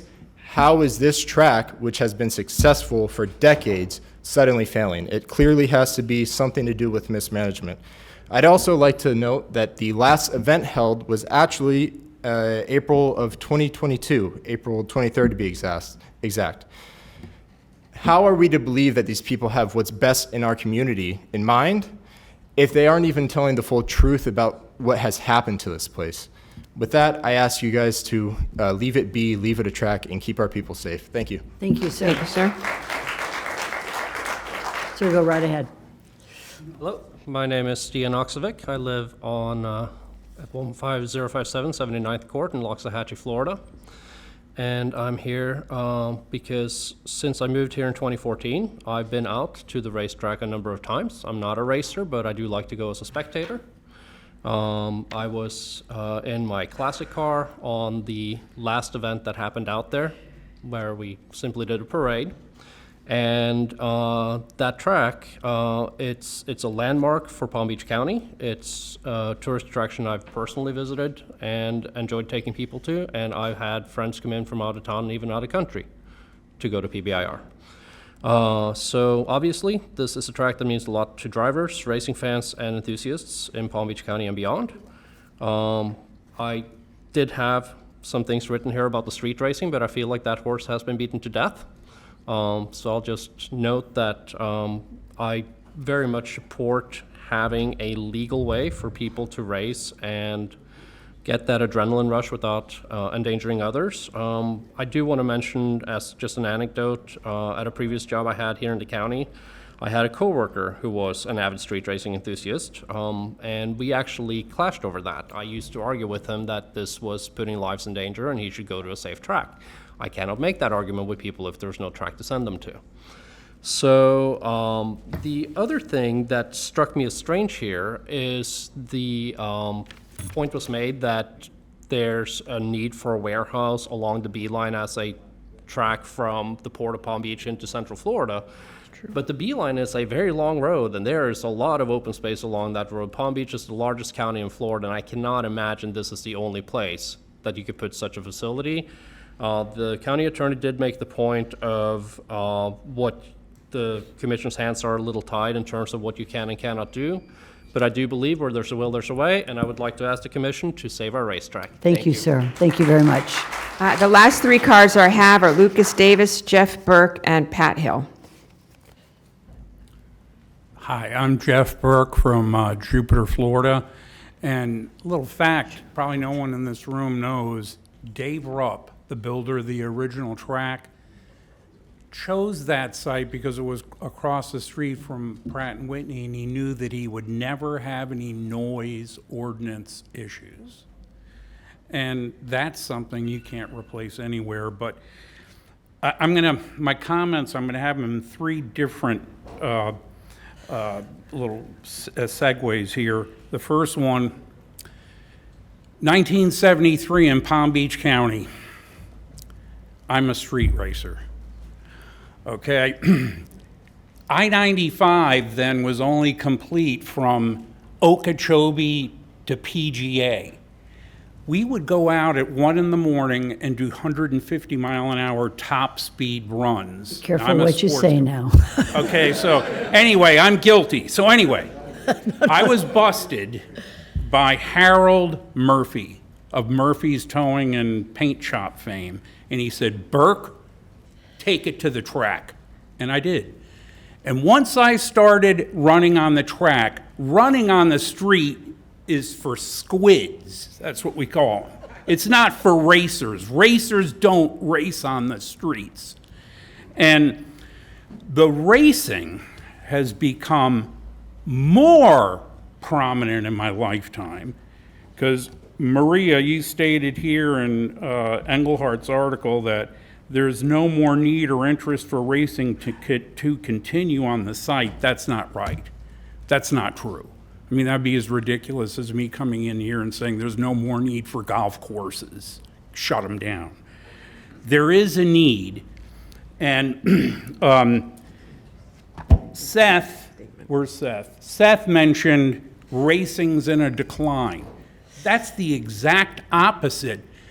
Miami-Dade County just spent $300 million for a 3-day race. Okay, sir, I need you to wrap it up. Okay. All right. Joel Englehart's article. Okay. Here's the problem. Okay. Sir, we got a lot of folks here, and they're tired. I know. So But this is appreciate important. your remarks. Because look how it looks on the surface. When you guys drop roads from the ULDC right-of-way protection map in a matter of days, and Seth doubles the value of his property. That's okay, sir. Thank you very much. I appreciate But I it. think what you need to have is a cliff note so we can do the same thing. Okay, thank you, sir. Yeah. Appreciate it. Go ahead, sir. Your name and address for the record, please. Patrick Hill. I live here in West Palm Beach. I've been coming out this track since the 70s. I got 8 brothers, 4 boys, and 2 girls. Taking this track out of here is going to be dangerous.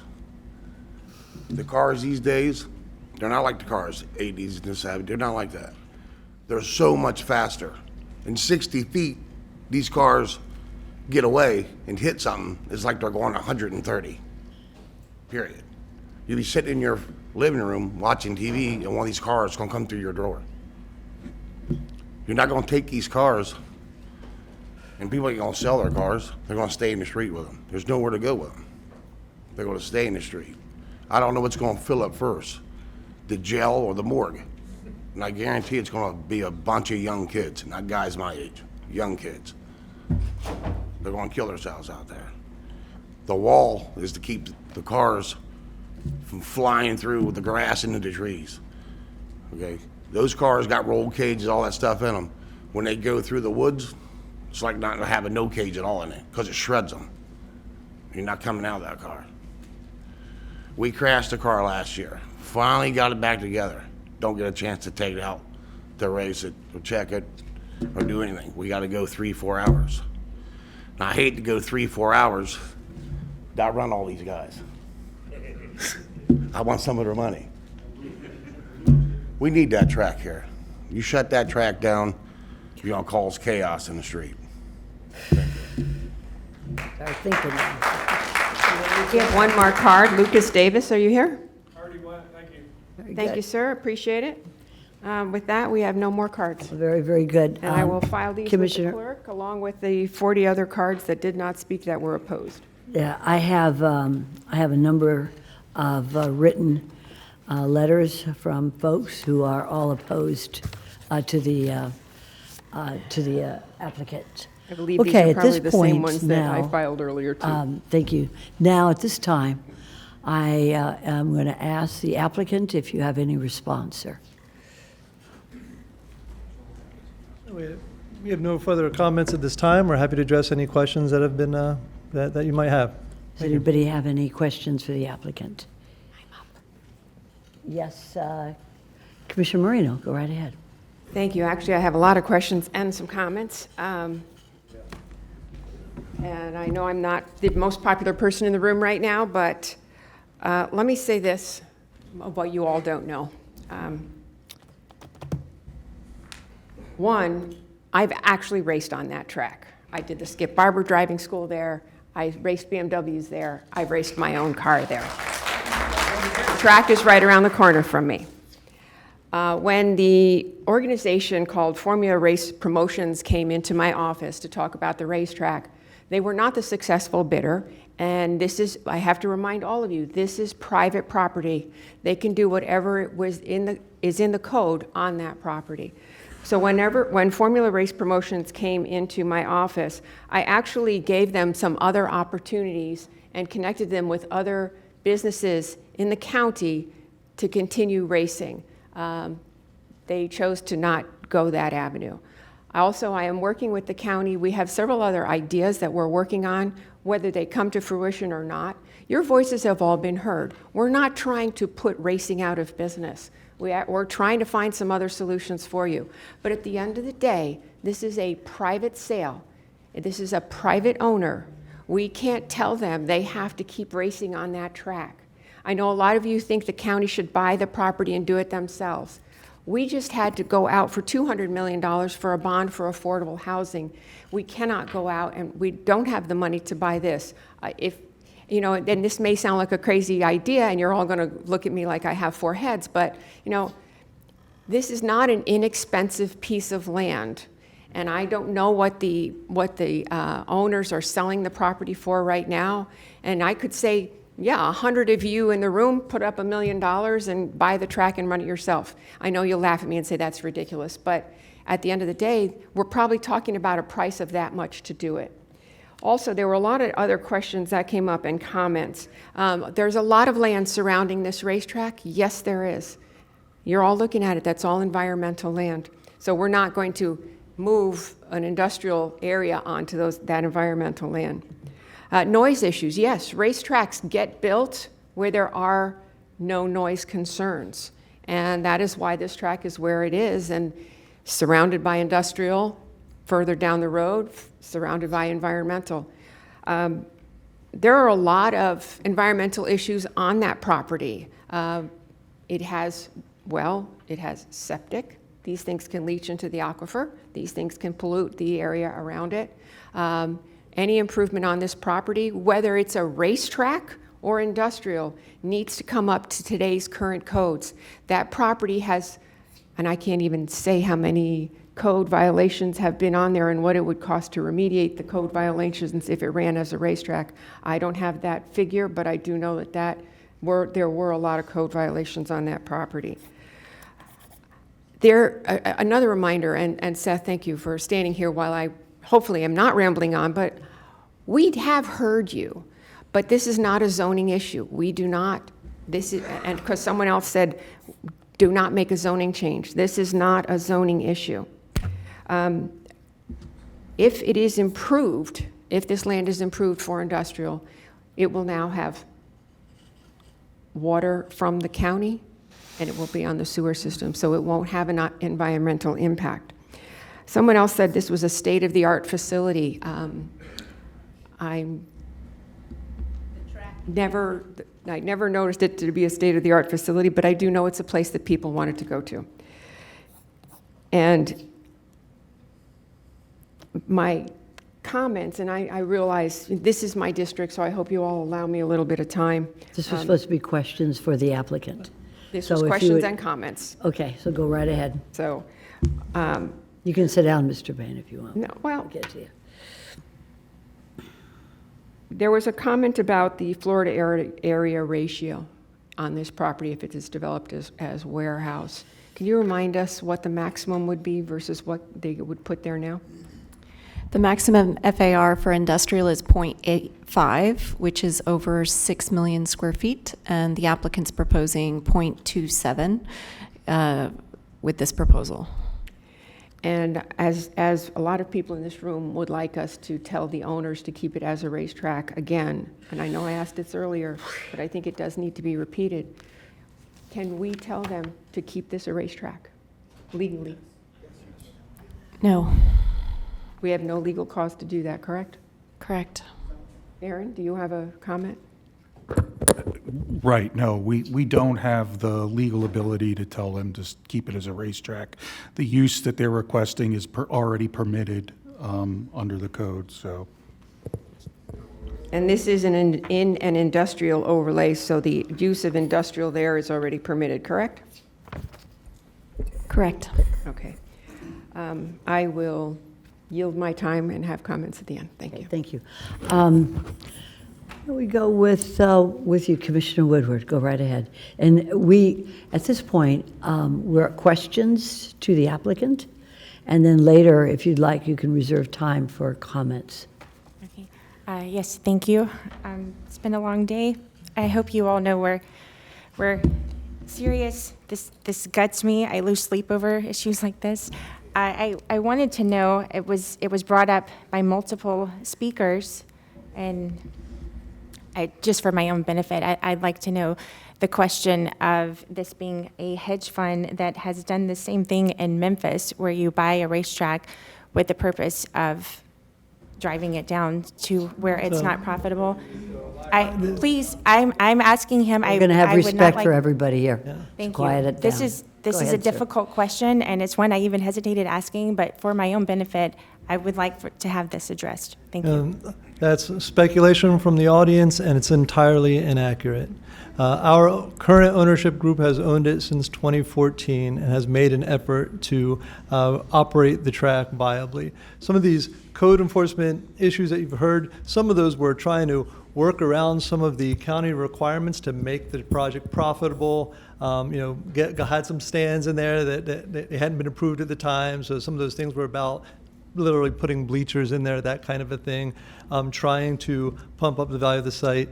The site simply, when I say those declining revenues, it wasn't from neglect or failure to operate the site. If anybody speaks up, you will be removed. And Let's part show of, respect. and part of the reason why they owned it was because of the prior failed ownership that attempted to run a racetrack and failed to, and had to be almost effectively bailed out of the site. We came in, attempted to do the same thing, and I said, anybody can point to instances of areas where there's racing that's been successful, Formula One seeing a huge surge, absolutely. It doesn't change the fact that on this site, it has simply not been viable and has been, there's been no, decade-long game to make this. This has always been zoned industrial. This has been zoned since industrial since 1989. This process of converting it to warehouse could have been done at any time. We're not here today because we drove the track into the ground. We're here today because it's no longer a viable use of the property. And with that said, I want to address the concept of change conditions that came up a little bit as well, because I think this is also a good point. The change conditions aren't the fact that the racetrack closed. The change conditions are the fact that the economy has changed, the nature of Palm Beach County has changed. as you heard some of the commentary today, the growth in Palm Beach County, the population, the burgeoning housing, all runs a demand for this very use that we're talking about today. And as it was mentioned in the staff report and in our justification, it discusses the fact that the economy does and has continued to evolve into a logistics-driven economy. The online sales have burgeoned entirely. And those are the change conditions in the county, in the growth, and in the market sector that have made this the right use for this site, in addition to the declining viability of the site as a racetrack. Thank you. Commissioner Woodward, do you have any more? Thank you very much. Now, Commissioner Baxter, go right ahead. So for those of you here that don't know, I'm actually probably one of the most race-friendly family people up here. My 3 younger boys actually race go-karts. My husband races sprint cars. I've probably spent more time at a racetrack than anyone up here, but not more than anyone out there.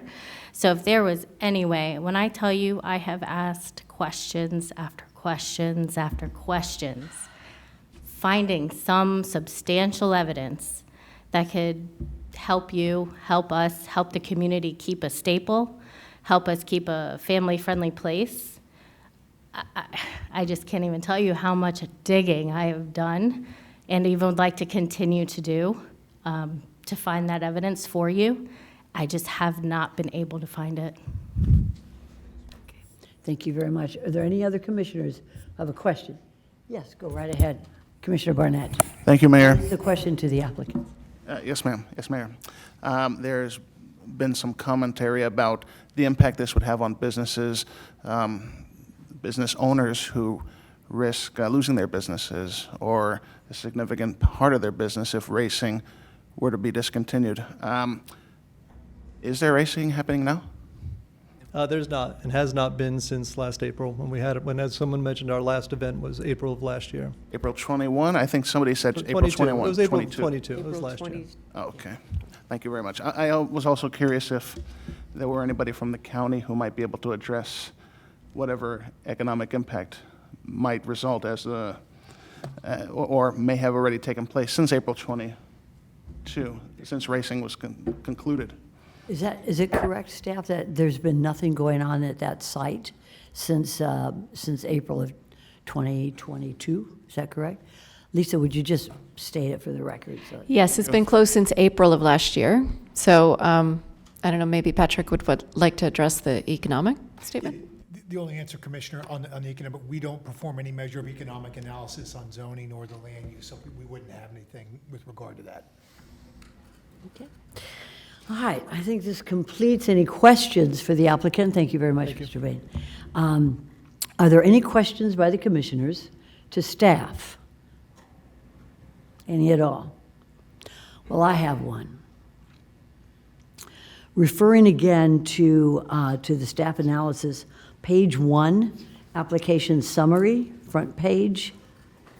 It's about 4 lines down, and I'm going to quote, "The development was last approved by the BCC on March 30th, 2009 for a MUPD, which included a mix of recreation, commercial, and industrial uses." So my question to the staff is this. We have a site that is zoned industrial, but as I asked before, it also appears to be zoned a mixture of recreation and commercial. So could we not, and I'm not looking at the lawyers, looking at staff, could we not use this site, or let me put it this way, not we, could this site be used for a mixture of industrial and recreation and commercial so that this site could be used for partial uses of a racetrack under the code? This doesn't take away the ability for this site to be used as a racetrack in the future. It just needs another development order amendment application to modify the site plan, because that's what we're doing today. We're modifying the site plan. Right. But they can, submit another application, modify the site plan for commercial recreation or commercial or industrial uses. Very good. Thank you very much. Any other questions of staff? All right. this time now, I'm going to open the floor to any remarks or comments by members of the board. Anybody at all? Yes, Commissioner Bernard. Madam Vice Mayor, if we can, Yes. I guess we can if we can get a motion first, and then we can move on with discussions. I'm opening the floor to any motions. I'll be happy to make the motion. Go right ahead. Okay, so the motion would be a request to, I'm sorry, you probably can't hear me. A request to abandon an arena, auditorium, or stadium, indoor, outdoor entertainment, auto paint and body, convenience store with gas sales, manufacturing and processing, vehicle sales and rental, an electric message center, and the alternative sign plan on 174.38 acres. Do I have a Thank you. second? Is there a second? That motion fails at this time. Are there any other motions? Well, Mr. Rudder, what's the next step? Darren, I'll let you advise on lack of a motion and then per the board's rules. I guess we would do a motion to deny. Let me do that. Shall I do that? Or does anybody else want to follow this up with a motion? I'll make the motion to deny. And I'll second. This is the abandonment. There is For a the second. for the record, this is... Hold on just 1 second, sir. Just 1 minute, sir. Okay. We have a motion pending, and we have a second. I think we can open up to any comments by the board. Yes, Commissioner Woodward. Yes, hi. Not exactly what I thought I was running for a few months ago. Welcome to the County Commission. Thank you. My question, I don't know if this is for staff or to our attorneys at this point. Legally, what are we putting the county liable for? If we deny this, are we putting us up for a lawsuit? Yes. The possibility is that the applicant could pursue the Fluidra process. They could go to court. Yes, there's risk. And in your opinion, what will we be looking at being liable for? Damages, legal fees? Can you? Okay, I'm sorry. What was the question again? I'm sorry. I said, could you just give me an idea? What are we talking about here? Liable damages, legal fees? What are we looking at if we do this? Well, I mean, I guess it's potentially, there could, I can't tell you exactly what claims. I know, for instance, there would be certainly a petition for a writ of certiorari, which would be a review of this decision here in an appellate capacity in the circuit court. There could be potential other claims for monetary damages. I mean, I could certainly envision that. Thank you, Commissioner Woodward. I have a question for staff. Could there be a postponement if requested and if approved by the board? The postponement would be subject to an agreement by the applicant because it's reached the 180-day timeframe limit today. So today. Yeah, today. We're time extension through today. And I see Commissioner Baxter. Do you have something to say? Go right ahead. I do have. Baker? Yeah. So if the motion for denial goes forward, the commission would have to state what specific condition. For the record, which standard of approval has been not satisfied by the competent substantial evidence. Okay. Commissioner Baker. Baxter. Commissioner Beck. Commissioner. Yeah. Okay. We have to turn it. So, more specifically, when I said I wanted time to research substantial evidence, it was basically in regards to our most, I would say, expert would be the sheriff of Palm Beach County, and just time to research more on, how this impacts the safety of our citizens. Oh, okay. Oh, it didn't look like Baker, but go right ahead, Mr. Rudder. Thank you, Vice Mayor. Just wanted to further to Lisa's point about the time frame. We do have 2 time clocks running, actually. One is a statutory requirement, and one we have to have zoning applications before the board. Another relates to the Fluidra. So should the board contemplate a motion and action on a postponement, it would require the applicant agreeing with us on the timeframes for both items. Well, it appears to me that the board has reached a consensus on a motion to deny the application, and it has a second. It also appears to me that there could be some legal liability by the board reaching this conclusion, although I've been an attorney longer than any other attorney probably in this room. But I do believe that we have discretion as elected officials to reach decisions. I know I'm going to let you speak in a minute, Mr. Bain. And I do believe that if we frame our denial with the correct legalese, I used to call them magic words, that we would be able to fulfill our obligation as elected representatives of this county. So with that in mind, I'm going to speak to the attorney, and I'm going to allow you, Mr. Bain, I'm going to allow you as personal, I'm going to give you a personal privilege, sir, to respond to this. I appreciate that. Let me begin by saying the motion that Commissioner Marino had brought forward was for the abandonment of the existing uses. I would ask staff whether our site plan approval, which is for a permitted use, could not in fact move forward. Even the only reason we were abandoning that was because we're simply not going to use it. But however, with the idea that people would like to see the opportunity for the racetrack to exist, to come forward. The abandonment is simply to say we're not going to use that racetrack anymore, and we're not. However, Madam Vice Mayor, yes, I don't understand how you're going to ask staff, because you're in front of us. You're not in understood. front of staff, you're in front of us. So how are you going to ask staff? We're the Board of County Commissioners, so Agreed. staff doesn't make that decision, but we do. Understood, Commissioner. I was merely asking I meant to ask the technical question is, does the site plan require the abandonment? Because I don't believe that it does.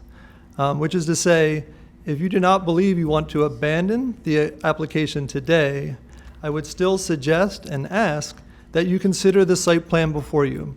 Because as all the evidence has shown before you, the site plan meets your zoning code requirement per our planning expert, per your own staff, per the environmental team.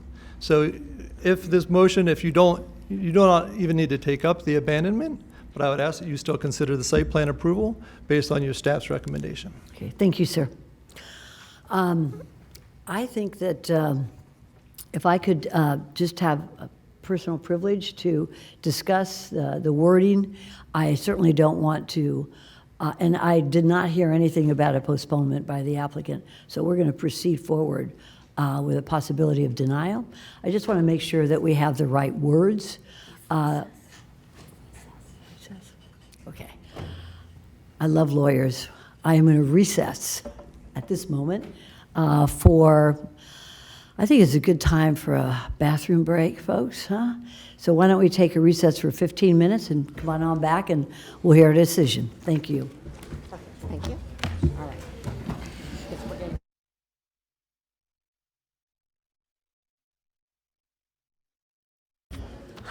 I told you to start your engines at the beginning. We're almost at the end of the race. So, at this point, what we're going to do is we have a motion on the floor, we have a second, and I'm going to ask, thank you everybody for your patience in the recess. I'm going to ask Commissioner Baxter, did your motion to deny include both the abandonment and the development order? Yes. Very good.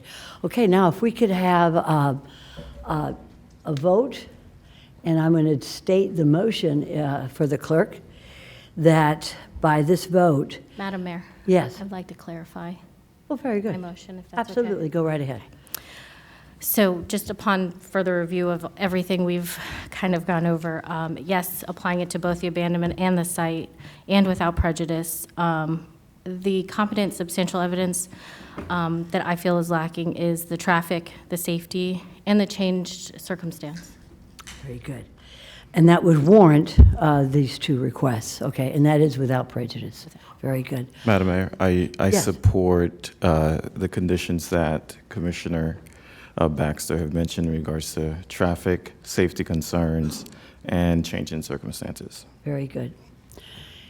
All right, so Madam Clerk, if we could have, well, I'm going to say, everybody, is there anybody who is opposed to that motion in the second as stated for the record? I'm opposed. I'm sorry, I didn't hear you, Mr. Burnett. I'm opposed. Okay, so are you opposed to the motion? That's correct. Okay. Any other opposition? Can I still ask a question? Sorry? Or are we? You're always able to ask a question. I'm never going to deny you to ask a question. Go right ahead. Thank you. So if, just so for my own understanding, the denial of this, the postponement was not accepted, right? There was no. This is it's important to understand that the motion is, that is on the floor and is seconded would be without prejudice. And I'm going to ask the attorney to explain to everybody the difference between with prejudice and without prejudice. Go right ahead, sir. So if the motion was with prejudice, they cannot reapply for the same or similar project for 2 years. And if the motion is, it's 1 year, excuse me, sorry, 1 year. And if it's 2 years under the comp plan, I believe, yeah, so it's 1 year Don't under the confuse us. ULDC, Just, yes. today, Excuse me, I'm sorry. With prejudice would be 1 year. 1 year. Right. Without prejudice. Without prejudice, they could conceivably refile. Okay. Does that answer your question, Commissioner Woodward? Very good. Okay. So there is one opposition to the motion as stated, and so. No, sorry. Yes. I have my light on. I know you're not, you can't see Okay, it. very good. Go right ahead, Commissioner Marino. Okay, so staff, correct me if I'm wrong, there's actually two separate things going on today, right? So the first is the request, actually there's three. The request is to abandon an arena, auditorium, stadium, indoor, outdoor entertainment, and as such has already been written into the record. I made that motion to approve this. If I remove that motion, then basically a racetrack would still be allowable on this property, whether it continues as a racetrack or not, but we're not removing that use. Would that be correct? There's two requests before you, yes. One is to abandon a bunch of uses on the 176-acre applicant portion. That's one request. And the second request is the development order amendment to revise the site plan to allow the warehouse as a permitted use. So, Wendy and I have discussed it. If the first item, the abandonment was denied or the applicant withdrew it, we believe that they can adopt a resolution just for the site plan part. But right now, the motion was for 1 and 2. I mean, like a combo. Combined. That's correct. I'm not in favor of the combination. Okay, all right. So we have one in opposition, and is, Madam Vice Mayor? Yes. Is it possible to just do the roll call instead of? absolutely, we can do a roll call. Very good, go right ahead. Madam Clerk. Mayor, could you please restate the motion and then I can call the roll? I knew you were going to ask that. Thank you. Okay, so, and I want the attorneys to listen carefully to me, right? Okay, the motion on the floor is to deny, without prejudice, both the abandonment and the development order amendment, because there has been competent and substantial evidence that there are changed conditions or circumstances that would warrant this denial. I believe you meant there has not been competent, substantial That's absolutely evidence. correct. That's why Thank you. you're a lawyer. Right. But there has not been. those substantial and competent evidence in order to warrant this type of application. And with that, we're going to go ahead and go for a roll call. Thank you. Commissioner Bernard. Yes. Commissioner Marino. No. Commissioner Woodward. Yes. Commissioner Barnett. No. Commissioner Baxter. Yes. Vice Mayor Sachs. Yes.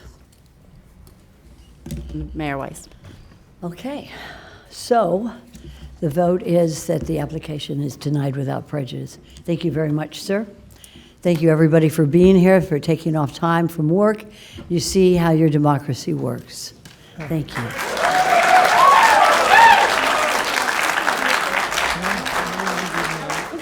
We're going to move on now. Drive safely home, please. No racing. All right, we're going to move on.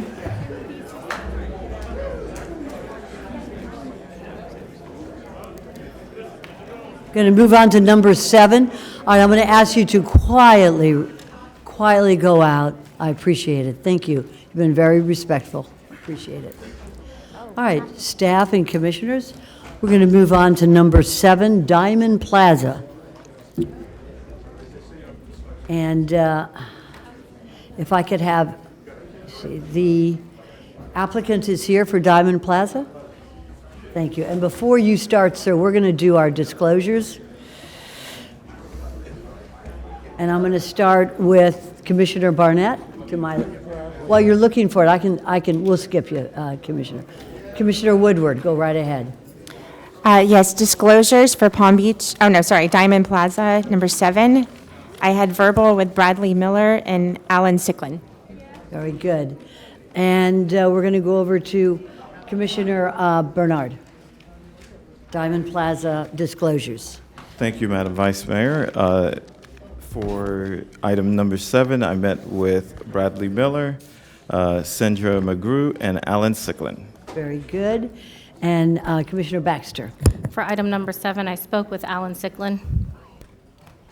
All right. And we're going to go back to Mr. Barnett. Thank you, Mayor.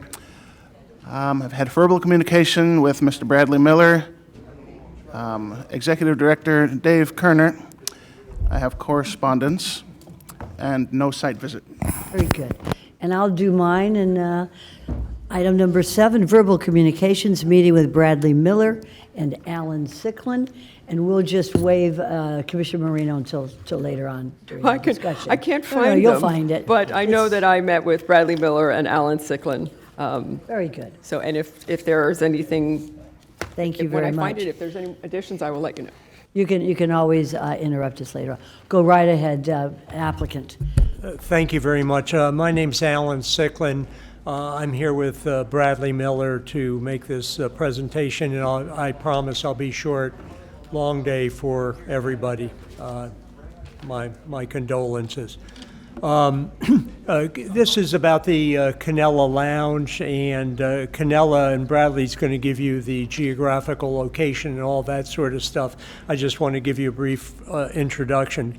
Canella was originally approved as a restaurant several years ago, and as often is the case, the bar part of the restaurant became more popular than the restaurant itself, and it kind of morphed into a lounge. During the early days of COVID, when all the bars were closed down, Canella made an effort to reopen as a restaurant, and that didn't work because they weren't. And as a result of their attempt to reopen, they were issued a number of violation notices. It was, as we all know, a difficult time. The people that worked there were panicked. They weren't getting paychecks. The patrons, it sounds silly, but the patrons, this was their go-to place, a largely Hispanic community. That was closed down, and it was a bad time. No excuse, but there were a bunch of violations issued. At that time, they came to me with the violations, asked me what to do, and I told them that there was really no choice. You need to comply. I met with the zoning department, met with code enforcement, and I wanted to know their opinion. And their opinion was that, we want you to comply, we want you to remain open, but you need to do it. And as a result of that, we entered into a settlement agreement and an agreed order with code enforcement, giving us a time frame to correct all of the violations. All of those violations have in fact been corrected, but for those related to the approval for the lounge, which is before you today. The message, and I've had this conversation privately with almost all of you, or Bradley has, the message has been received by my clients, the owners of Canella, that they need and will be respectful to the residents that are in the neighborhood. We have offered a series of conditions that are both protective of the residents and more in keeping with what we like to think of the new Canella. And I'll tell you briefly about those in a moment. One of the things you should know about Canella, though, it's not just a lounge, it's not just a bar, it's just not a place where people have a good time. It's also a meeting place for the Hispanic community, and all members of the Hispanic community, not one over the other. They have fundraisers there, they have parties there, they enjoy being there. And the other thing it provides is an outlet for the service workers in the community on their way home. It's a late night place. It's something that most of us would never frequent. I'm in bed at 11 o'clock, and they were opened until 5 a.m., but we're going to be changing that. One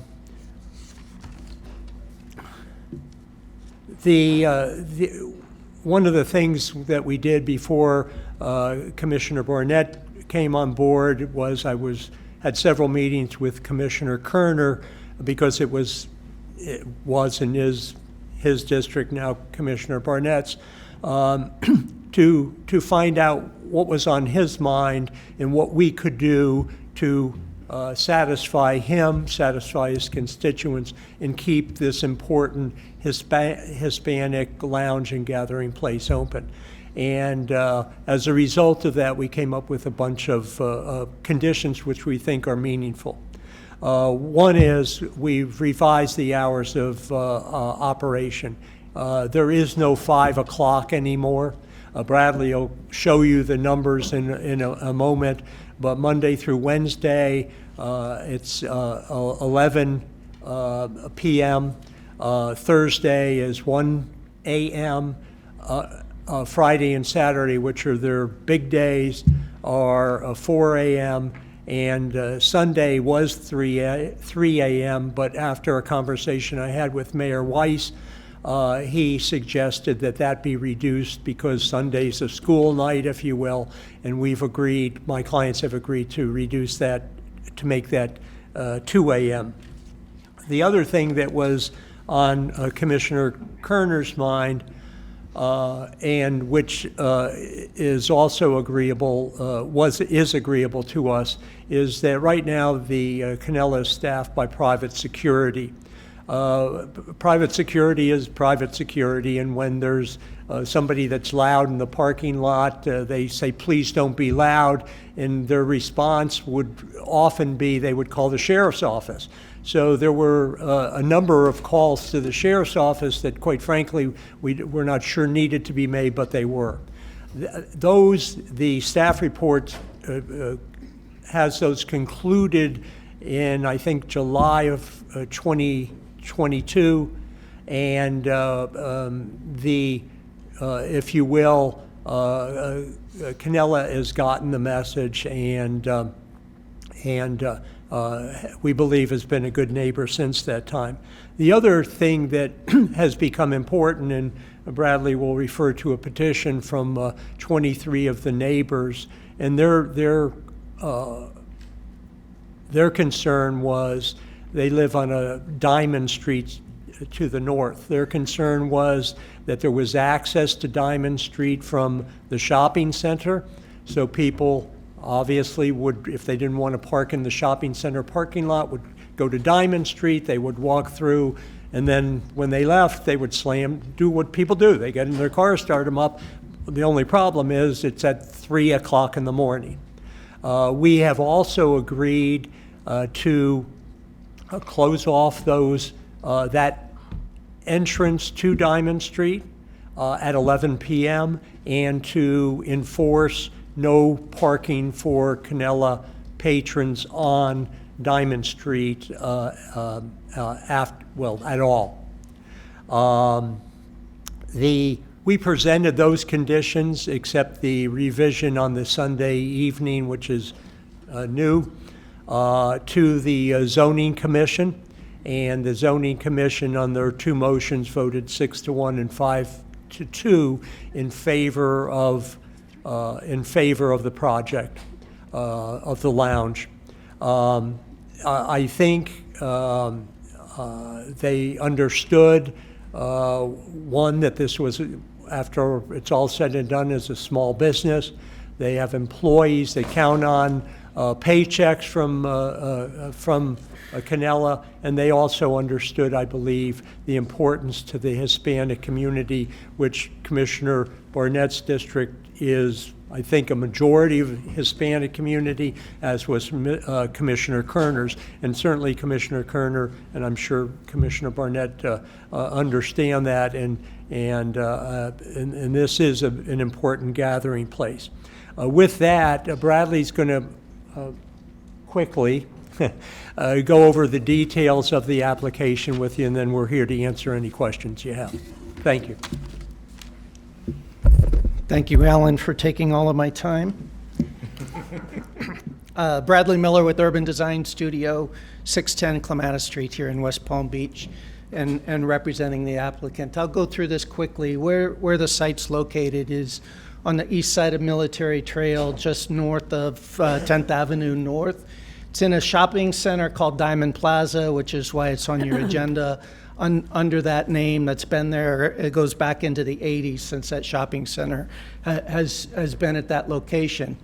The shopping center itself is highlighted on the screen and with the green box, and this is showing the zoning and the uses around the site. The importance with this is that the two items before you are all related to a distance. The two things we're asking for is a conditional use approval for the cocktail lounge itself, and also that the hours of operation be allowed to be extended past 11 p.m. Both of those require your approval because we're within 250 feet of a residential property, and I'll get to that in a second. Canella's is, so you can see on the blue boxes, they have the very western bays of the plaza closest to Military Trail, and then to the north of it is Diamond Road, and then to the north of that is the Lake Worth Drainage District Canal. There's other commercials to the north. Alan spoke about the violations. I'll jump to the cocktail lounge. These are just the code sections that require this 250-foot requirement. Another way to put it is that we wouldn't even need to be here. If we were 251 feet away, it would be allowed for them to have both of these without your approval. So it's that distance that comes into play. The same is true for the hours of operation. Again, if we're outside of 250 feet, they don't have a restriction on hours, but since we are, there is a limitation to stop at 11 p.m. The distances here are measured from the bay itself, and it's about 300 feet to our east property line, and then to the east of that there is residential property there that actually immediately abutting us has been a church for the last 13 years. The petition that Alan spoke about was once we got our hands on that after the zoning commission and went through it, it was the pocket that's not in a color there. There were a few down here in the very bottom right-hand corner, but most of them were within there. There were 23 signatures that belonged to 12 properties. That little pocket is actually in the village of Palm Springs, and so that's where the petition came from. It came from July of 2022, and a lot of the part of the petition talked about the access onto Diamond Road, racing on Diamond Road. I'm scared to even bring that word up.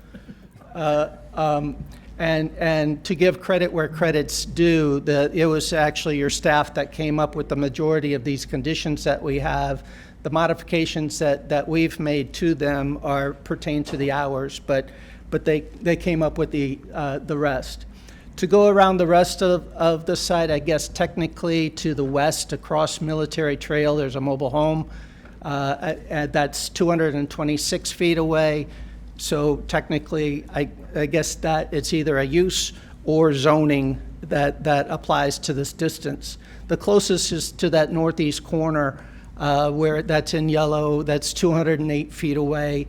And I'll go back to the petition. No one up in that area signed the petition, and I'm not aware of them having any conversations with staff about it, nor were they at the zoning commission. Just to give you an idea of what it's from, this is looking from, so behind the trees there would be Canellas, and you're looking through those trees across the Diamond Road, across a canal, and likewise from the other way, there's a buffer on the opposite side of the canal and the 208 feet. So behind those trees is the nearest house that's 208 feet away. The conditions themselves, what's in black is what staff presented to us. We're asking that you consider these modifications to eliminate number 3 from the use limitation for the conditional use itself, which it would be restricting alcohol sales after 1 a.m. To me, it's one of those, why have a cocktail lounge if you can't sell your cocktails?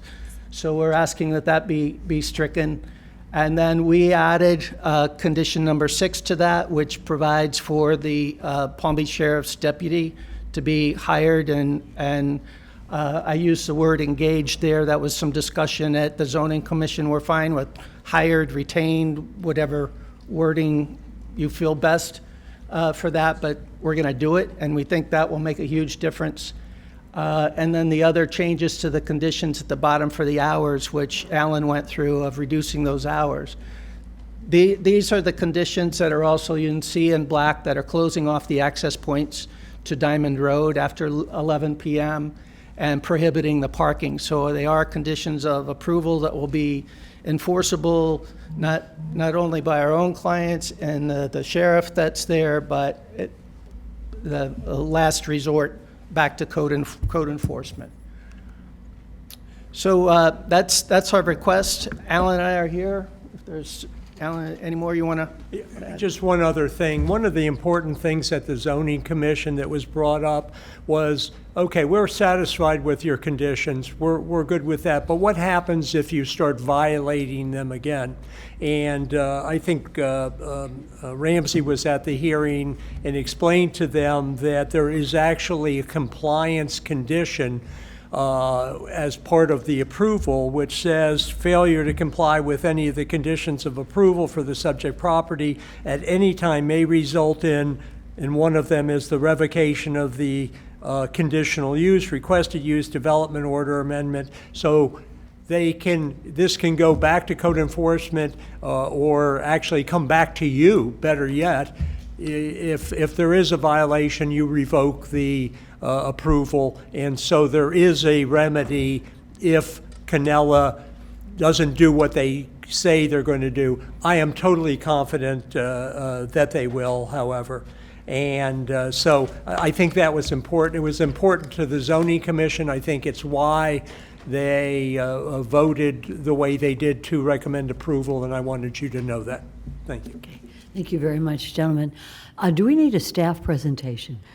We do have a staff presentation. It's up to you, but I do have one question for the applicant. Alan had said 2 p.m. on Sundays, but Brad... 2 a.m. I meant 2 a.m. Did I say 2 p.m.? You said 2 a.m., I'm sorry, but Bradley's slide said 3 It a.m. does. And then I was perhaps not clear. I had a conversation with Mayor Weiss, and he, because Sunday was a school night, if you will, he asked if we could reduce those hours on Sunday. And I said, yeah, I talked to the client, and the client said, yes, let's go from 3 a.m. to 2 a.m. I just didn't have time to change that slide. Okay, but if we don't need a staff presentation, however, if you go with the applicant's request, we do need the slide up, and because that slide is not in the packet. So we could talk about that. So, Sunday to 3 a.m. It says, do you want to amend that? What's in your packet now, as recommended by the zoning commission? They recommended that top set with eliminating the condition about the alcohol sales, so that's in your packet already. We accepted the condition for the engaging the sheriff deputy that mitigates some of our concerns. That's in your packet. But the use limitation hours, if you're to go with the applicant's request, we would have to clarify that it's on the screen right now, Monday to Wednesday, 6 p.m. to 11 p.m., Thursday, 6 p.m. to 1 a.m., Friday and Saturday, 6 p.m. to 4 a.m., and Sunday, 6 p.m. to 2 a.m. That's the applicant's request, and that would, if you make a motion to approve as requested by applicant, it would have to have those words there. So that's been amended to read from 3 a.m. to 2 a.m. Sundays, which would be Monday morning at that time. Okay, very good. Thank you, gentlemen. Should we have a staff presentation? Is this something that my colleagues would like? Okay, that's good. No lunch, we move forward. Very good. Then I guess we go on to public comment. Commissioner Marino, do we have any public comment? On item number... We're on item number Diamond 7, we Plaza, have no 7. public comment. No comments? No public comments. Very good. All right, does any of the commissioners have any questions for the applicant? Yes, go right ahead, Commissioner Barnett. Thank you very much, Mayor. And thank you, Mr. Bradley, for coming to see me and share with me. And I do appreciate the lounge is taking into consideration the concerns of the residents and acknowledging the past history of violations. I did have a question with regards to hours, because I don't necessarily agree with the zoning commission's recommendation. I think maybe they should be a little more restrictive. And I wanted to ask you about that. With regards to Monday to Wednesday, the use limitation of limiting hours to 11 p.m. Compared to Sunday, I think the recommendation or the request was for closure at 3 a.m. or 2 a.m. Based on your conversation. We changed it here today to 2 a.m. Can I ask why the difference? I think they each fall on a school night, Sunday. Precedes probably the most important school day.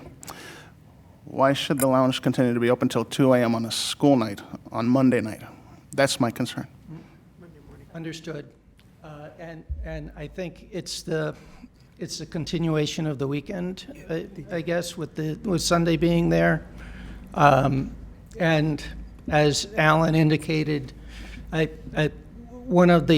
spoke to one of the patrons earlier, and they said, he was from, I believe, Venezuela, and he said, we don't go out until 12.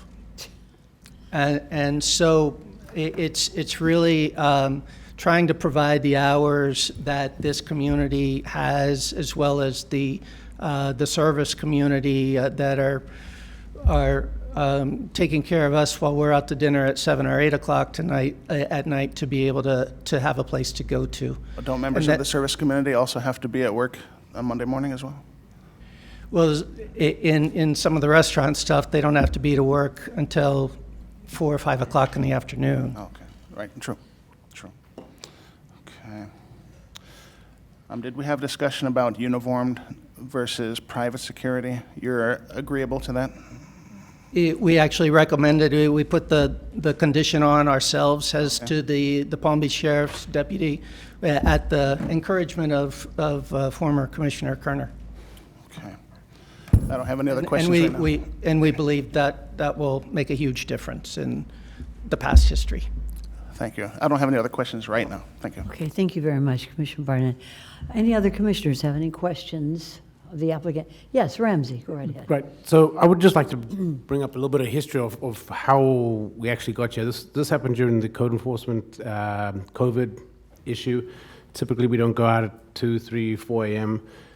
This is one of the spots that we went out and noticed all of this going on. It's actually one of the good things with code enforcement, and it was good that this client was actually very cooperative, because we saw a lot of life safety issues within the building that we had to get fire and building involved with, and they've corrected them.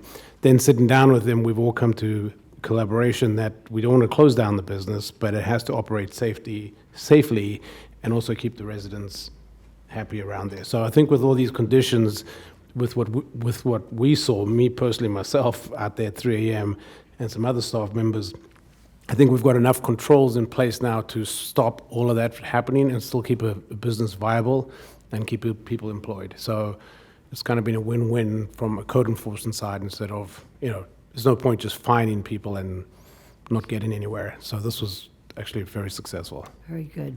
Thank you, Ramsey. All right, if I see not, Commissioner Woodward, go right ahead. Yes, sort of just a follow-up with the applicant. Yes.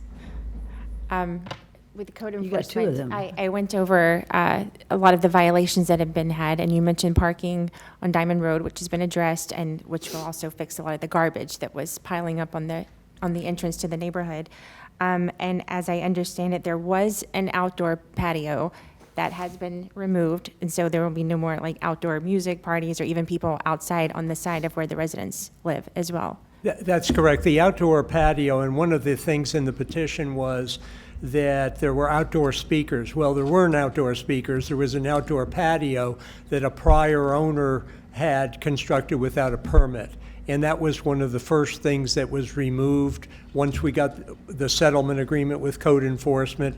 There's no choice. And I think it was used for smokers, folks that wanted to go outside, and it was obviously loud, too close to the residents. It's gone. There are no speakers, and yes, that's been removed, Commissioner. Okay, because my concern was the hours of operation too are quite late, but it seems like your client and their patrons understand that after code enforcement's been in and we're going through this process, they're going to work to be very good neighbors, and we have some teeth in this with code enforcement to make sure that, the residents are respected and they can continue to operate their business. Right. Yes. Did you want to respond to that, Ramsey? Right, we can either do code enforcement, or per the condition, we can bring it right back in front of the board and revoke whatever approvals we grant or don't grant today. So it's fairly, for lack of a better term, that they have to really behave, and they said they were going to. So the burden's on them, the ball's on their court, and we'll see what happens.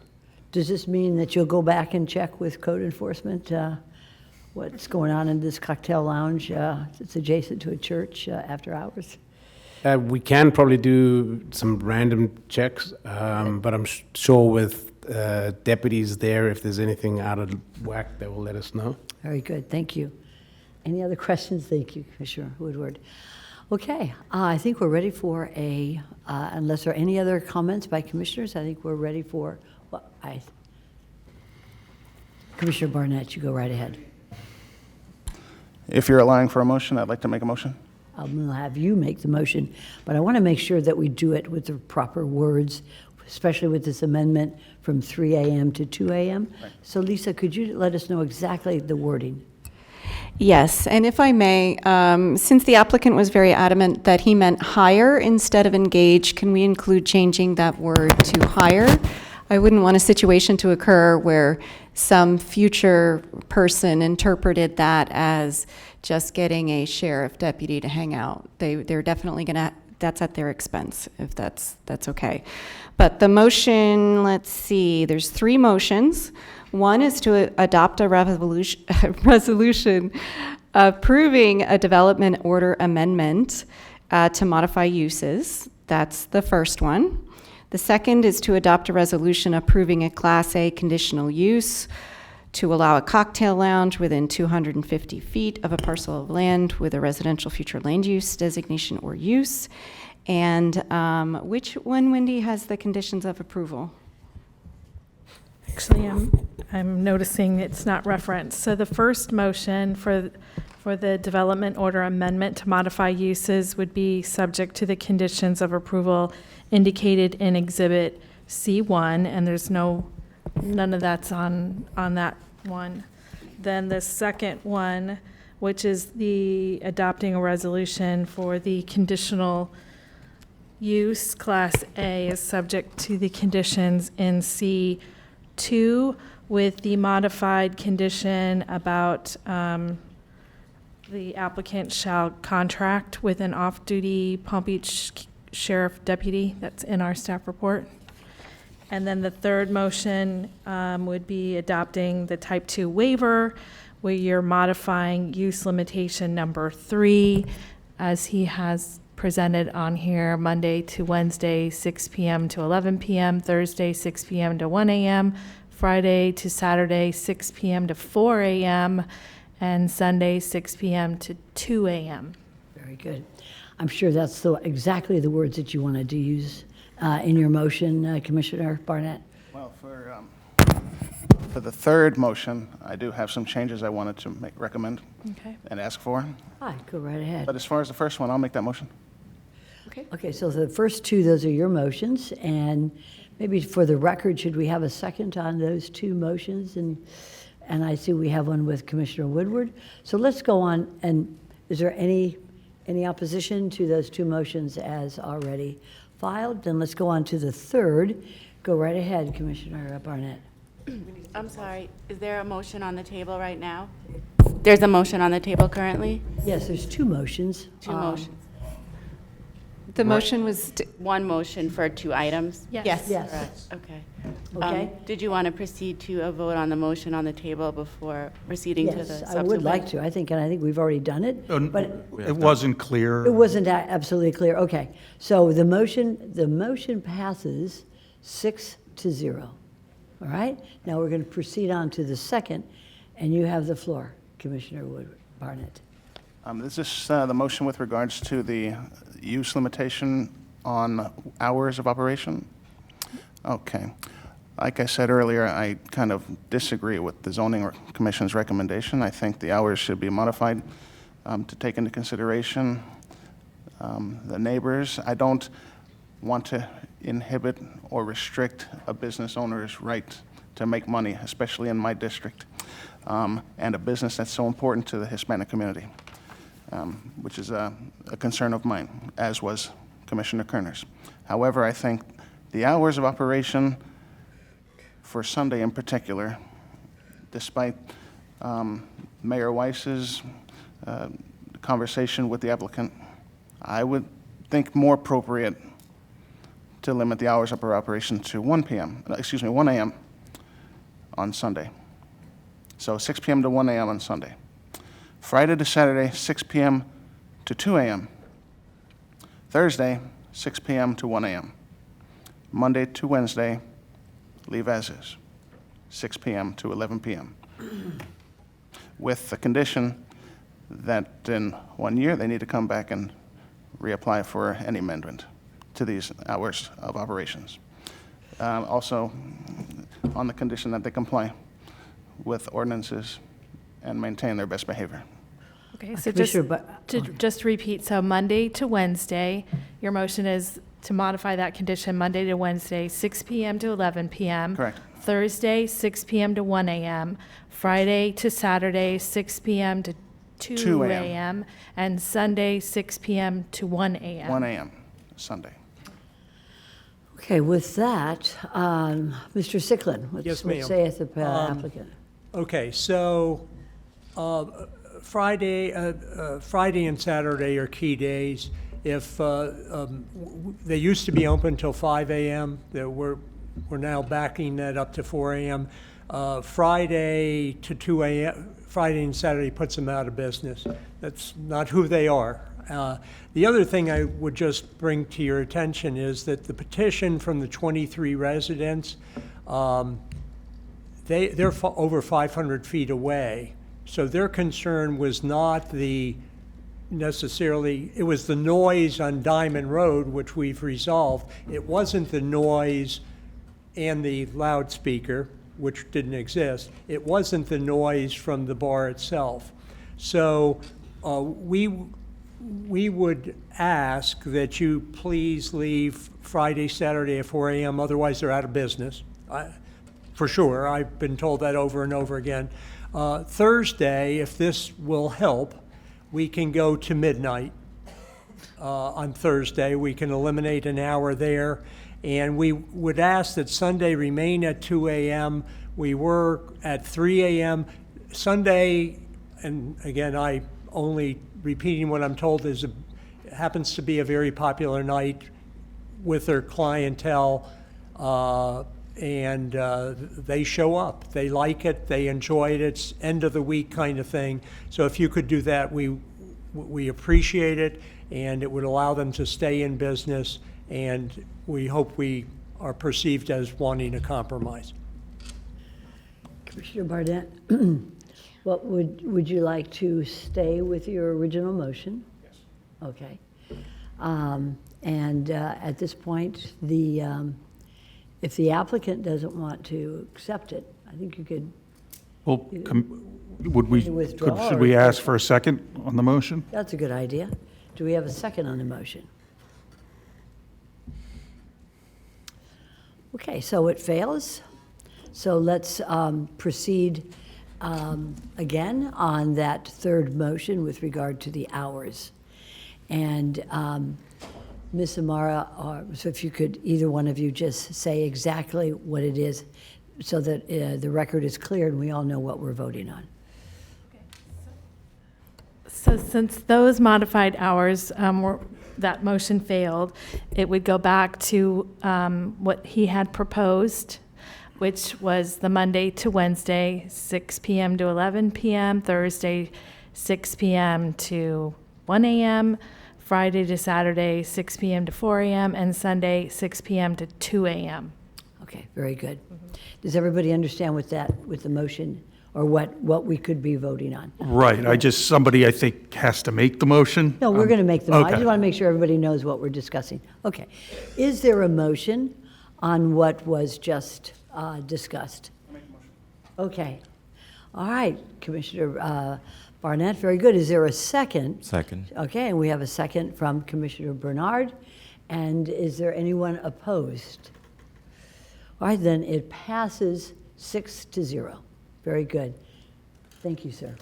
Made it a lot easier. Thank you, applicants. Thank you, staff. Thank you so much. It's okay. And we're going to move on now from 7 to, yes, Commissioner Marino. Before we move on, I would like to correct my disclosure. On this one, I had met with Alan Sicklin and Sandra McGrew. I did not reflect that earlier. Thank you. Okay, so noted for the record. We're going to move on to number 8, the ULDC amendments, the electric vehicle charging stations. Go right ahead. Okay. Good afternoon. So number 8, number 9, and number 10 are Unified Land Development Regulation revisions that we're proposing. We had permission to advertise last month. This is first reading for all three. Electrical vehicle charging stations is generally a housekeeping item to make this use a little easier. If approved by the board, we're asking for a recommendation to approve on first reading and advertise for adoption at the zoning hearing on February 23rd, 2023, beginning at 9:30 a.m. Don't believe this is something that we would have any public comment, but maybe we do. Yes, we Public comment? absolutely do. We have Commissioner three Marino, why don't you cards. go ahead and read those, please? Drew Martin, John Hackler, and Linda Smith. Please grab a podium. Drew Martin, on behalf of the Sierra Club, I just have to take off my ski outfit here. It's keeping me warm. I'm going to go quickly because I know it's been a long day. Thank you, I sir. support this. I think it's mostly voluntary, so I don't think it puts any onerous, but it gives people the opportunity to do it if they wish. I will say that where I work, a number of people have purchased electric cars, so I think we should give them that opportunity if they wish. Again, this doesn't require anybody to do anything they don't want to do, but those people who wish can have the opportunity to charge their cars. Thank you very much. Thank you, sir. Go right ahead. Linda Smith, still from Jupiter, Florida. I am in support of this. I'm going to paraphrase a quote. We are in a race between education and innovation and catastrophe. I understand some of the board may have concerns about recycling of electric vehicle batteries. I submit this issue will be resolved before it becomes a true issue in Palm Beach County. The effect of our internal combustion engine are here now, and we may not be able to resolve them in time. The cost per mile of driving an electric averages a third less than a conventional gas engine. Anyone concerned about the price of gas or our national security by reducing having to buy oil from unsavory foreign governments should be rushing to purchase an electric vehicle. I did that, and actually in the West Palm Beach City parking garage, all the electric vehicle charging stations were full when I got here this morning, so at the break, I changed parking spots so I could plug in. Thank you. Thank you very much. Commissioner Marino, do we have any other cards? We have a card, but I believe he probably wrote the agenda item wrong. John Hackler? Okay. Not here. Okay, that's it for cards. All right. Okay, do we need a motion to advertise on this, Ms. Amara? What do you think? Yes, we need a motion to approve on first reading and to advertise for February 23rd for adoption beginning at 9:30. So moved. Thank you. Do we have a second? We have first by second by Commissioner Bernard. Is there any opposition? So it passes 6-0. I'm sorry, could you state the maker, please? State the second. The second was by Commissioner Bernard. You're welcome. Okay, moving on. Oh, goodness, should we skip number 10? I don't know. Okay. Number 10. Well, number 9. Oh, number 9. Try to skip number 9. Number 9. I almost got it done, too. Okay, residential future land use designations, ULDC first reading. Yes, this is another item that we had permission to advertise last month. This is a first reading for some text amendments to the ULDC to reflect an ordinance that was adopted in 2018 that revised the comp plan.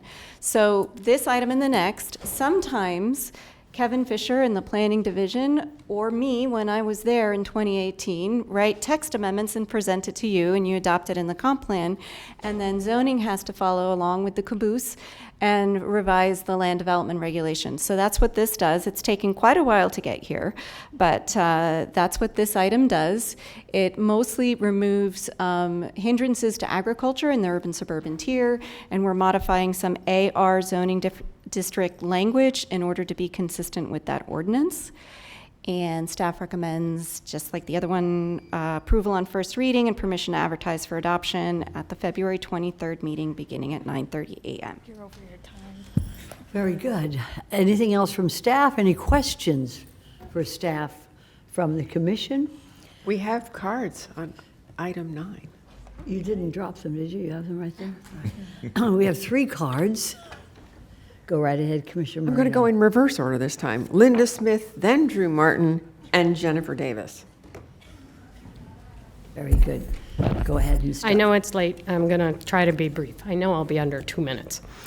Linda Smith, Jupiter, Florida. I'm a retired architect and familiar with most building codes and some of the zoning codes, not as detailed in zoning codes, and their revisions.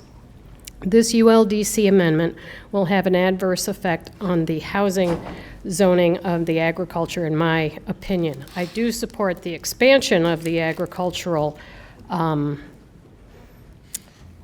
tasks that are being included now in residential, so I do support that part.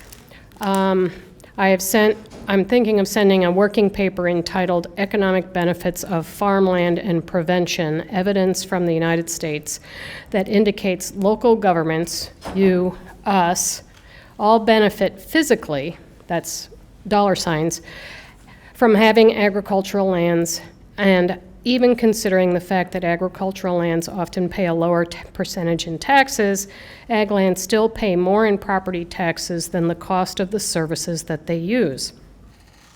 Ag lands subsidize all of our residential taxes, so every time you reduce the zoning requirements on ag land, allowing for more development, you are shrinking that ag land, whether you intend to or not, and you're actually requiring increases in future residential real estate taxes to fund the existing and expected public services. This working paper also includes Table 2, and I apologize I didn't get you this report in advance, estimated values to society for preserved ag land. Zoning codes are minimums. I know building codes are minimums. What happened to the building codes after Hurricane Andrew? They became more stringent. Now might be the time to make our Palm Beach County zoning codes actually more stringent in regards to development. We want to try to keep Palm Beach County from being Browardized. Thank you. Thank you very much. Go ahead, Mr. True. I have some concerns about this, that it's opening up the ag reserve to more industrial. Next one? Okay. And that's the end of my comments. We're going to even give you that time credit, but don't go too far away. We have one other, right, Commissioner Marino? We do. Jennifer Davis. Jennifer Davis? All right. Okay. Seeing nobody. I think now, do we have any questions from the commissioners to staff? Questions or comments? If not, we are ready for a motion. So moved. Okay, I'm going to read it for our Madam Clerk. This would be to approve on first reading and advertise for adoption hearing at the zoning BCC hearing on February 23rd, 2023, beginning at 9:30 a.m. Do I have a second? I do, from Commissioner Baxter. Is there anybody opposed? Then it passes 6-0. Okay. All right, moving forward, I guess we will do number 10. Commerce Future Land Use Designation, ULDC first reading. Go right ahead, staff. Yes, and this is the Commerce Amendment. Just like the other one, this is following an ordinance that was adopted. This ordinance revised the comp plan last August to establish a new future land use designation called Commerce. It also established some policy language distinguishing light industrial from heavy industrial and establishing some guidance for industrial uses in the ag reserve.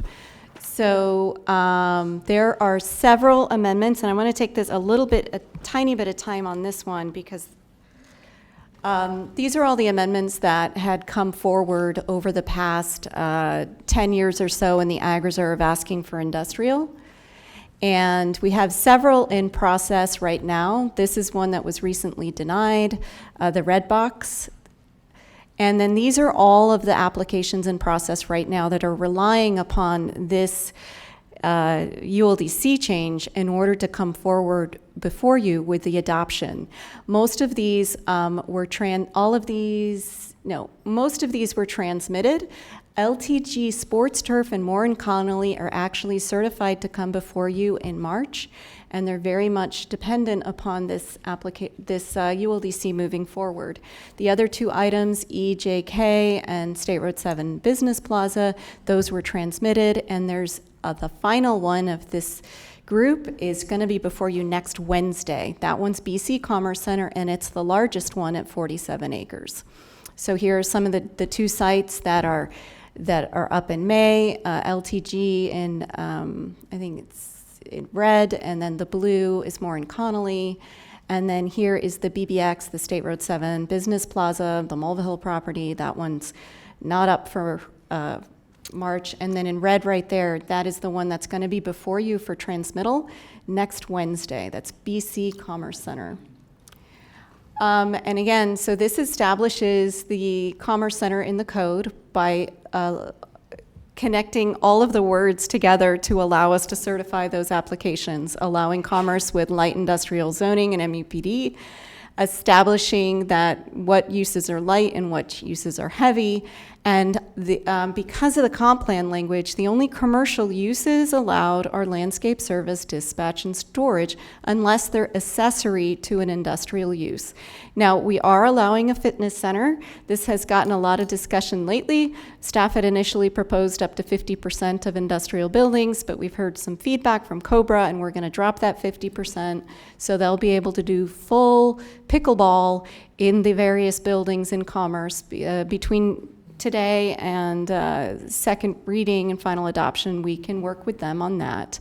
And we also have DRO as the minimum approval process.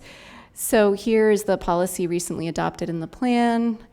And here's the policy that lets us put self-storage and dispatch and landscape service as a light industrial use. And then here is the language that I want to talk to you a little about. Last night around 8 o'clock, BARC sent a letter. I don't know what BARC stands for, but it is Cobra Property Owners Group. They sent a letter and they want a farm-to-table restaurant in the Commerce Flu. And I'm here to tell you that I cannot put in the ULDC a restaurant as a primary use in Commerce, because the item before you today reflects the ordinance that was adopted in August. However, we can correct the microbrewery issue with your direction. If you would like to allow a microbrewery in Commerce, we can move it, to an industrial use, and we can do that between today and adoption. We can do that. However, it's going to take an extra month, and I won't be able to go back to LDRAB, LDRC by February. So we'll need another month to do a microbrewery. However, with the restaurant, when the BC Commerce Center is before you next Wednesday, or even today, we have a representative from planning here. The Commerce Amendment that you initiated 2 weeks ago to modify FAR for Commerce, that text amendment to the plan could add a sentence for Commerce in the Ag Reserve for properties located east of Lyons Road to allow a commercial pod. And so we completely can, planning and zoning can work together, but that item of a restaurant has to precede the zoning code by getting in the comp plan first. And that a restaurant was not contemplated, it was not part of the public hearing, and because of that sentence, I can't put in the code a primary use of a restaurant. I can put in an accessory use of a restaurant to a brewery, which I can do with your direction, but a freestanding farm-to-table restaurant today is not something that I have the ability to do because of that red sentence. So I did want to point that out because I'm pretty sure there's representatives to talk about that. And that property that's in question where they would like the restaurant hasn't yet been before you. There are other projects in play that very much need this to move forward, and that project will be before you next Wednesday. These other ones, staff can't support a restaurant or not crazy even about a microbrewery on these other parcels west of State Road 7. So anyway, that kind of concludes my presentation, and I would be asking for direction. If you would like us to expand to the microbrewery, give us that direction and we can come back with that in March. but we wouldn't be able to fit that in February like we could the other two, because we'd have to go back to LDREB. And again, the full-blown restaurant, that if you want to initiate or add to the amendment planning already has in play, we can have a second ordinance just for restaurants and commercial pods at a later date. Okay, very good. We have a question by Commissioner Baxter. What exactly is the direction that you were mentioning that you needed from us to make it happen? For the microbrewery, all you have to say is yes, revised microbrewery to be allowed as an industrial use. That's the one, and I can add that to the March. And on the other item, if you would like to listen, I'm pretty sure they're going to speak because I saw them here all day. If you would like to add a restaurant in Commerce Flu, you can add to the text amendment that was already initiated, language to the comprehensive plan that would allow a commercial pod in Commerce future land use. And that could be very quick planning has a meeting the first Wednesday in May, I believe, so they could bring back that, conceivably, if it's initiated, they could bring back that commerce item at that agenda. Any other questions? I have a question. I recall listening to staff about commerce. And since I voted for it, because I thought it was going to take the place of industrial and give us more options in the Ag Reserve, I have been roundly criticized because it's so limited to certain things. And so things like farm-to-table restaurants, which are of benefit to the farmers and are benefit to our residents, are not allowed in the Ag Reserve as commerce is defined. So I would like to have, I'd like to have this definitely brought up for a larger discussion by also the groups who have stakeholders in the Ag Reserve, as well as my colleagues who travel through the Ag Reserve, with relation to how we can better define commerce to include certain types of entertainment. Indoor recreation centers for pickleball. Wow, it'd be huge.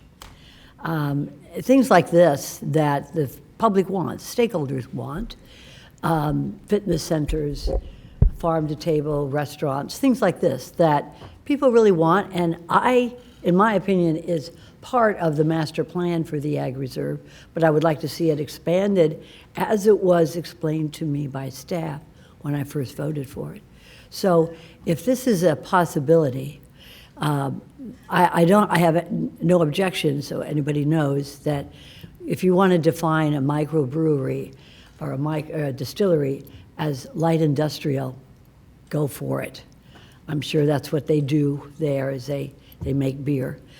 Wish we could make wine and we could have wine places too, but let's just focus on the beer. If we want to do that today, then we can.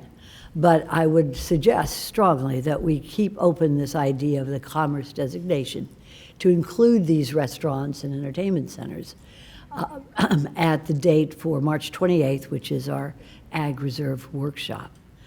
So maybe we should proceed first on the microbrewery as a light industrial designation so that we can move forward. Is that all right? Okay, there's a light on. It's Commissioner Woodward. Go right ahead. I was just going to say I'm happy to support this. I was able to speak at Cobra, and I was informed by several of people that caught me at the end of that they're very interested in this. They do want it, and I think that that's part of our job, is to make sure that we're able to give the residents who live there what they want. So I'm happy to support you. This is your district, but I'm happy to support this. Thank you. Any other questions for the staff? Okay, good. So I guess what we do now is we will we'll do a motion on the, don't need a motion. Public comment. Oh, gosh. I don't know. Commissioner, where do you find these, Commissioner? We'll do it 15 seconds. No. I got a great timekeeper. He's tough as nails. We have several comment cards. All right. How many do we have, Commissioner Moreno? 1, 2. It's almost 5 o'clock somewhere, so we want to move forward. We have 10. But we have 9 speaking and 1 non-speaking. Okay. But I don't know if we have 10 people left in the room to talk. Okay, so why don't we just line up? Jennifer Morton, Neil Ambrosio, Paul Barth, Dagmar Braz. Those are the first 4. Very good. Thank you. Go right ahead, folks. Yes, Jennifer Morton with J. Morton Planning and Landscape Architecture, and I support staff's recommendation and the discussion that I've heard the board on this item. Thank you. Neil Ambrosio, Canyon Lakes and Boynton Ag Reserve Communities, BARC. We work with COBRA. We're mostly all COBRA members, but this is just a subset because the ag is kind of special and COBRA's a really big organization. We sent you a letter last night. Every one of the HOAs signed on to that letter. That's why it came at 8 o'clock, because it's hard to get a lot of people to agree.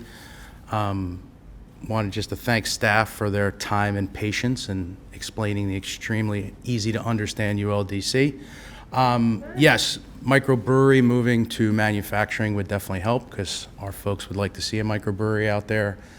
I understand the trepidation about a farm-to-table restaurant and the creation of a commercial pod within Commerce, and based on the different commerce places that are on the map, how it could spread.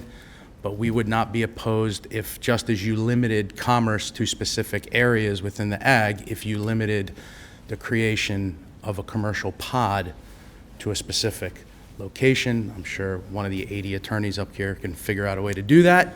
And we would be appreciative of that for our residents, because we do think the use is compatible. We've been working the communities with Jennifer and with the Channings and Mr. Butters, who have this property under contract, and we've really been talking about uses and just making sure that the uses that are there benefit the residents. So that is what I stayed here all day to tell you all, and I'll yield back 1:25. Thank you. Brilliant. Thank you. Commissioner Marino? I have Dagmar and Paul Barth, and Hi. Paul asked me if I wanted to go first. If that's right. Heidi Mahaffey, on behalf of the Sierra Club and 1,000 Friends of Florida, Happy New Year. I want to just reiterate something that Vice Mayor Sachs said earlier. If you're going to do it right. If you're going to do it at all, do it right. And there are some underlying bases of the Ag Reserve that we need to revert back to when we look at commerce, because commerce is meant to support the Ag Reserve. So looking at Objective 1.5, it is to enhance farmland. And by doing that, we restrict certain uses to low density uses. And the commerce is meant to be a low trip generating type of use to support the residents of the Ag Reserve and the needs that they have. But when we look at what the ULDC does, is it puts commerce in the same type of building capacity as industrial and the economic development centers. All 3 have the same FAR, Florida ratio, of 0.45%, and that's a 45% building max capacity. So taking the Ag Reserve land that's at 0.15 FAR and converting it threefold to 0.45 is a really big issue. And in our comment letter that we submitted, we also attached the FDOT letter from June of last year. And they brought up some really valid concerns about certain uses that are still in the ULDC today that can create higher trip generating uses, such as dispatching, warehouses, wholesaling, and allowing those uses in the Ag Reserve at the 0.45 FAR is not going to result in low trip generation. It's going to result in higher trip generation, as if we're still looking at industrial. And commerce was meant to sidestep the industrial uses that had been asking for applications and were getting approved in the Ag Reserve. So there's a few things I'm going to quickly point at. So we're looking at the ULDC, the high trip uses. Some of those uses need to be taken out to stay true to the intent of the Ag Reserve. The FAR needs to be significantly reduced. We would recommend the 0.15, which is the agriculture uses. And when you look at the low commercial, which is the same minimum acreage as the commerce, the 3 acres, they have 25% max building capacity, and any amendments for square footage over 30,000 square feet need the approval of the county. Whereas Commerce, 100,000 square feet is the threshold for having to come back to the county and ask for approval to make amendments to something that's already been approved. Now, what the ULDC didn't do, and I love that staff brought up the opportunity to come back in May. I might be a little busy in May, but looking at the policy, and let's do it right.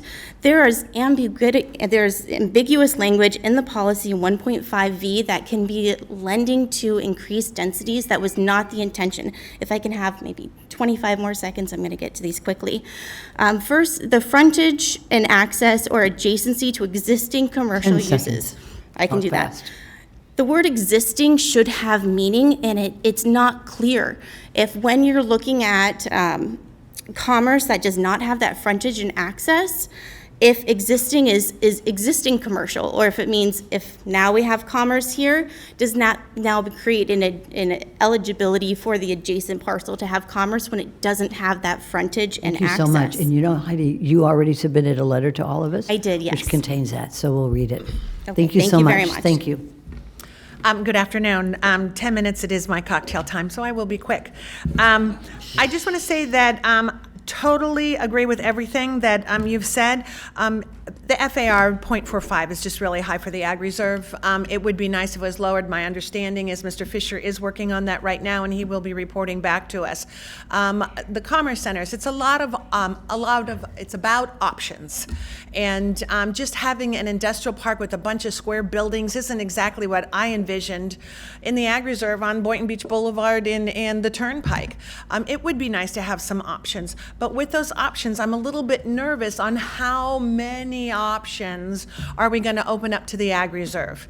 I hope that Lisa Marr is very smart with where we're drawing the line in the sand again, because it is the ag reserve. We don't want to open it up to absolutely everything. We understand gymnastics, cheerleading clubs, rock climbing walls, that's all entertainment, kind of cool stuff. But again, please make sure the right line is in the sand. It is the ag reserve. Thank you. Dagmar, before you leave, please say your name and address for the record. Oh, I'm sorry. My name is Dagmar Bross, B as in boy, RAHS 6655, O'Hara Avenue, Boynton. Sir, you're on. Hello, my name is Paul Barth, and I'm a resident of Boynton Beach. I live on a very unique community called Willis Gliderport. I think you all know this Gliderport area. By the way, good afternoon, commissioners. Hello, Happy New Year.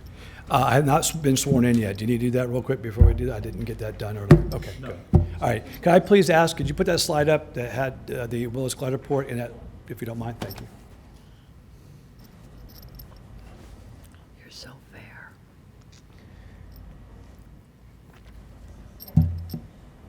Okay. Okay.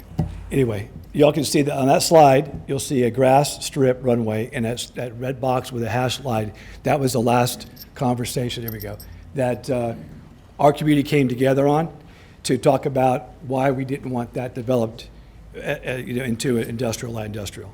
My concern is, I'm a resident. I was not able to come here that time. I did put my comments in, send them in to you. I'm a professional commercial pilot. I live in this area for a reason. And I moved there 15 years ago because it was surrounded by farmland, by the ag reserve. And it's a very unique property because it is an airport with activity inside of all that farmland. And if we develop around it, there's a possibility of the encroachment and people having a problem with an airport there that's been there for 35, 40 years, okay? So my concern is obviously safety and the encroachment of any kind of development, whether it be light industrial, so forth, even housing. I'm from Miami originally. I lived next to an airport in Miami, and the same thing happened there. The airport was in the middle of nowhere, they built around it, and the people around it wanted to shut the airport down. It's the same story everywhere you go. Anyhow, can you put it back up there, because I want to point something out, though. It's over there. Okay. Our takeoff pattern is to the east and to the west, landing both directions.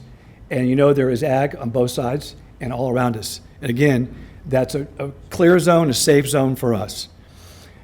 If we have encroachment of development, again, no matter what it is, that could pose a problem for us.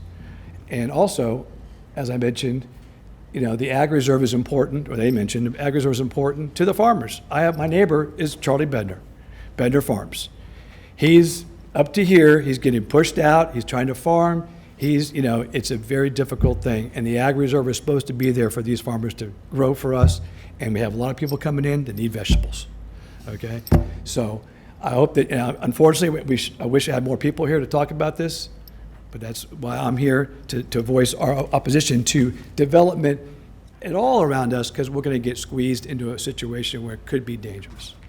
Thank you very much, sir. Any other cards, Commissioner? I do, but the parcel that was just referenced is not the parcel that we're talking about. That site in red box was denied by the board. That is not on the table as part of this agenda today. Thank you. I just wanted to clarify that. Thank you. Yes, we have Drew Martin, Linda Smith, Sandra Levin, and Debbie Murphy. Drew Martin, I just want to emphasize what both Dagmar and Heidi said. And I want to let you know that the reason Heidi's going to be busy in May is she's going to be giving birth. And so that is definitely a reason to not attend a commission meeting. Oh my gosh. So, Wonderful. and we will miss her because she is our advocate, but hopefully she'll find a replacement.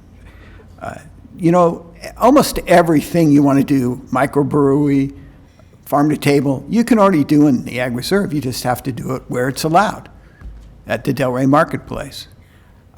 So, whether you pass this or not does not mean this can't happen. Now, fortunately, you did not approve that one item, but, warehouse is going to be a lot of trips. So my concern is just that, I want to see you do it right. I completely agree with Vice Mayor Sachs.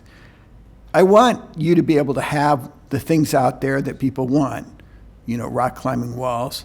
But the thing is, I want you to do it in a way that doesn't open the door to everything. So in other words, when the Ag Reserve was set up, the purpose was to do things that supported agriculture. So the first thing, you can do almost anything you want if it supports agriculture. That's not that complicated because a lot of things support agriculture. So the question is, why do you need to open the door to a lot of things that you don't need? So I think you want to be very specific and very careful. I'm very concerned with things that just say industrial, that say commercial, because it just is such a broad category. We really think at the Sierra Club that you want to preserve the Ag Reserve the way it is because of the drainage issues, because of the open space issues, and because we think it enhances property values. And as Linda Smith said, they pay property taxes, and their property taxes cover their needs. Whereas when you put in a lot of housing and development, now they pay property taxes, but they may not cover the county's expenses. What does that mean? That means you're going to raise taxes on everybody else to pay for things like infrastructure. So when you think about this, just think about it in terms of what really makes common sense. Let's just not open the door wide open. Let's just do what makes sense. We can do a microbrewery, we can do farm to table, but let's do it where it's already allowed. Thank you. Linda Smith, I still live in Jupiter, Florida, and I don't know if it's possible to deny or postpone this first reading. I'm still learning some of this stuff. More than 1 million square feet of commerce has been transmitted without a concrete cap of what square footage is actually needed to fulfill the purpose of commerce while not overloading the Ag Reserve. Its rural characteristics and the way of life, the agricultural uses and their roadways. This is all happening before the Ag Reserve workshop that's coming up.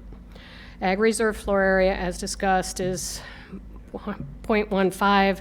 The ULDC is proposing a 0.45. Crazy, right? Threefold. I won't repeat. There must be a significant reduction in allowable square footage of commerce in the Ag Reserve, along with a cap on industrial uses for this commission to stay true to its constituents that have voted and passed their tax dollars in the Commissioner's Trust to preserve the Ag Reserve. This is another example of death by 1,000 cuts, and please do not slap barn doors on tilt wall buildings. And I yield the rest of my time to read Heidi's letter. Thank you. Okay, thank you very much. Is that all the I'm guessing the other people have left. Why don't you read their names? Yes, No, good. Debbie's still here. I was waiting to see if the other person was before me. Good evening, Mayor, Vice Mayor, and Commissioners. Debbie Murphy, Second Vice President of COBRA. As you know, COBRA has been fiercely protective of the Ag Reserve since its inception. The uniqueness of the area with its closeness to the Arthur R. Marshall Loxahatchee National Wildlife Refuge, and I am in favor of shortening that name at some point, and the commitment of preserving farmland through the bond issue while still encouraging smart development has made the management of the area challenging, to say the least. COBRA has always been in favor of limiting uses to agriculture, conservation, low-density residential development, and non-residential uses that serve the needs of farmers and the area residents. The Commerce Flue designation that you are discussing today is needed to do exactly that, address the needs of the area farmers and area residents. COBRA's Growth Management Committee met with the developers of the BC Commons property and were excited as it was presented to us with the understanding that it would have the look and feel of the PGA Commons, a beautiful project also done by John Channing.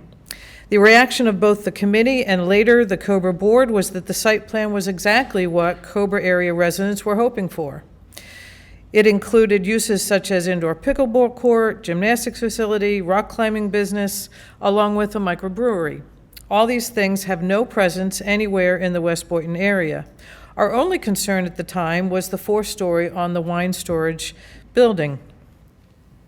The problem for COBRA came when we became aware that many of the uses were presented to us were not allowed under the Commerce designation, for which this site was requesting as the land change. COBRA strongly supports economic growth and business development in Palm Beach County while also balancing the needs of the COBRA residents. Therefore, unfortunately, COBRA could not support the land use change because that may ultimately end up being uses that are not the things that would enhance the quality of life for the residents of West Boynton, which is the ultimate goal of COBRA. We strongly urge you as the Commission to support staff's recommendation to revise the allowable uses under the Commerce designation to support the wants and needs of the COBRA residents by including fitness or flex rec and the microbrewery and the farm to table if the commercial node is limited to being site specific. Thank you for your time. And thank you very much. Do you want to read? Would you like to read the name and the records? Sandra Levin. Okay, that was quiet. Very good. Okay, at this point, do we have any questions by, or any comments by staff? I'd like to have somebody from zoning, please indicate to us exactly what we are voting on today. It seems we've been a little bit all over the place. Thank you, It's yes. very specific, isn't it? We are not revising FAR. There is no FAR in the ULDC right now. It lives in the comp plan, and that was already adopted. We are not revising the policy in the plan that has where the agricultural uses go. That's in the comp plan. We don't have that in the code. All we're doing is we are reflecting that the IL zoning district and the MUPD zoning district are allowable with commerce. We're separating out light and heavy uses. This slide here, that was already adopted in the comp plan. Some of the comments from Heidi were referring to the comp plan that was already adopted. That's been adopted. That's been adopted. So we're implementing these words. They were already adopted and they're not on today's agenda. We are going to allow fitness center with no cap on 50% of an industrial building that will allow pickleball. We'll modify that between today and second reading. With your direction, we will move microbrewery to an industrial use and allow an accessory tap room, and then we'll be able to capture that one. But these ULDC revisions are required required for applications that have been in process since last summer that have already been transmitted that want to come before you for adoption in March. What we cannot do today, and staff is not recommending a farm-to-table restaurant as part of this because I cannot. That would have to be part of the Kevin's FAR amendment. He will be here before you, and the Channing site hasn't even been presented to you, as I said. So that we can totally work on that as part of the text amendment to the plan to add a commercial pod. It could be limited to just restaurants and whatever uses that Cobra sees fit within a commercial pod but we just can't do that today. Okay, very good. So to simplify, today we will be voting on whether we will move forward on a first reading with those items that you discussed. The other, and if I could, and I don't want to make this as part of the motion, just a suggestion, that the other issues that were developed and discussed today for planning and brought up by various stakeholders, if we could review those for our Ag Reserve Workshop in March 28th. So with that being said, if there are no other questions or comments, I'm going to see if there's going to be, and this is the last one, if anybody would like to make a motion at this time. Yes, motion by Commissioner Woodward, very good, and a second by Commissioner Barnett. And is there, and Madam Clerk, you've heard what we're doing, and is there any opposition? Can I clarify the motion? Sorry, but That's I'm what I sorry. wanted, her to clarify what we're voting on. It was a permission to advertise. Your light. That was a motion, is the permission to advertise for, on first reading?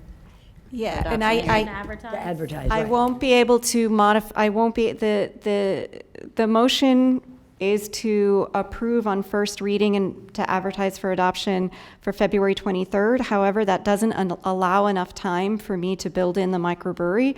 I would need that to be March 23rd, and with the direction to add in the microbrewery, then I can do that. So, no beer right now. Okay, so, I'm Just to sorry. make sure. Sure, no, So go it would ahead. come during the March hearing instead of February. Is that Yes, correct? I would have to be here with March, because I have to go back to the LDRAB to revise microbrewery. Okay. All right, everybody Mayor? understands what we are voting on. I'm sorry. Today, So is the direction Sarah, about you- the microbrewery separate, or is that included in the motion to allow for the March 23rd, for the March date? I think it can be included in the motion. I think it should be included, the let's put it in distillery, the the motion. brewery. Why the heck not? The closer we get to 5, the better it sounds. So if there's no opposition to that, then, And just, if I may, at the risk of seizing defeat from the jaws of victory here, the BCC workshop is March 28th, so it would still, you would hear Absolutely. that before we would ever have a chance to yeah, March even bring 28th that Ag back. Workshop, that's all day. We're going to bring lunch, but we will break for lunch. I'm sure that Meyer Weiss will do that. But we will discuss thoroughly all these issues at that time. Okay? Very good. Okay, is there any opposition to the motion? It's made and second. Then it passes 6-0. Okay?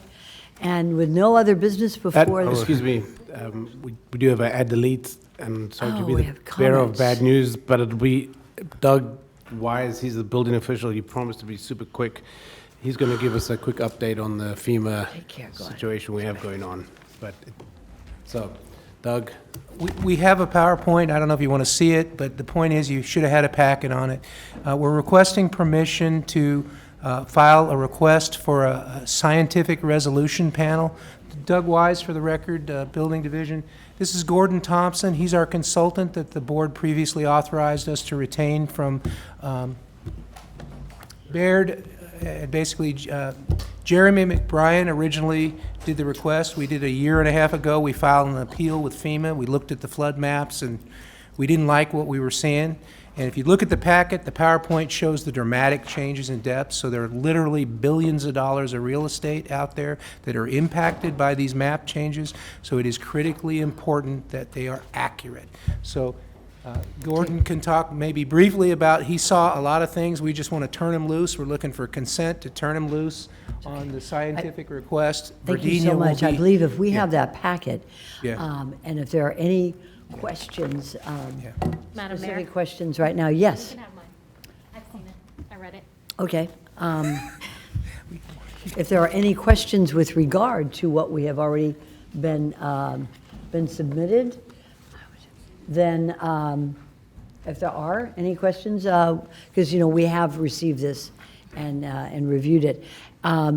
So we have only one card, and is that by FEMA? is there anybody here from FEMA? No, the card is from Drew Martin. I think he left. No. Drew. No chance of that. I'm here till the bitter end. Drew Martin, on behalf of the Loxodge Group of the Sierra Club. While I'm not here to oppose this, this is very important, because if you do not include someone in a FEMA map, what does that mean? They don't buy flood insurance. It's true. And when they don't buy flood insurance and they get flooded, they lose money and you lose money, and flood insurance loses money, because that's how flood insurance works. And so you're raising everybody's property taxes. So it's very important. So I'm not saying don't review the maps, but I'm saying understand. This is a big, if you ask FEMA to change that and you take somebody out of flood insurance map and they get flooded, it's going to cost them a lot of money. And that happens all the time. If you watch the news, people are going to say, oh, well, I didn't have to buy flood insurance, so I didn't get it. And now I lost everything I own, and I've lost my life savings. So just keep that in mind. Thank you very much. If there's, I would like to direct the board, and sir, please help me, Mr. White, to your packet that you sent us. And there's no page numbers, but it is the second to the last page, where requested action from the Board of County Commissioners.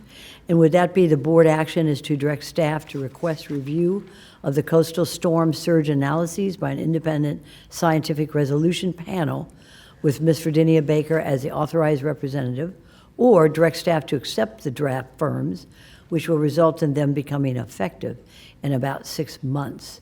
So this is really a choice that we have here before the board. Does everybody see that in this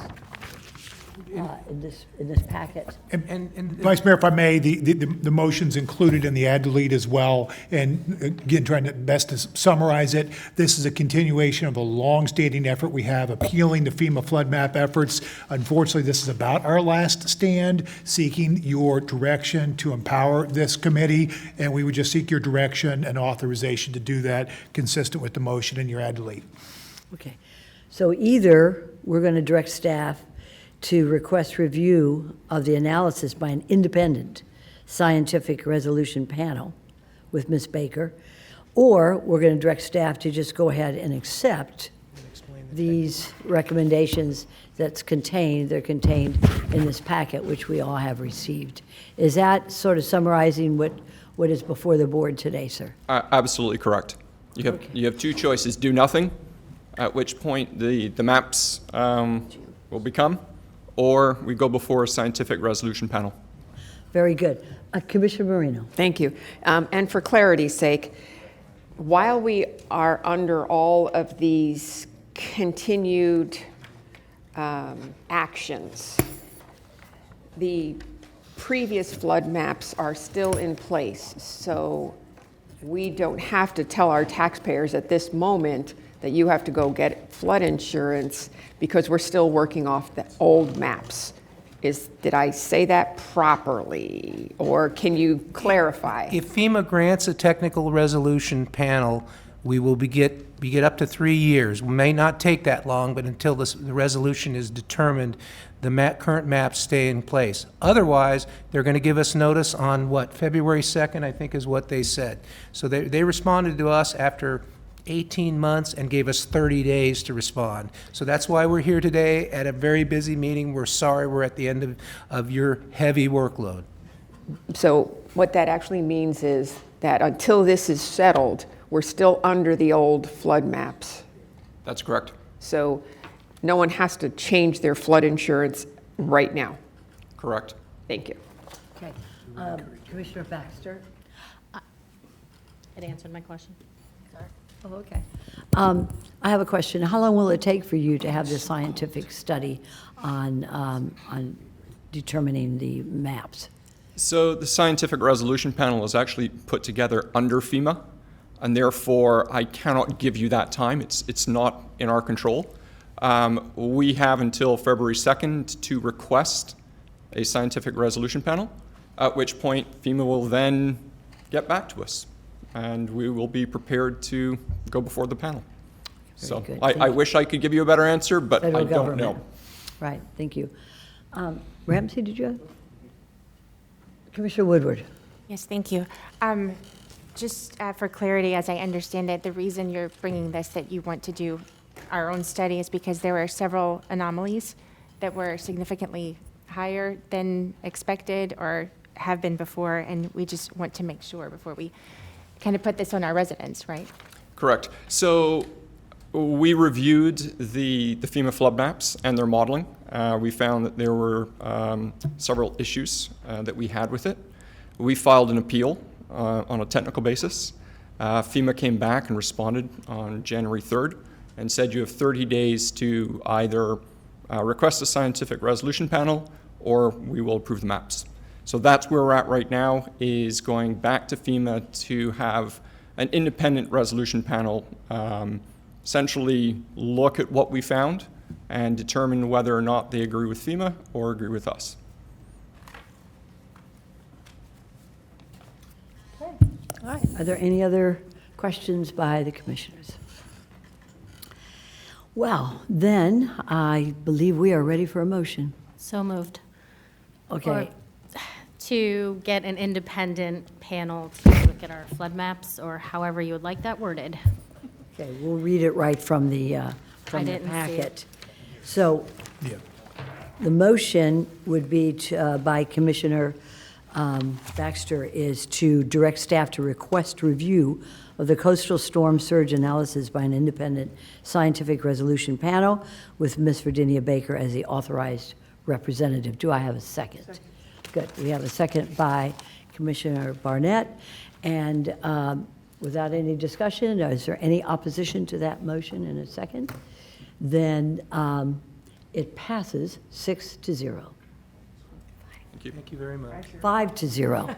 Wow. 5-0. We have a quorum. We're fine. Thank you, gentlemen. Okay, does that complete the business before the board? No, we have commissioner comments. Well, we also Oh, that's have exciting. And we have attorney-client, attorney comments. No comment. The smart man. Ramsey, do you have any comments? No comments. Mr. Rutter, do you have any comments? None. Smart. And any commissioner comments? No, go ahead, Commissioner Woodward. Sorry, real quick. I just wanted to let everyone know that Palmetto Park Bridge in Boca Raton is going to be having a lane shift. We got the bridge inspection was completed yesterday. I just wanted to address there was some confusion that Palmetto Park would be closed to do the transition at the same time the Glades Road interchange off of I-95 was being closed. That is not happening. It's going to happen overnight. It's a lane shift. The roads will be remained open, but everyone in that area, just please pay attention, especially if you're taking your kids to school at St. Paul's Lutheran. You will be on the other side of the road. Thank you. It's good to know. Anybody else on my left side have any comments? Anybody on the right? Mr. Baxter? I just want to say that I read somewhere in social media that somebody on this table is getting married. Has been engaged? Mr. Ramsey? Oh, geez, way to call it out. Well, it's out now. Well, yeah, I'm sure everyone can see it now, so yes. You're turning red. Okay, so yes. Never seen you no blush. date yet. Congratulations. Thank you, everybody, for bearing with me, for putting up with the Vice Mayor, and everybody stay safe. God bless. It's adjourned.